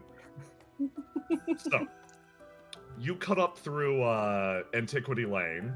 You arrive, actually, somewhere else. In a new map I made for this. Ooh. Sorry. No, I expanded. So I wanna show y'all where this is really quick. We're going to Haunted District 1, and if you look straight up this way, this area before was not like filled in yet, but it did exist. Now it exists. Let me move us up here. And Oh. yes, if you follow this path, this leads to the back way to the university that multiple people have taken so far, and this actually spirals out and over to the 13th Ward. This connects up to Main Street 3. So yes, enjoy your additional DLC. The city grows before your eyes. Unlike, though. Yeah. No, Delilah. Graves is back here. Yeah, Delilah stops and is like, I was really hoping to pop on by this little bookshop. If y'all don't mind. A bookstore. Mm-hmm. Well then. Shall we? Let's go. I'll crack open the door. J-Man, take this NPC. Oh, okay. It's all you. All right. Move Graves one more time. He scooted out of existence as I was trying to grab him. There you go. There he is. There he is. Let me... Yellen? You all come into this... Oh, Graves, I'm so sorry, my dude. Oh, I'm so sorry. No. Doris, you can fit. Graves. It doesn't fit. No, We'll this wait is... outside. You don't have to wait outside. This is just like playing Operation. Except you're... Oh, no. So, Oh, yeah. honey. Nah, no, Grace sees the narrow fucking stacks and is like, I will wait outside. Oh, all right, dear. The bull may not enter the labyrinth on this day. The labyrinth is run by the bull. Sure. Well, he's in the middle of it, of course he is. Only room for one. Yeah, you come into a little Fade, bookstore. Fade will wait outside with Graves. Ooh, Oh. exciting. Don't worry, we'll make this quick, dears. No, don't. Take your time. All right. Yeah. Yeah. Delilah. Oh yeah, go for it. And as soon as you come within eye line of this guy behind the counter, he's like, "Welcome to the labyrinth." He Oh. gestures around this bookstore. I see. Has it received a new name? I'm honestly not sure. I just heard that joke be said earlier, and I wanted to replicate it. Well, I think it's very charming. If you don't mind, I think we'll just kind of bumble around for a while, and unless I can't find what I'm looking for. Oh, please do. Thank you very much. Let's see here. Delilah is immediately going to the fairy tale section. Oh god, Doris is coming with you, because she's looking for exactly the same kind of fiction of knights. And the thing is, this is her comfort behavior. This is what she does when she's upset. Yeah. Delilah starts flipping through the books, and I think I would hope at least she finds the one she was really looking for, possibly a special edition of it, and pulls it out and kind of dusts it off because it's probably a little older. I bet you remember this. It's basically torn apart at this point with how many times I read it to you. And she gestures to a small green book with nice little brown binding and design and whatnot. And it's called The Log Cabin Night. Oh, she reaches a hand out and gently puts a hand on the cover. Oh my goodness, you've read that to me till it fell apart, just about. Mm-hmm. Had to keep putting it back together. Yep, I think it's a little overdue that I finally got this for you. Kind of biting her lip. You don't have to do that, Mama. I don't have to, but I want to. Because you should have it in your little apartment. A reminder of what kicked all this off. And she just lightly baps you on the armor with the book. Oh, she takes it and her face is still kind of scrunched up. But that book is also a good reminder.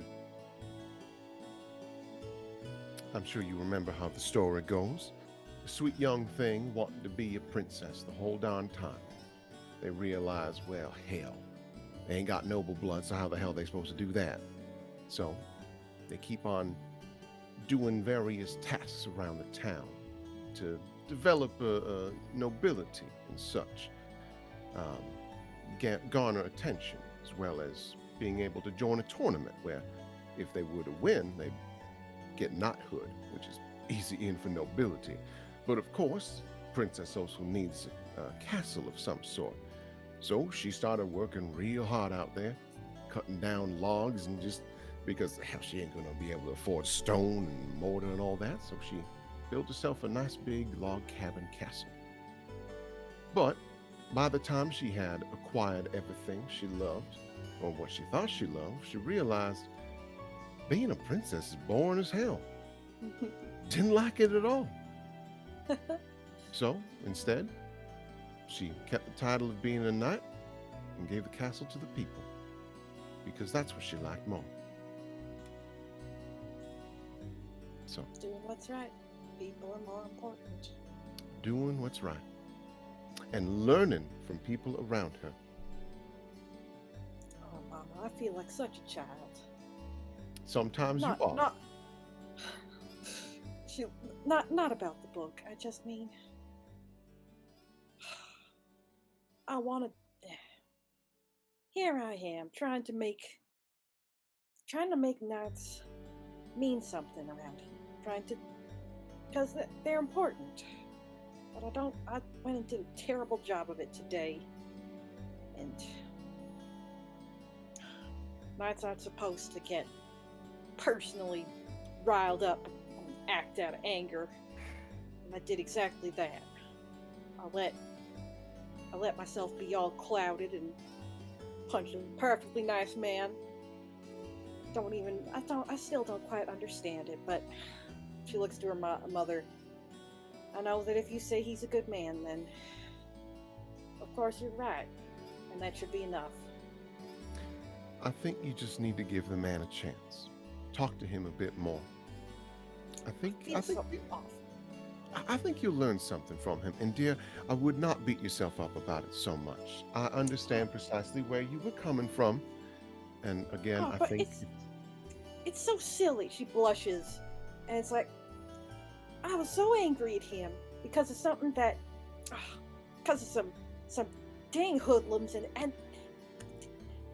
when a person is acting all rough like that, they'll say all manner of things, and I just went ahead and took it to heart just because they were harassing someone I cared about.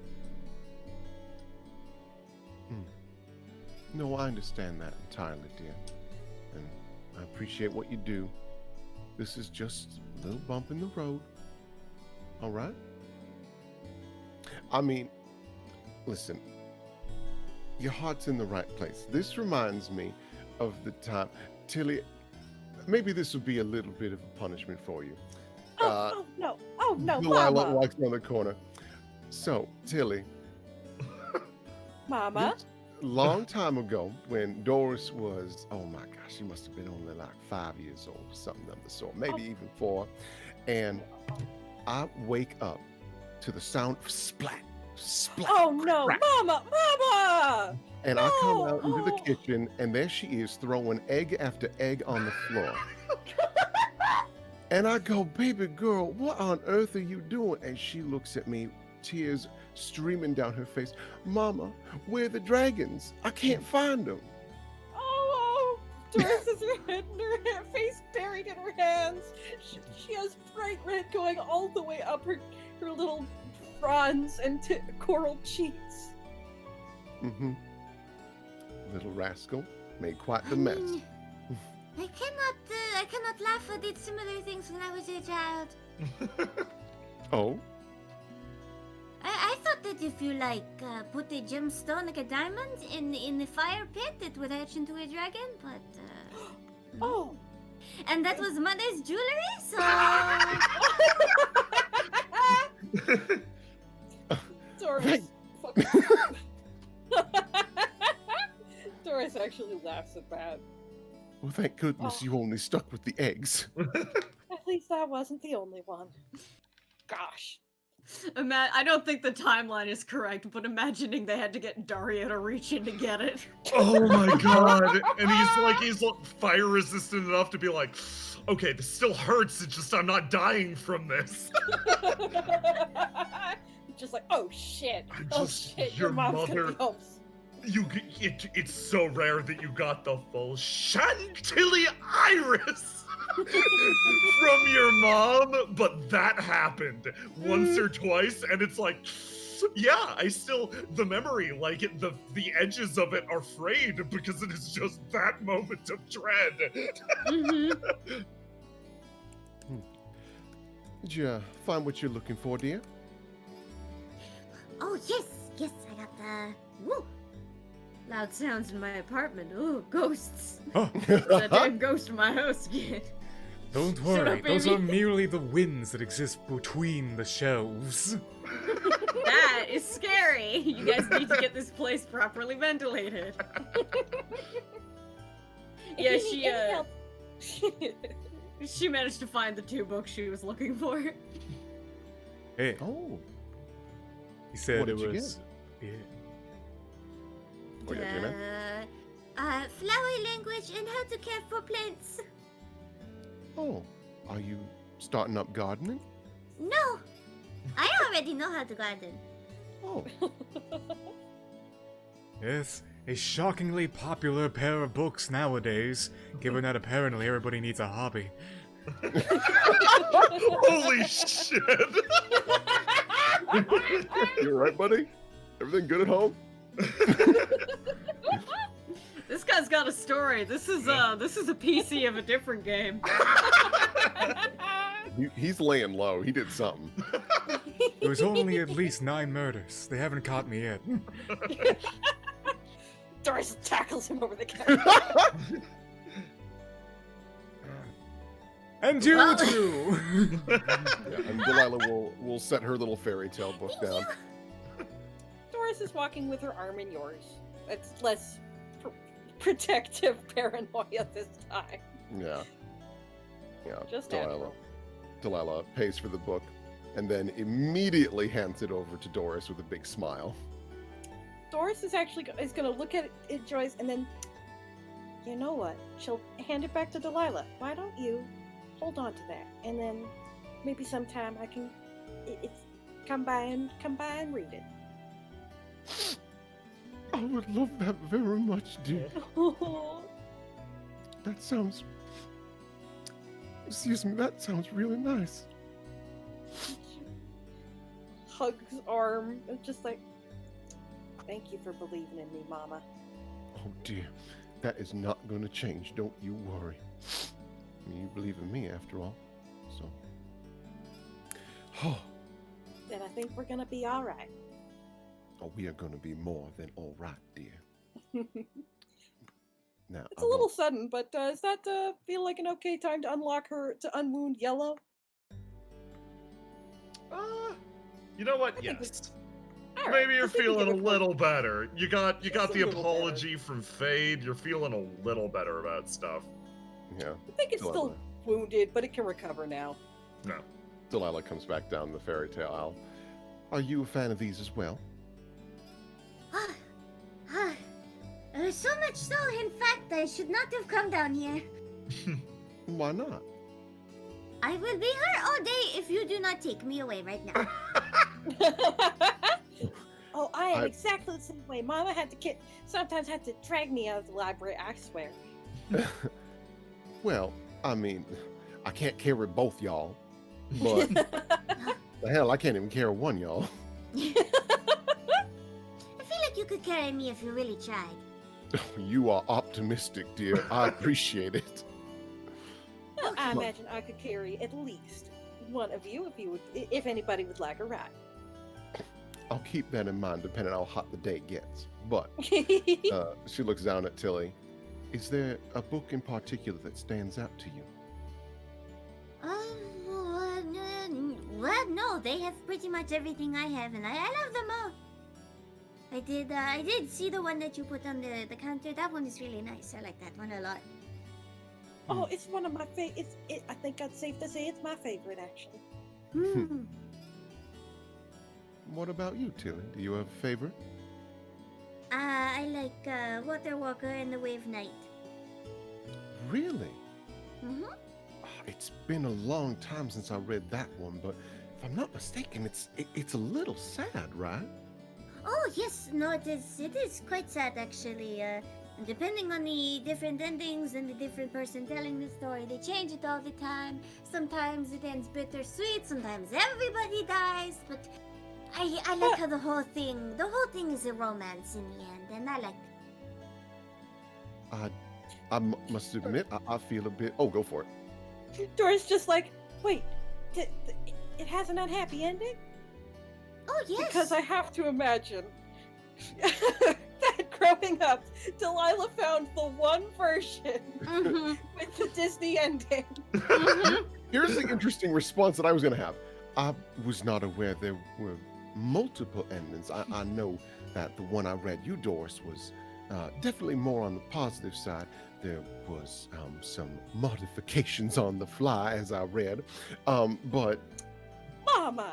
Not even in an actually chiding way, but she's smiling at you. It's not a lie, dear. I just felt like it was time to make my own story using that as a base. I'm sticking to it. I'm calling it fan fiction.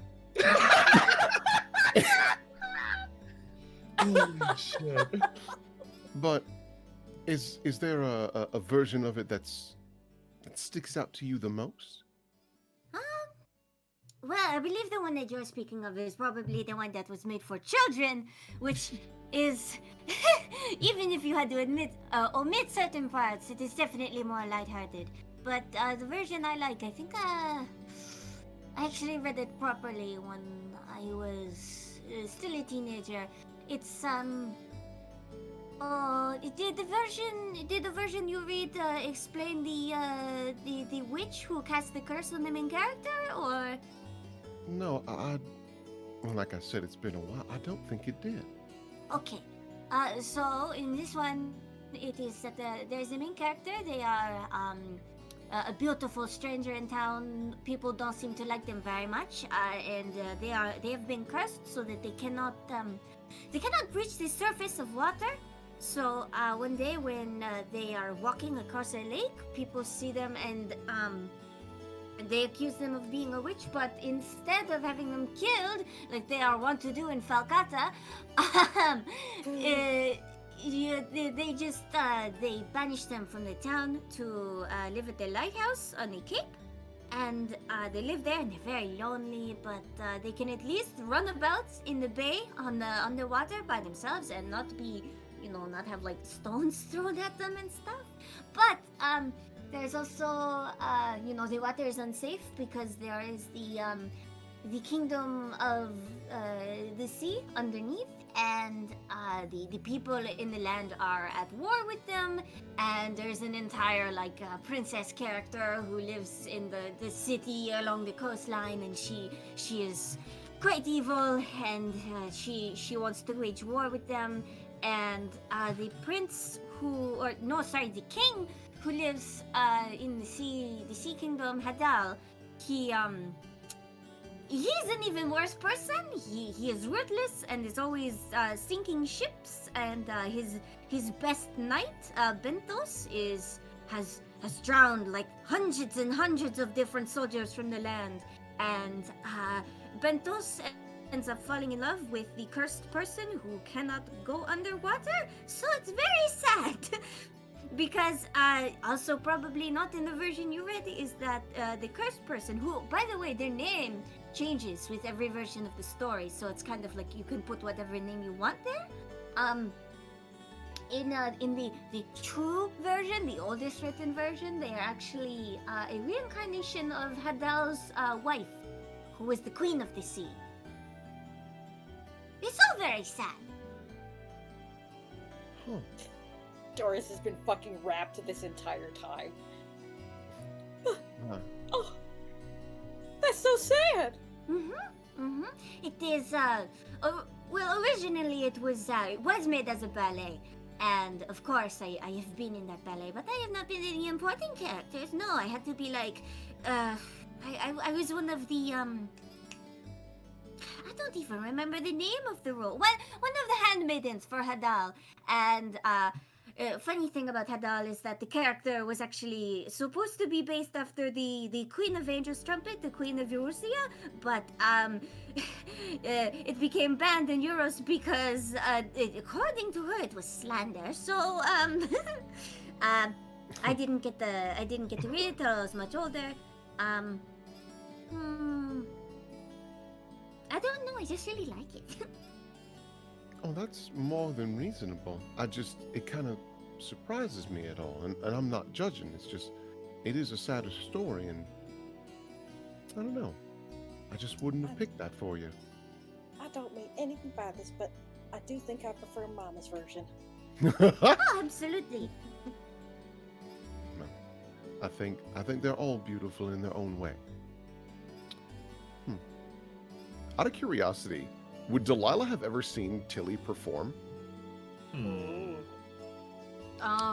Probably, honestly. Yeah. If Doris and Tilly are around the same age and they were all in the same wealth social circles, then most likely, Yeah, because Doris is 24. yeah, Tilly's only a year older, so. Mhm. Yeah. Delilah thinks, that's right. I do remember you performing that. Oh, you should have been on a much more important role than what you got. Yes, but I was quite young, so I don't think it would have been very appropriate for me to play one of the older characters, especially one of the main characters, because it is definitely not a story for children. That's, you know what? That's fair. Oh, I don't mean to. Oh, yeah? Oh heavens, though, that being on stage, being a part of the story. Oh, that sounds positively magical.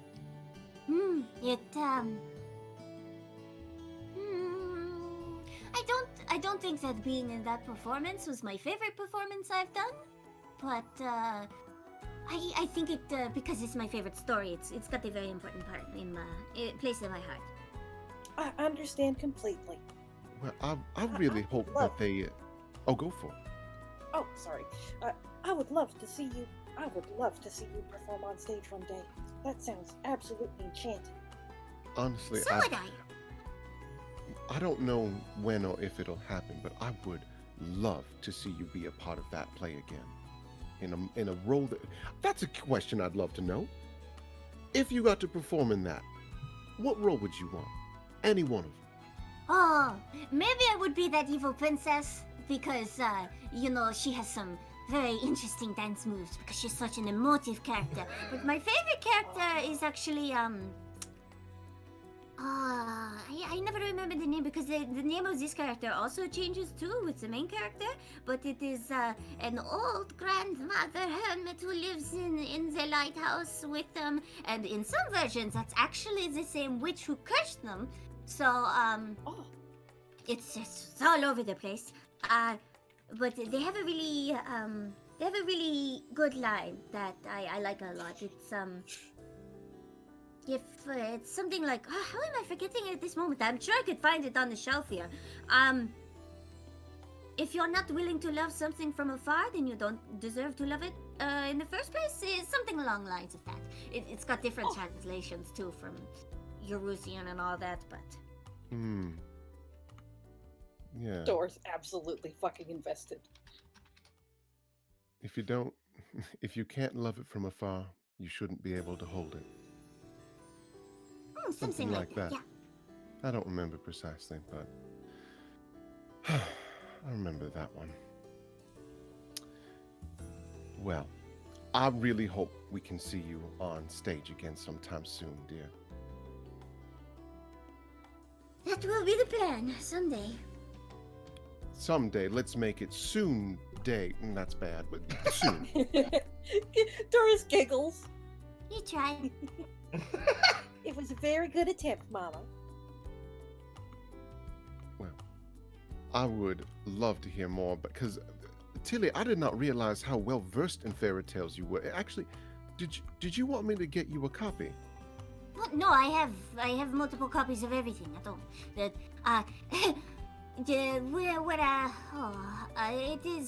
is something my parents greatly invested in. A lot of money and a lot of time to make sure that fairy tales and stories and ballet specifically were something that I had access to, because I could just go on for forever and ever. Oh heavens, I would love to talk about this with you more sometime. Honestly, it sounds fascinating. I really don't know much about the dancing side of things, so if there's a time you don't mind hanging out with an old lady like me, I'd love to hear about it.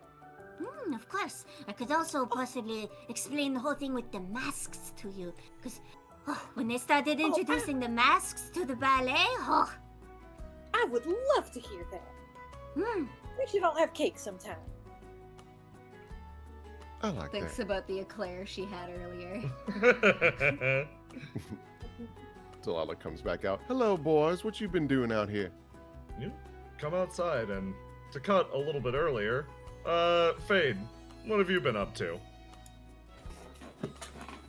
He's just been kind of sitting out here with Graves, eyeing him and just trying to Cat stare. Cat stare. Read his thoughts. Yeah. Graves kind of like watched you when you first came out, and then he just kind of looked up north when a guy just came over and sat on the barrels and kind of watched that happen, and now he's just like seemingly staring and doing that hard stare into nothingness. So, what gift did you get for battle? Fucking side eyes you and then goes back to sitting. Come on, I'm just genuinely curious. I don't always have an ulterior motive. In fact, I rarely do. But it's like, what did I do to get this? 2 stores in a row? Why does everyone big except Galab seem to hate me? Does he say that? No. He just feels it. Yeah. Oh, this poor cat. He's okay. Graves is feeling. Graves kind of looks a little worn out from the thing from the clothing store. Kind of just exhales and you confuse me. I'm just me, like I said. Stop saying that. It's so good. Sucks. I'm just curious what you bought for battle. I know you respect him a lot, and I'm sure he would have been happy with anything you bought him.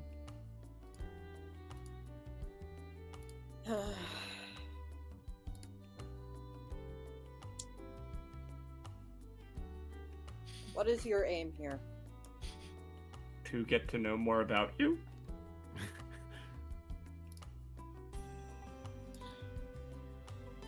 Silence.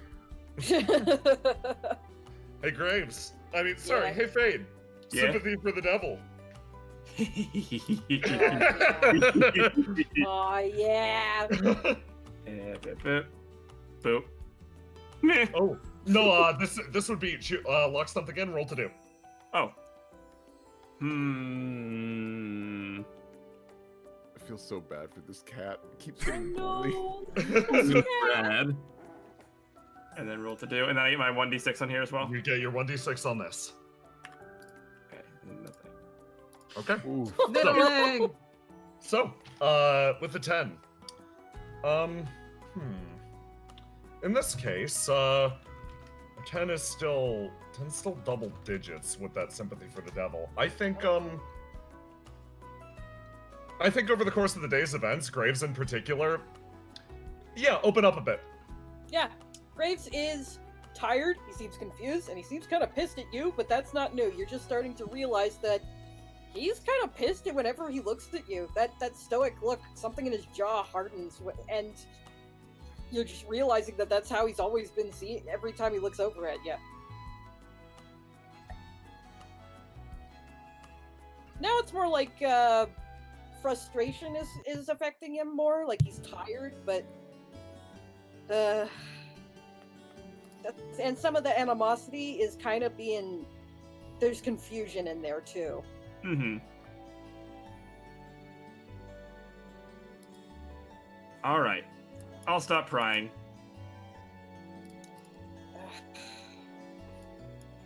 I bonded up with Delilah earlier, so he's all like, I don't understand why you ask.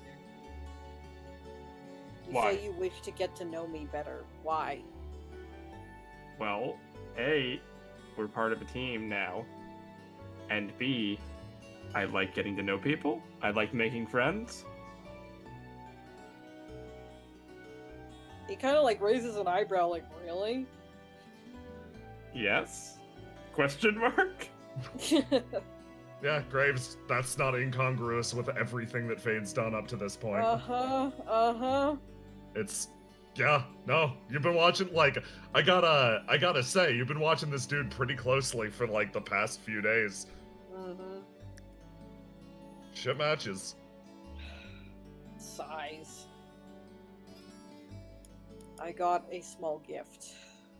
He pulls out the scarf. I'm not accustomed to this manner of gesture, but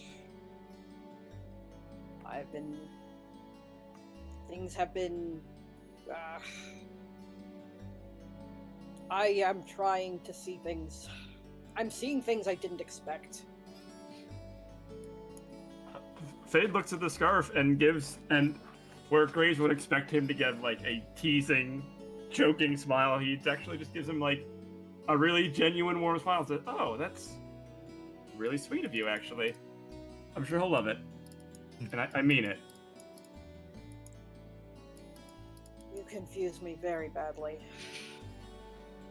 Fade shrugs.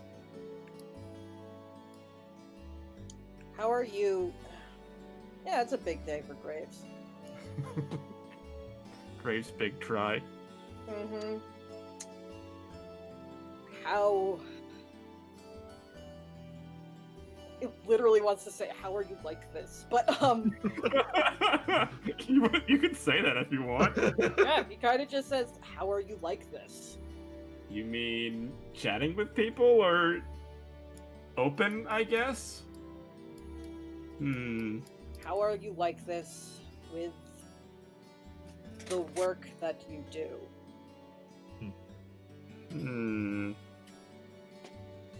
Well, maybe I'm just trying to make up for all the bad I've had to do.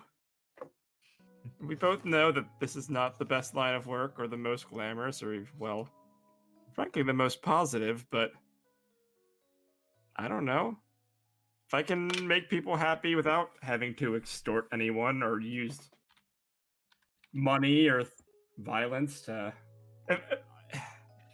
I guess I'm trying to make people happy without having to cause harm to anyone else in the process. And I figure chatting with people, getting to know them, learning about their day, at least makes people a little happier generally.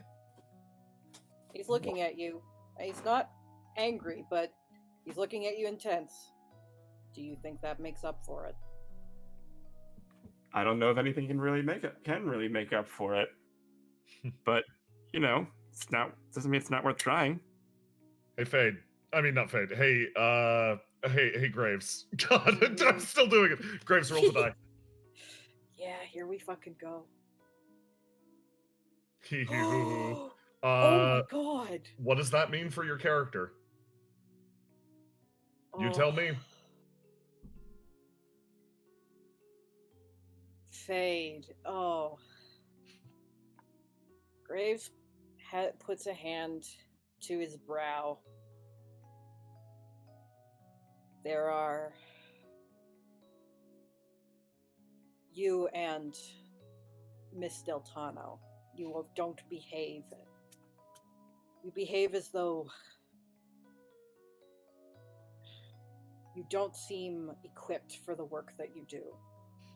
Not to say you do it badly, which is rather the point. What is your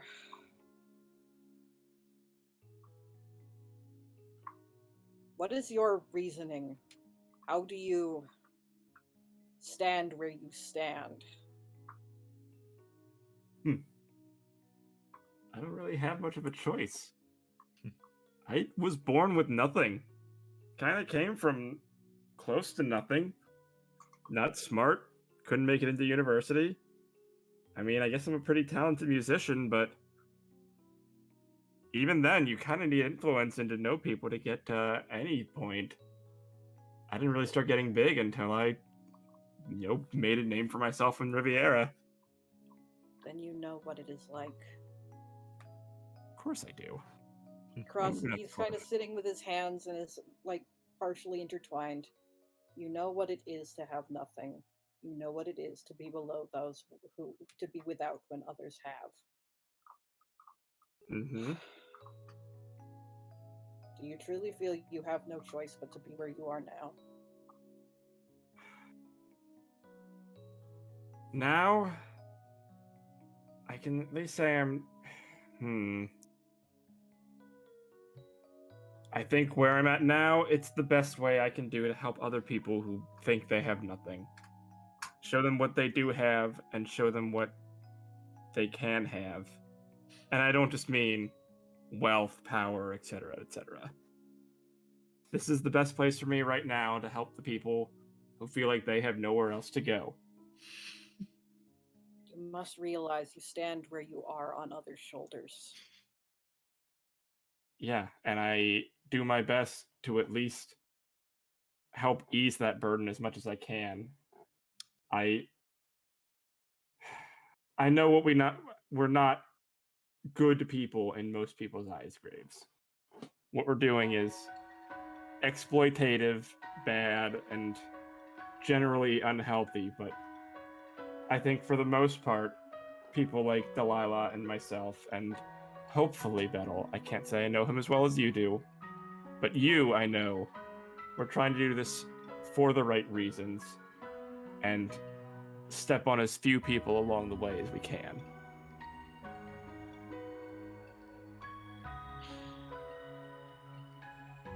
Would you ever go back to nothing? If it meant that the rest of the city was happy, and the people that deserved it were happy, yes.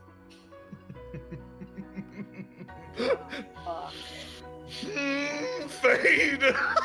Graves is gonna stand up from where he's leaning on this thing, and his eyes go over to that guy on the barrels again. This man's eating a French fry with relish on it. Please gather Miss Deltano and the others. There's Ready to something go? we need to talk. There is something we need to talk about. Alrighty. Fade goes and gets Delilah and them. Excellent. Okay. I don't want to die here. Okay. Checking the time. Yeah, we may need to call it there. It's getting Yeah. late. That'd be a Start good call spot to there. call, though. So, I am still gonna conclude the day, but Graves got to talk. Basically, I want to know what y'all do for the remainder of the day. Graves will actually give them instructions to meet up with him later Yeah. at a secluded place, and then he's going to leave. No? Okay. Oh, all right. Everyone else, how do you go about the rest of your day? I'm taking us back Anything. to this screen. Oh, that's fine. Fade goes in and gives Delilah the message. Is it for Tilly too, or? Yep, everyone in the investigation team. Okay, everyone in the investigation team. So he gives Tilly and Delilah the message, and who would be most likely to see Teach next out of us? Ooh. Probably Delilah, right? That makes Yeah. sense. Yeah, Delilah. He says whoever sees Teach next to tell her in person, because we can't trust our cell phones right now. We don't Yeah. want, just to be safe. And then he, I guess, heads off and heads back home, just kind of taking the long way home and walking along the beach, etc., until he gets back home. Excellent. Okay. Tilly, what do you do next? How do you conclude the day? She would also like to go home and rest, because even though she'd been running around with Prima for 2 days prior, for some reason today is more laborious. So, yeah, she's gonna try and go home. I don't know. It's still daytime out, right? It's still daytime. It's late afternoon. Okay, she can make her way home on her own. Okay. Just head straight home. Delilah, what's your plan? I think Delilah's a little caught off guard that everyone departs, and she's like, "Oh shit." Okay, but she's not going to waste a chance to be with Doris. So I assume they go to Song's shop and then would go to the mini game area, and then obviously help Mallow with her food delivery. Okay. So that's how you conclude the night. Fade. E. You make it back home. And honestly, it's been a shockingly busy day. It's funny. You usually feel like, yeah, I'm a charismatic guy. I'm a charismatic powerhouse. This is pretty nice, but it's rare that you feel like you got through to so many people over the course of a single day. It's like, huh. This is nice. You find yourself just... Oh, man. You find yourself lying face down back on that couch. Oh, yeah. Man, it feels great. Back home. Bathrobe, not a care in the world. You scoot back along the couch. This is nice. This is life, some would say. Still, though, a lot of questions about returning from nothing, etc., etc. You roll around and you look at the ceiling. You remember when this was an abandoned building. Hell, it was borderline abandoned when you got here. You looked over at the elevator shaft. To a certain extent, you are the one keeping this building afloat. You're keeping this shit, like, on lock. You've actually known the owner of the building for years and years and years. Seaside's your town. You're born on the streets here, and now you, to a certain extent, run those streets. You look up at the ceiling, and you keep reflecting, and you're like, yeah, huh. And a weird thought puzzle comes back up in your head again, you know? That same one as always, especially when you're vibing to the music. Just a weird thought entering the side of your head. Man, looking at yourself from the third person, walking along, and you feel this, it's so strange. What would Fade, you entertain yourself, what would Fade Philadelphus feel like in a situation like that? Watching that person walk away, and ooh, here's a quick quiz question. What would you do next?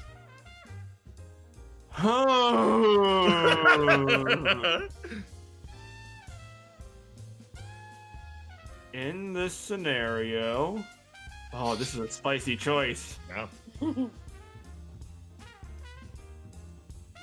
For now, he would hold back. Okay, so yeah, you would, if you saw yourself from a distance walking away, your own doppelganger in the flesh, you'd hold back. You'd let that other Fade walk around as you. That's fine. Fade can hold back for a bit. What if it weighed on you a little bit harder than that? What if the sensation you felt crawling across your skin wasn't just one of removal? What if you were surrounded by hatred, fervor? What if you were surrounded in a big party full of emotions? Tell me, Fade, what would you do?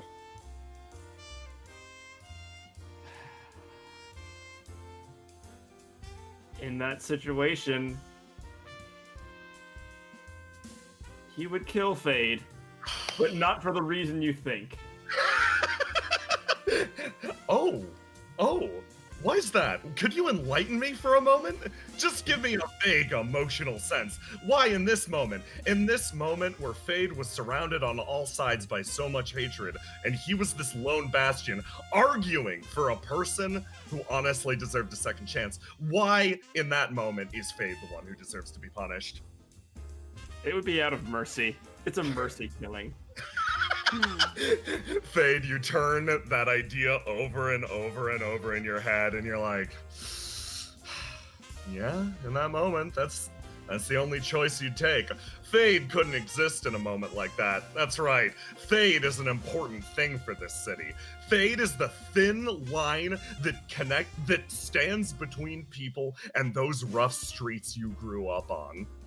Fade's a hero in his own right. You stretch, you right yourself. Fade couldn't exist there. Take a step. Might be time to master another musical instrument. One more thought, though. Oh. Assuming this is the end of the scene, I'm not actually going to be doing anything else after this. Yes. It's funny that Graves still thinks I don't have nothing right now. Brah fucking Vo. And with that, we will call it for tonight. Thank you everybody for being excellent sports. Thank you, Carl, for entertaining my hypothetical. Oh, Delightful. thank you all so much. I know we went long, but this was so good. Yes. Bruh. I hope you all had a fantastic evening. I had a good time. Yeah. Fade got put through the fucking ringer today, my dude. Oh, poor cat, I'm so sorry.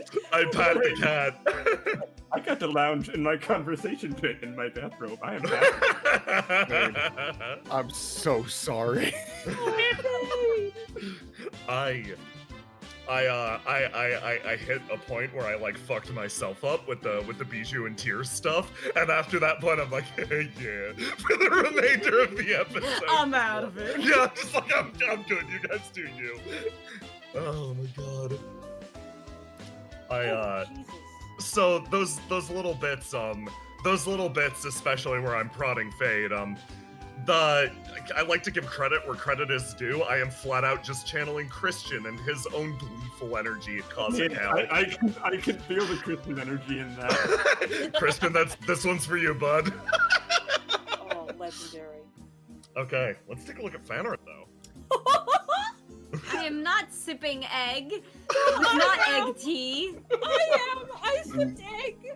That was the mask. Oh god, what have you done? So real quick, before we actually start reacting to these, thank you Lester 2020 for making this Imgur. As per usual. Thank you. So much. And this first one's from Mooney, which is the Sips Egg. Just crack an egg open. Okay. That's where the Shotgun that dragon. egg. That's where the dragon was. Who's outside the egg? Yeah. That's right. And from Inky, Chill Session. Chill session of Forgotten Indigo. Yeah. Fun fact, I came up with that entire segment literally an hour before we started. Yeah, it's awesome. It was really cool. It's so cool. I like J-Man, you're good. You're good GM. From Lester 2020, Home Session. Here they come. Bijou reached out her hand and was like, fucking show me. If you're gonna do this, if They you're gonna be stopped living in staring my me. attic. Yeah. And then from Cookout Trash Bin, they've made slug variants of the The slug. slug. She's real. Oh, that's excellent. I love her. Yeah, and then from Chad, we have no. Sleepy Tilly. Sleepy. And then from Lester 2020, we have Stinky Boy Dario. Listen, that stinky boy came from jail and chilled with you for 2 days. Dario, listen, I love you. Oh man. Yeah. And from Cookout Trash Bin, Tilly, I threw up. So I threw up and they threw me in prison for it. That's your crime. I'd leave. and then from South Frost, we have Strength Galav. Oh, Rad. I love that. Critter's the Kieran. And then from Chicken Mooney, wing, Dario. Dario, oh My Bijou God. and Crispin. I just saw that as some horrifying food mascot that exists. Tilly, flip me over. Tilly Crispin would and be also alright. from Mooney. Oh my god, it's so good. Oh my god, it's so good. Holy shit. Okay. I And love then him. from Cookout Trash Bin, we have Dario, get the fire extinguisher. I like it that you're still drawing. He's still got stink on him. Yeah. Oh, I had assumed he was smoking. It was very flammable. Very flammable. And then from Mooney, Beautiful. Legendary! He just has that on his wall. Oh yeah, definitely. That's just an asset that exists. yeah. And then from Chad, Thank you, Chad, every single week for giving Carl a new avatar. Yeah. Jesus. Just fade the session. yeah. And then from Cookout Trash Bin, background posters are that Fade version of the Andy Warhol thing, but I warped the heck out of them. Please point out that they are Mooney's drawings, which I have shamelessly stolen as a joke since Cookout Trash Bin. Well, like the well i- done to both of you. Teamwork. I like the idea that you don't even hang them up correctly. You just have them sideways, just like hanging off. They're in the void. You just throw them at the wall until Then they from fall. Every Zig 314, We have Oh. the clothes obelisk. New server emote. Excellent. The clothes obelisk. Yeah, everybody needs a close obelisk Yeah. emote. How does that I want open? one. And then from Lesser 2020, we got clothes obelisk the tormentor. Oh, Jesus. I never thought I needed to see obelisk in a crop top, but here we are. Brought to you by Cat Boys. And from Tiny Electric Grandma, we got Delilah. Oh, It's, she's so soft. it's Damama. Yeah. Fantastic. Lovely. And then from we You're got Traspin. funny. I That's loved- hysterical. I was so hoping and ready for you, Civ, to like I was like, hey, get me an allium. You are giving me an onion. Oh, it's beautiful. Listen. It smells Sure. great. And then from Nervous Dragon, we have Bond Up Tier with his treasure. Oh, Good for him. make me fucking cry again. That's so soft. Beautiful. And from Agent J-Wall, Banana. Glamorous. My God. The Great Catsby. Oh There my it is. god. and then from G.I. Joe, we got Delilah going off. Yeah, no, Delilah is stressed in my. Oh, Yay. poor Oh, Delilah. God. I love the stress, by the way. Yeah. Your delivery on That's a those great lines were killer. Yeah. Those Good are job. so fucking. Mama's scary. And then from Chad, Oh! 3 tears. No more, no less. And the wiggle chin. Yeah, wiggle chin. I'm doing that reaction image of the old man clutching his chest. Yeah. Oh. I only envision Tear reaching up. I'm leaking. I just Chad, your powers are so strong. Like you have created shitpost here, and then you draw just normalized, beautiful, handsome Tear. And I'm like, oh my god. Yeah. Sir, you're too powerful. And then from South Frost, I fucking knew what I was saying, and I still walked into it. I'm like, I'm gonna go. yeah. And then Holy shit. from Every Zig 314, Oh, There it is. That's the energy. yeah. oh babe. I respect you, Catboy. I'm so sorry, babe. Mm-hmm. Then from 2020, Oh. turned wizard hat. Graves, you're a wizard. There's a series. And from South Frost, Oh, Wow. she protected him. ask for no pickles. Yes, for no pickles. Or fists to the face. Protected Yay! He asked for no assault. no punches. And then Aw. from Nervous Dragon, we got Aw. Delilah Bond Up with Graves. You got Lovely. it. You got it. Yeah. And Hell then yeah. from Ooh. G.I. Joe, we have Fade. Oh. Baby. Oh man, I love that. I'm gonna he's refresh dressed real as quick. Misty. Oh my I did my side god. up.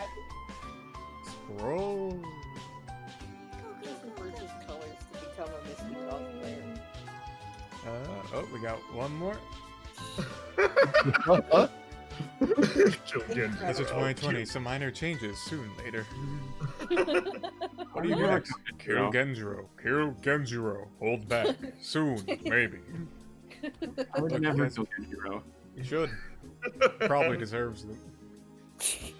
Yeah, no. I don't think there's any more. Excellent. Good work, Thank you. everybody. Thank Good you work, all Al. so much. Yeah, thank you. Oh boy. Great My session daughter. tonight. Thank you I for love your coming daughter. Yeah, but I love her mom. I do love Mom there too. Have a before good we night, everyone. yeah, Thank before you we all so continue much. conversation, say goodbye to chat, everybody. Bye bye. Noodles.